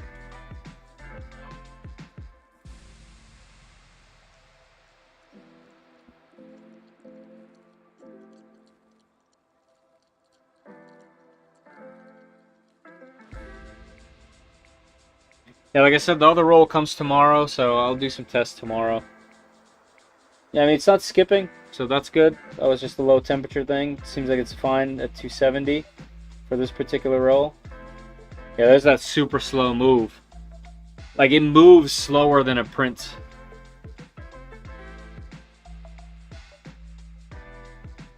And, yeah, it's already collecting on the nozzle.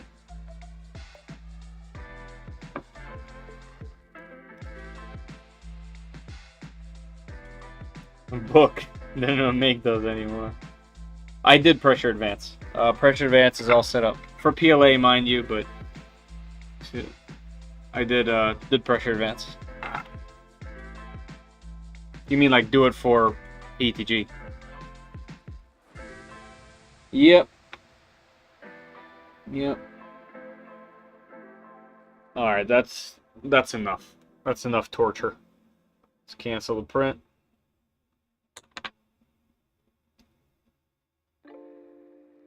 And what I'll do is I'll actually save this.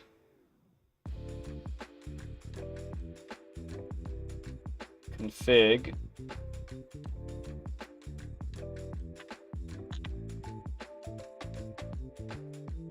It does. Yeah, I literally only know one person that loves PTG more than anything else. You know, Hero from our Discord. Our mod on our Discord, but I have not had his luck ever.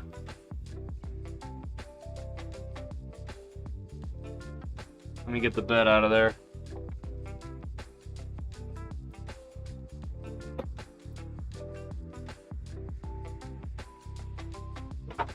Hot.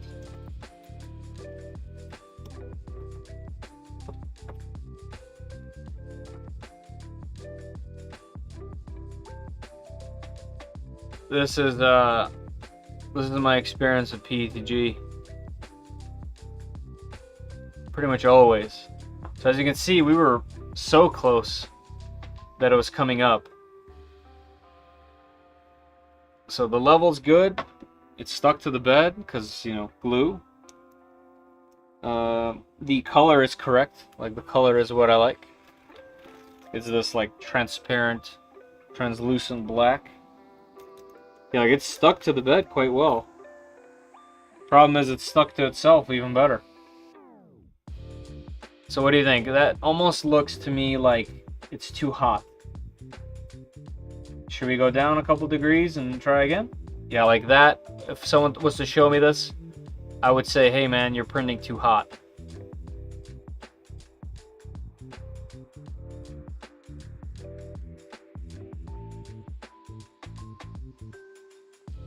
Let's try it again.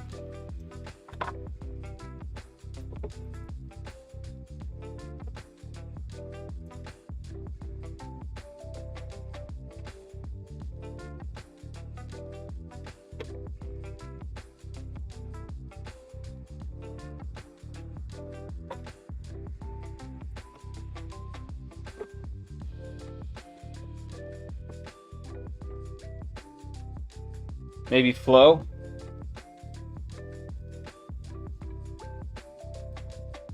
Well, hold on, let me get the trashed one.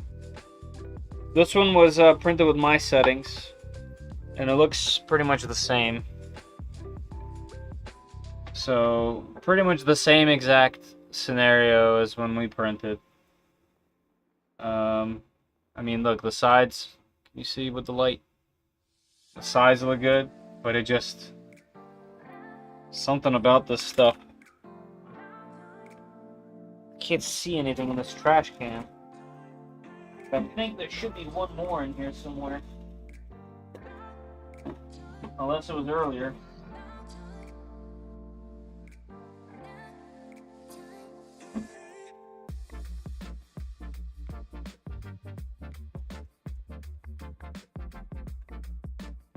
Yeah, I think it was earlier. I already took out that trash. So that's where we are. Yeah, I mean, I could turn the speeds down by double, you know, and just see what happens. Flow's weird in comparison to most of the materials.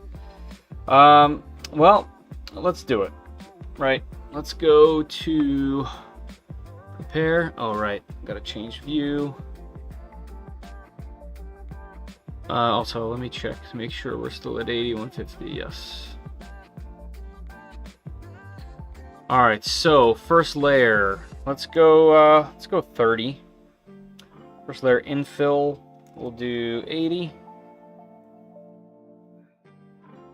Outer wall. Let's go 80 again. I mean, I could always make it go faster, you know, via the percentages. So we'll just cut this down and go from there. Supports, we don't have any supports, that doesn't matter. That's all fine. Travel speed's 350. It's okay. So here's the thing, like, what do I do? What do I do about that travel speed? Hey, good night, Papa. Drizzle Drazzle. Drizzle Drone, wow. That's amazing. Have a good night, man.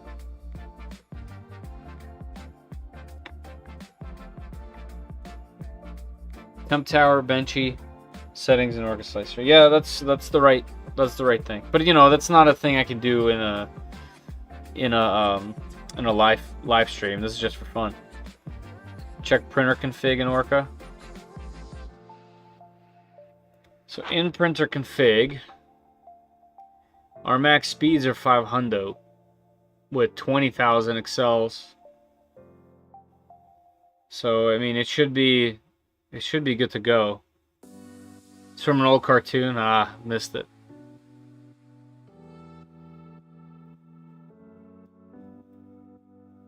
Check the tab next to your filament. Alright. Yeah, so everything in here looks good.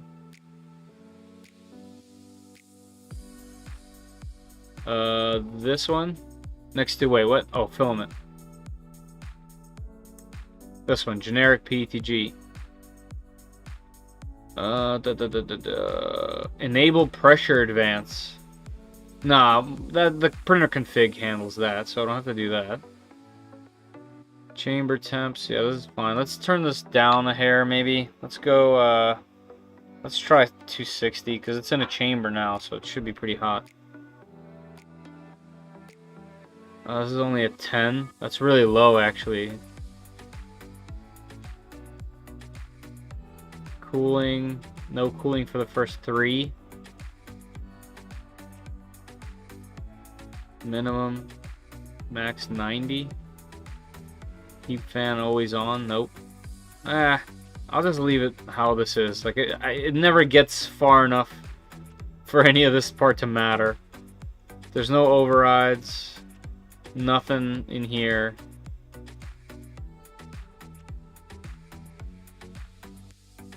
I know I'm not saving anything at the moment, but that's because I want it to work and then I'll save it. So yeah, there's nothing... Whoops. There's nothing that I can see here.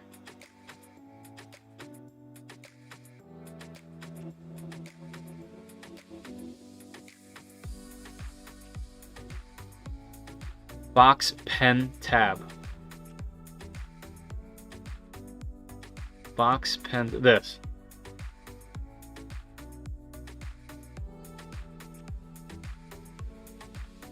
Which one are we talking here? Flow ratios 0.95. Should I make it 1?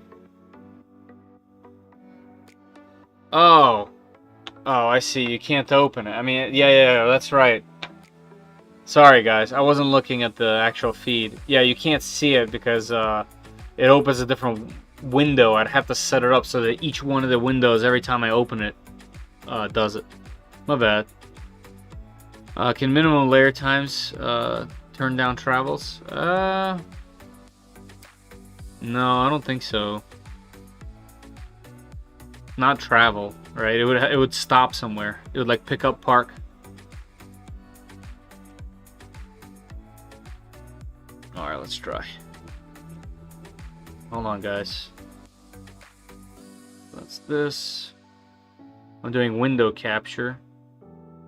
Let's do application capture. There we go. You're right. You're totally right. Okay, cool. Here we go. Now you can see it. All right. So I'm in. I'm here.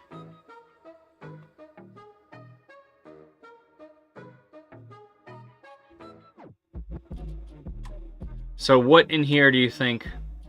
You know, we got the temperatures turned down a bit from 270 just in case it was too hot. That's it for the filament. Right. Okay. So what else? Which other one? This one in here. This is for the speeds. Nothing in here is fishy in my opinion.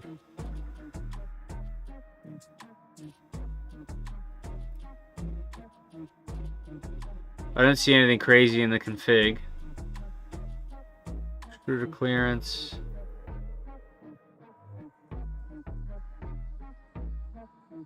Yep, that's all good. Extruder. This is pretty long.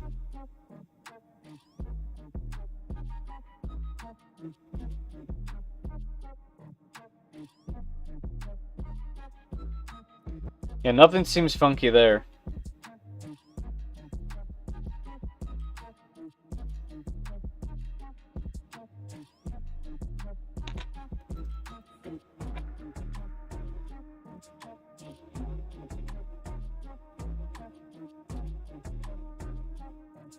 Where is it blinking this? I mean, this is set to 350. That should be blazing. Better doing 1 a.m. Yeah, this is what I do until like 2 a.m.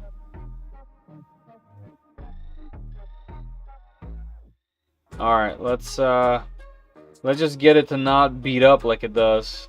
Maybe we're just going too hot. I don't know.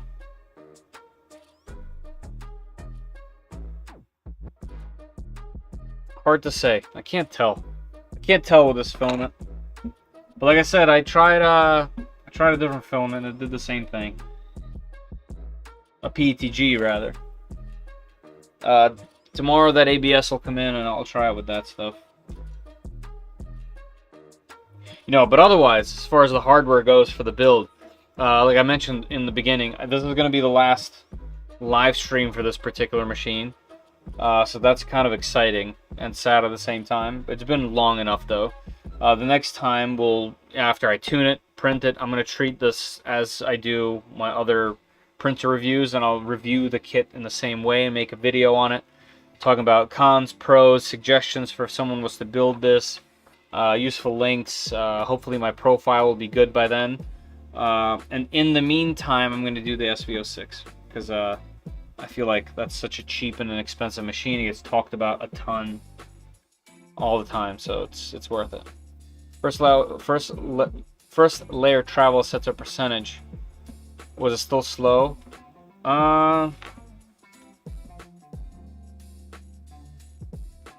First layer travel speed is 100. Oh no, this is just initial. Yes, it was still slow. Sorry, that was the question.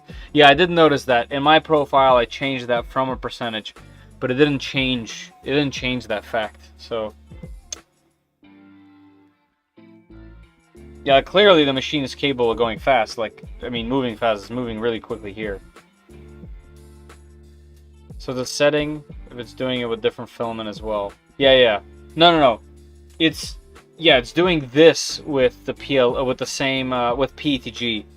So I know it's P to G and not, you know, not something else. It's just some setting. Yeah, I mean, I guess it could be extruder related, maybe. But the steps are calibrated. The rotation distance, I did it twice. I don't know.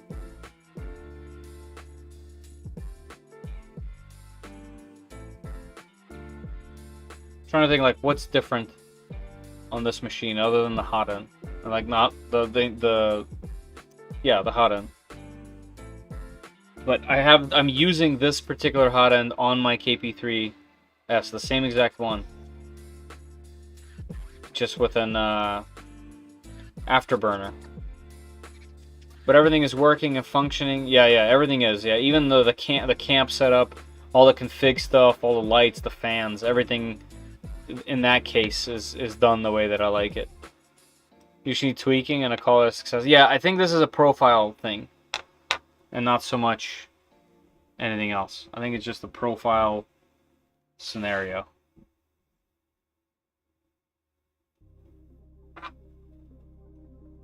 Yeah, like, you know, I have PLA prints right here. You know, the problem I was having with PLA was the corners here. This is the tuned one. The corners are not exactly straight. They have like a systematic wobble to them. And then when I came to printing this, as you can see, the cooling was just horrible. Like, this is not good cooling. The printer itself, the extrusion, the mechanics, everything was working, but the cooling was bad. And then I switched filament, and well, then I stopped being able to print the tops because it was curling so much. Once again, cooling. But as far as tuning, everything that I typically tune on these was tuned. There we go. Can you see the first layer?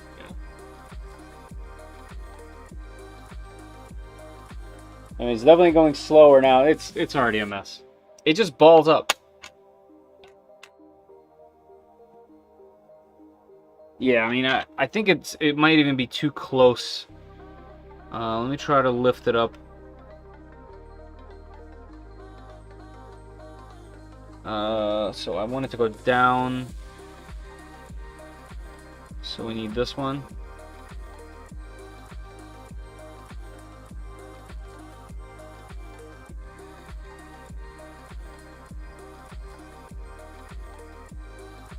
I don't even think it's extruding anymore.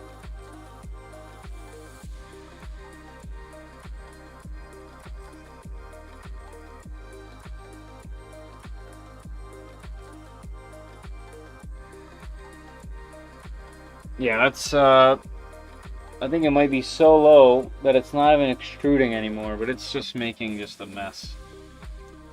It's just a mess. Let me try to clear this.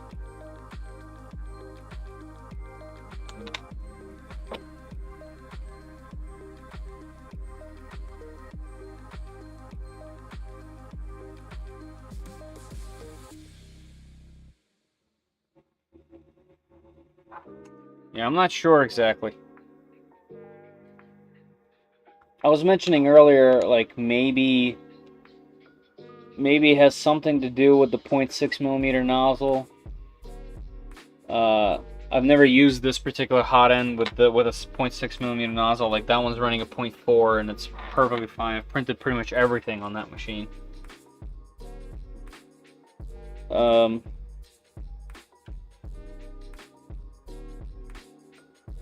So we lowered the temperature to 260 from 270. We've slowed it down by 50%. Partial jam, so I thought it was. I thought it was when this was happening. So I cleaned it real good. Nothing there. They actually have a way for you to open a ticket on Voron Discord. Really? That would be really great. Also, Ballistic, do you know what I have to do to get a serial? Like, obviously it has to be printing, right? Sometimes it's too close, filament sticks to the nozzle. Yeah, I know. Lower the bed halfway and extrude filament at that temp. I will. Did you adjust your Z for the bigger nozzle? I did. Good night. See you, GM. Hahaha. It's pretty. Looking okay. Does your nozzle match what's in the slicer? Yes, 0.6mm nozzle in the slicer. Is there a nozzle config? Is there something in the printer config that's related to the nozzle?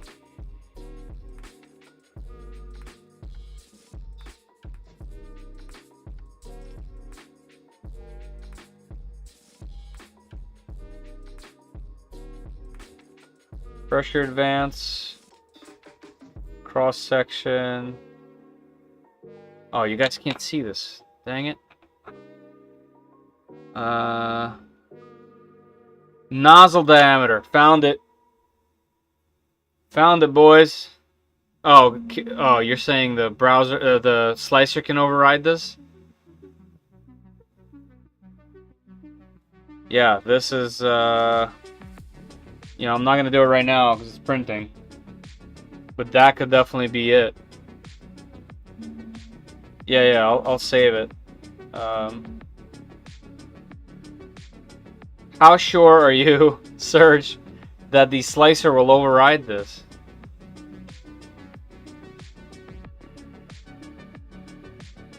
Yeah, as far as this goes, in here,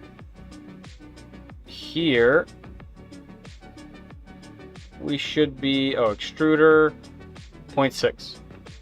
So that's correct. It's correct in the slicer, but I definitely did not set it in Clipper. So it still looks like it's spotty, but better. I'm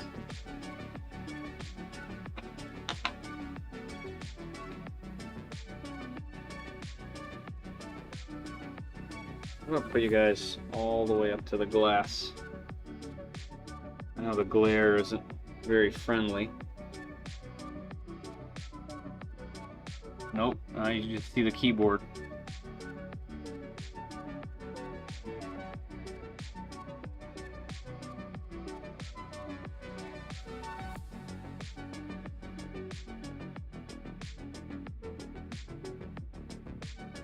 It looks like it's heavily under extruding. And also it looks like it's so hot that it's like making holes, but that usually happens like in the top layers. I've never seen it happen in the bottom. There we go, now we're cooking again. This is at half speed. Nah, it's a mess. It's already a mess.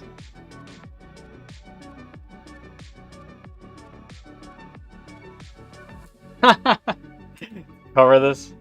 No, I don't. Nothing here of use for that type of thing. This might be your best bet. Like that.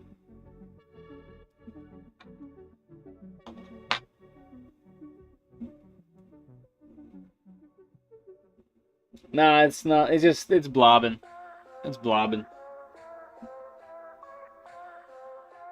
Yeah, it looks the same as my my other prints. All right, we're gonna try one more thing.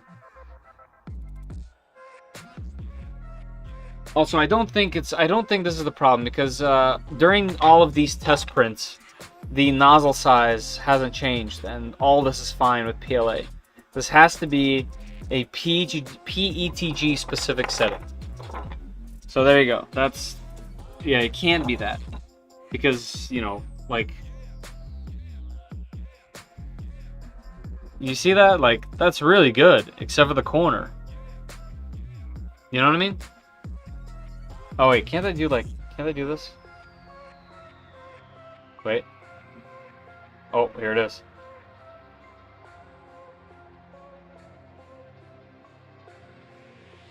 Yeah, like it printed great.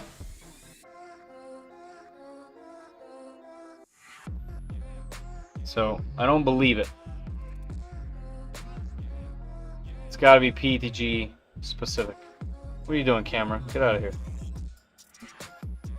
I'll stop it and try again. I just don't think that's it. I think it's something else. Let me, for funsy, turn the temperature down. It's gonna start skipping, I feel like.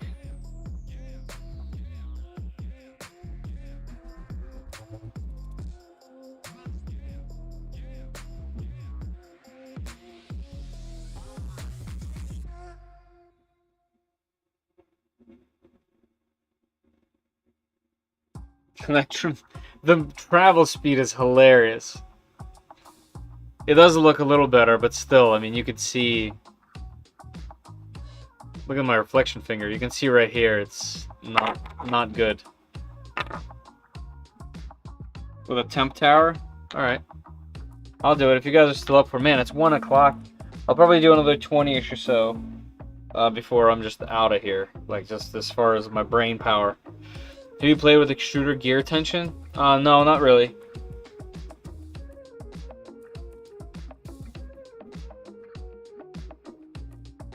I would say it's pretty low at the moment.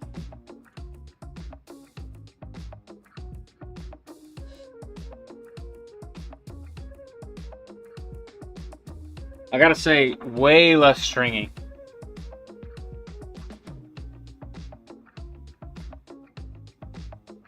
But still blobbing, and almost seems like it's under extruding a bit.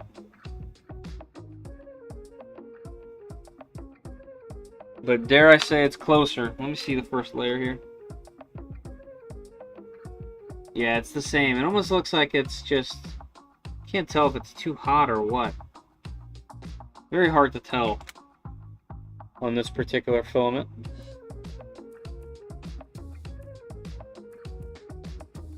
No, I think I jinxed the thing by saying it's not stringy. It's pretty stringy.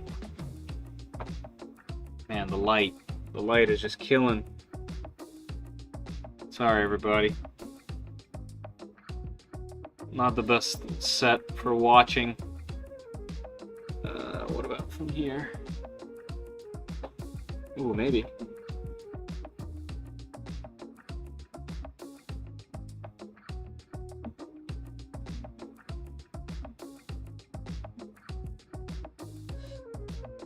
Maybe.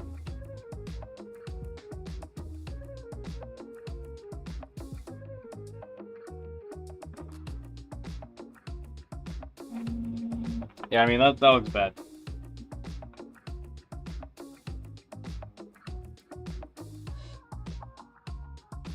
All right, let's stop it.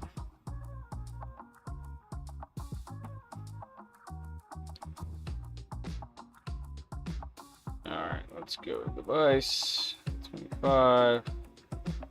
Put that down. All right, let's go to air. Are your fans blowing cooling? Well, I can't check now. They weren't for the first 3 layers.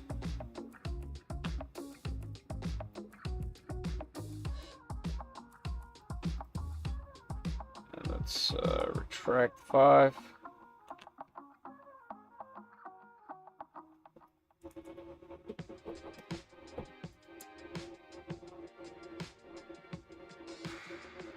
Well, at least it's sticking really well.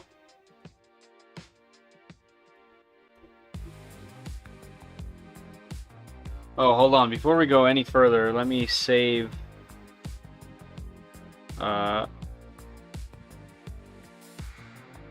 Whoops. There we go. Save config.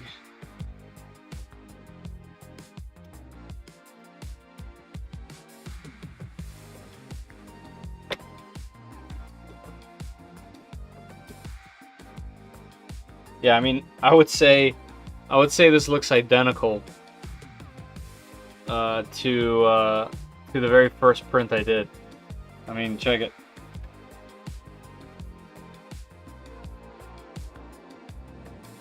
It's the same. It did the same thing. It just got progressively worse. whereas this one didn't have a chance to do that yet. So that's a bit of a bummer. You can set up temp presets eventually. All right, so hold on. So 80, 150. Let's give it one more go. So you're saying in here, whoops. Okay. Nope. Pair.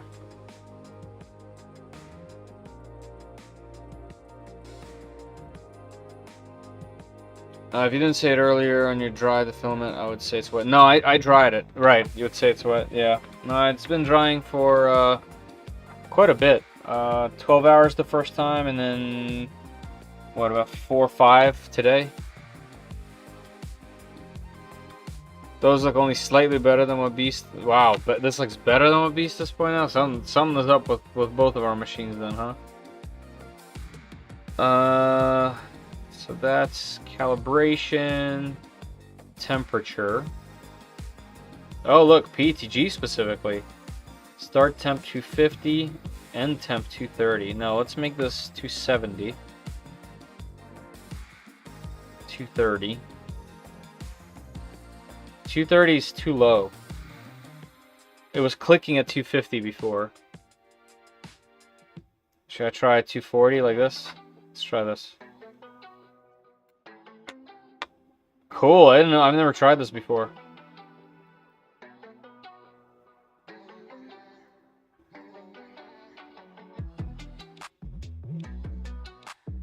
Transfer.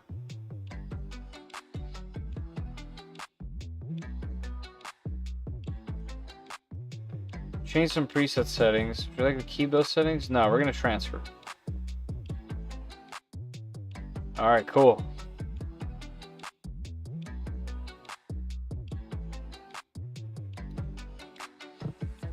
I guess you can't build 3D printers, Fetter. There's just too many things that can go wrong. I mean, the printer is fine. It's I'm playing on hard mode. You know what I mean? Obviously, if I just stuck with PLA, I'd be printing all sorts of things right now. But I didn't print this printer to print PTG. I mean, even PTG, but PLA. So we're playing on hard mode. And tomorrow, when I get the ABS, I'll do some tests, and I'll be sure to post some. Yeah, let's give this a go. Everything's clean over there. Yes. And actually, this is a good way to test camp again. Since it should only probe the spot that we need. 235. Wow, that's low. Yeah, this stuff, like I said, because it's carbon fiber, it has a bunch of that carbon dust stuff in it. It has always historically, when I use it. By the way, this is my second roll of this stuff. I went through a full roll and this whole roll printing stuff with it. It's always required a higher temperature, and I've printed with it successfully in the past. I still have some of those prints actually. They're in the back there. Yeah, this is carbon fiber PTG. And like I said, the reason why I chose this to print is because it's very similar looks-wise to this filament, to the point where I don't think you'd even be able to discern the two. See what I mean? Like, I know it's blurry, but like, it's the same. It looks the same. So I figured, since I don't have the other stuff, we could try it with this. Also, let me try the camera real quick in this direction to see if there's a reflection in this direction. Oh, here we go. This might work on this side. Give me a second. A little lower. There we go. Is that a little better? I don't know. I can't tell. There's a lot of glare. No, the other side was better, I think. Choose the filament PC in Orca. Was there one?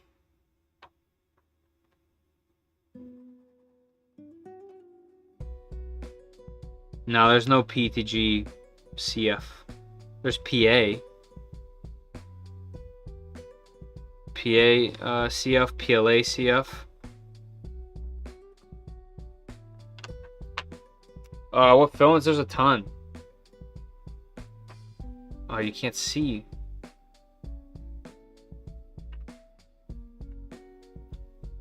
Whoops.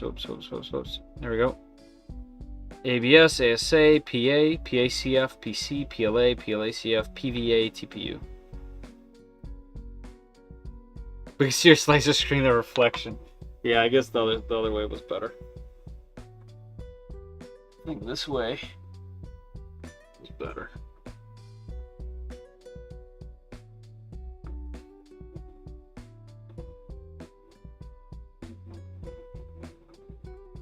Hold on, guys, one sec. Yeah, there we go. Oh, we're already printing. Yeah, we are. We're stringing like crazy. Yeah, it's just a mess. It's just a mess. It hates this.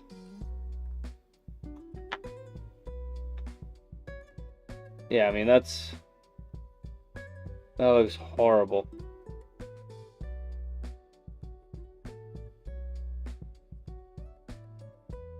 It makes no sense to me. It's got to be the filament. But it's dry. I've used it before.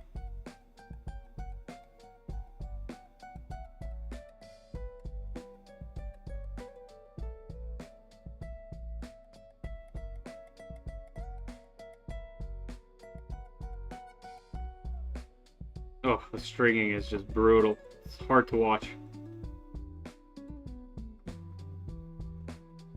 Yeah, I don't even think it's laying that down. It's just balling some of that.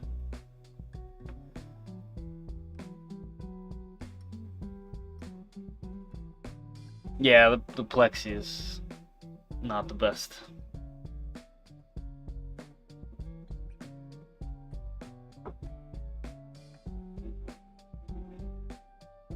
Alright, I guess let it just do its thing for a minute. Yes, I definitely haven't used this on this printer. Well, while this is going, let me go get some.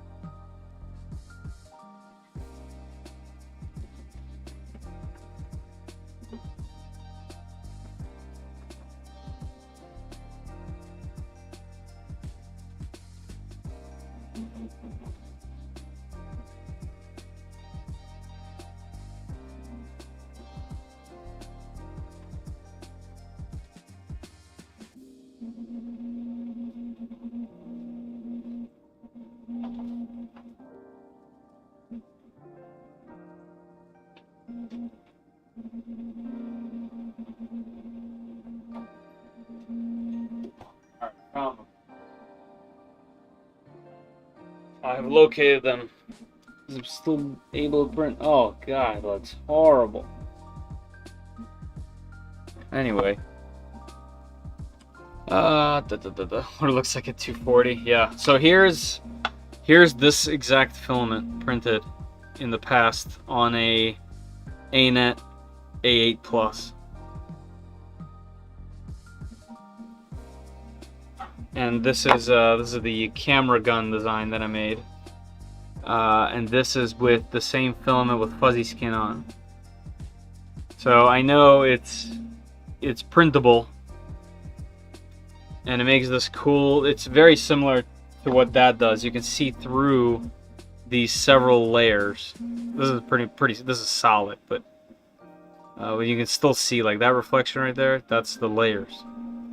So yeah, like it's not It's something else. The problem is something else.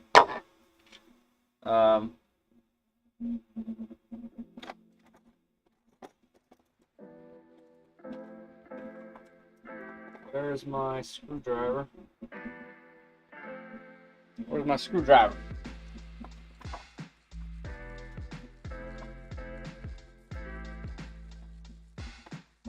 What?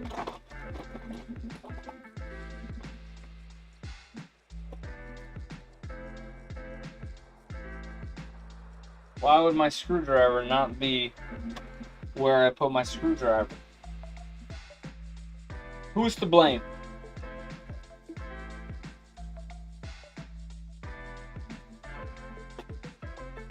Who moved my driver?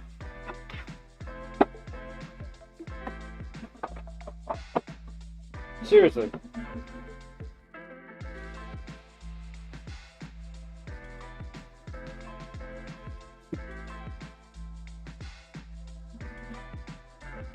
I don't like it, and I don't appreciate it.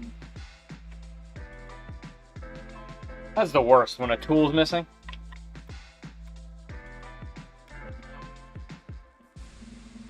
Yeah, it seems like you need it to... Yep, Serge, I agree. Chilling out in the man cave, that's right. Making bad decisions.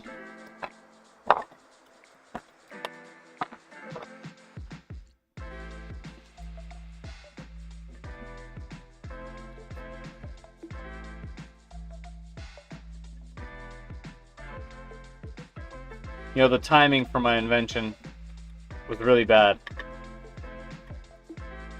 The timing for this thing. When guns became a big no-no. This came out, what, 6-7 years ago? This would have been great.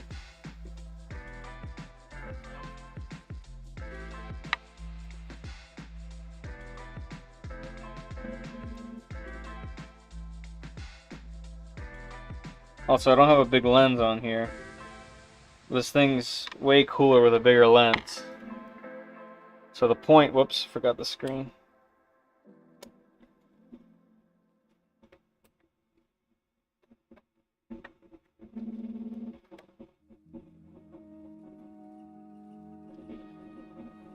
The point, oh, hold on, I have another cool part. Hold on.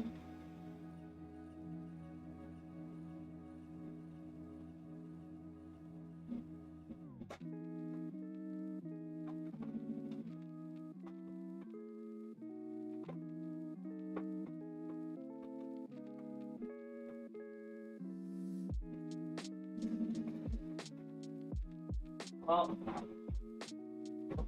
never mind, I guess I chucked it. Oh, that's a shame, I definitely chucked it. Yeah, I did, I threw it away. There was like a, I had a crosshair set up that went in the cold shoe. But yeah, essentially, you can actually take some really steady video like this, as hilarious and inappropriate as this is now. This wasn't, you know, that's not the intent. It's fully adjustable. It actually uses actual AR parts. Like this is a real, you know, you could put a real stock, real handle, real attachments to the bottom if you really wanted to. And when you have a large lens on here, this not only helps stabilize, but it makes these really cool, interesting shots. And I've actually used this a bunch on some of my earlier shots for the channel. Yeah, I thought it was pretty cool. I printed a bunch of these. I tried to sell them. One person bought the files one time, and that's it. I took them all off. You can also use a phone attachment, which I've also had. So you can just use a phone. You can even use it in selfie mode. It's all sorts of things. There's different attachments you can put on there, different adjustments, and it prints really easily in different parts. I think the newest one has like different badging, says USA on the side, and the new one is a little bit more updated than this. The other thing I had going for this thing is there's an attachment right here to put a remote trigger, so you can actually take actual shots like this instead of like this, because technically speaking, if you're taking photos, you're doing this. Otherwise, you hit record and then you can do your hand.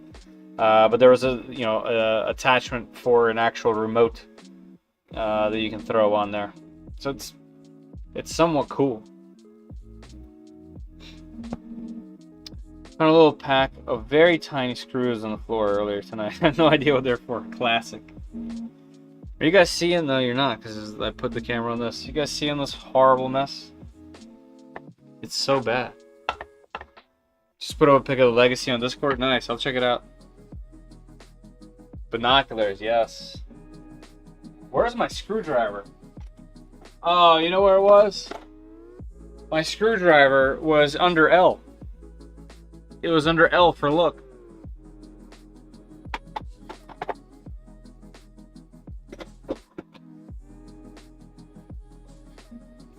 Alright, ladies and gentlemen, very soon here I'm gonna run out of steam and I'm gonna call it. Let me show you guys the glare view project. I'm very happy with the rest of the machine, by the way. I'm not bothered by this at all. But this is brutal.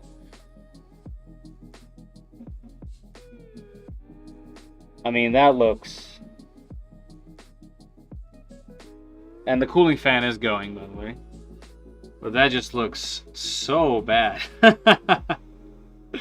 It's almost hilarious.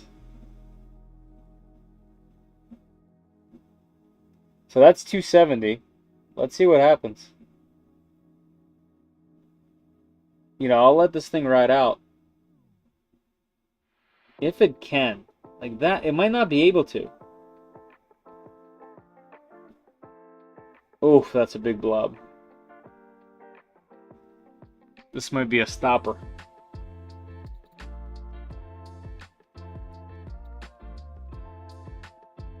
Yeah, I think that's it right there. Yeah, cooling is actually a big no for this filament. But when I remember it didn't want to be cooled at all.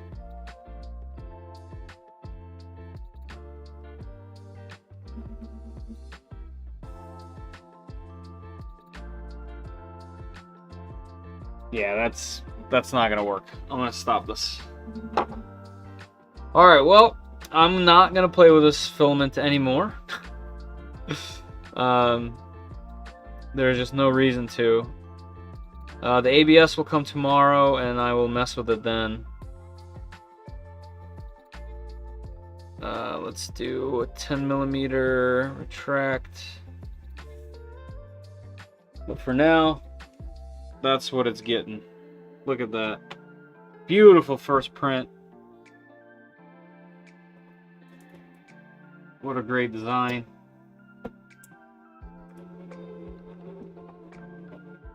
Hot, hot, hot, hot, hot.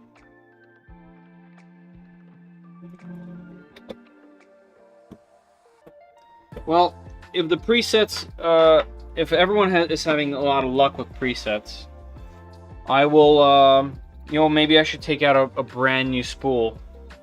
What time is it? 1:21. Man, if it was like 12:30, I would do it.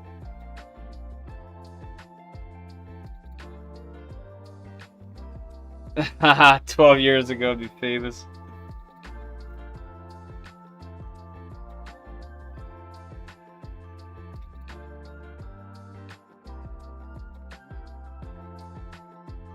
Wow. Beautiful. Has nothing to do with the printer, guys. It's a settings thing. Considering you have to configure yourself. You could always build a beautiful PC and then not install some drivers. That's essentially what this is. Yeah, it is kind of a wacky filament. It is. Oh yeah, it's pretty bad. Like I said, this is, you know, here's the what's called calibration print. As you can see, wide up here, sharp down here. This was for pressure advance. That was done. Here, I put dots on here to know. This was the very first print on here in PLA, which is pretty good, but there was some ghosting and stuff, and you can see, man, come on. this corner has like a wave to it. So then I did all of the, I did pressure advance, I did rotation, I did, I plugged in the USB ADXL, and did input shaper, and then I printed this one, which, you know, look at that top. Like, that's good. X, great. Y, perfect. Look at that. Like, PLA, it's got PLA. So it over extruded a hair. As you can see, this thing doesn't quite fit, although it could very well be that the Z seam is down there. So that's something. And then the one side still has a slight, can't focus. Focus. Get away. Focus. Yeah, here we go. Let's see if you guys can spot the edge. There it is. The one between the X and the Y, the edge has this weird spiral to it. Here, this one does too, but a wider one. But this is a really great print, and it printed rather fast too. So, you know, then I have a sea of destroyed benchies of when I realized after printing the cube, now it won't focus on me. There it goes. Just gotta give it a little hello. There we go. Ready to see 5-minute benchy. I think these were like 40-something minutes, so it took a while. Yeah, software 50/50. That's actually there, and that's a great way to put it. I think the hardware is definitely sorted. The software, I think I got the config like mostly set to how I like it. The features are all there. It does the things that I want it to do. It sets itself up pretty quickly. Like a lot of my printers that have automated systems take a while to start because they do a bunch of stuff. This one does the things that I want rather quickly. Camp is pretty cool. So I think it's mostly there. I think the rest is the slicer profiles and then just a little bit more tuning to figure out what this is. Like, for example, that spiral on one side could be a bad part somewhere. It could be a bad alignment somewhere, but I can't tell until I do it. But like I said, I didn't really build this to print PLA. Everything can print PLA. So I wanted to print hotter temps. I wanted to print ASA mostly, ABS for its own parts. And then, you know, when I need other Voron builds and things like that, I want to use this. I want to print automotive things for some projects, not only that I have, but a friend has. And I want this to be the machine to do it. So that's what my goal is. But like I said, this PETG was just an attempt. But I know it's doable. I know it exists. Yeah, this is the same with fuzzy. This is smooth. So it is what it do.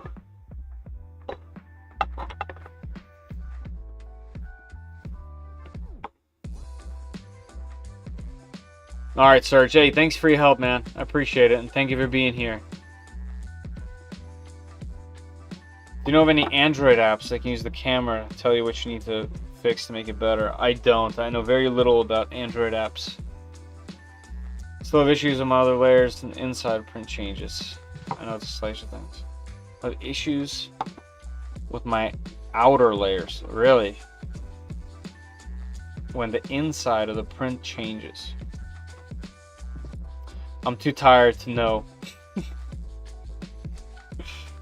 Did you print the PLA stuff with a 0.4? No, I always had a 0.6. I haven't changed nozzles here. So all of that was printed with this exact setup.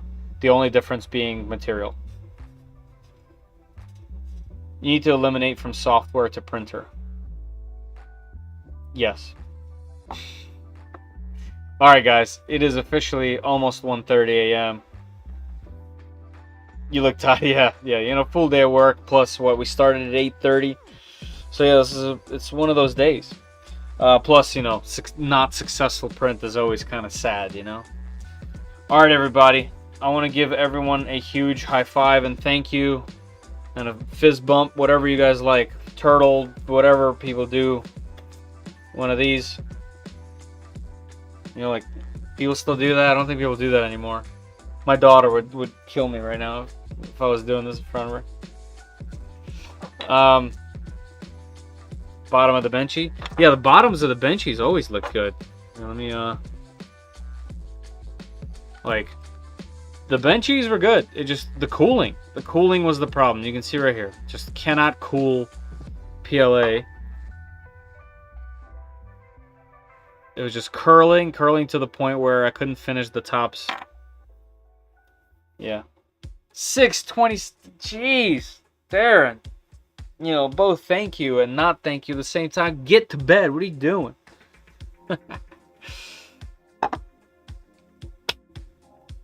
Yes, yeah, Discord's it's worth learning. Darren, it's a cool chat platform. It has really changed the game in a lot of ways, and it's so much better than the other social media platforms if you're not into them. Because this one is just focused on just chatting with the community instead of bragging or just weird call outs to your profile. Like, no one's clicking your profile here. You're not here to talk to, like, it's hard to even say. Like, it just, you're not posting to boast your own profile on these things. Like on Instagram or on Facebook, you're really like trying to build yourself up. On Discord, it's not like that. You're just having a conversation. So it's really well done. Yeah. All right, everybody. Thank you once again. Appreciate all of your help. Ballistic, thank you. Jeff, thank you very much. All of you. And thank you for tuning in, everybody. I will see you all another time. And I guess I'm supposed to say things like Fysetc, thank you. And the next time you will see this is going to be in a proper video. And I will do my best to build some cool profiles so that I could share some of the stuff with people that are interested in building one of these Fysetc machines. All right, everybody. See ya.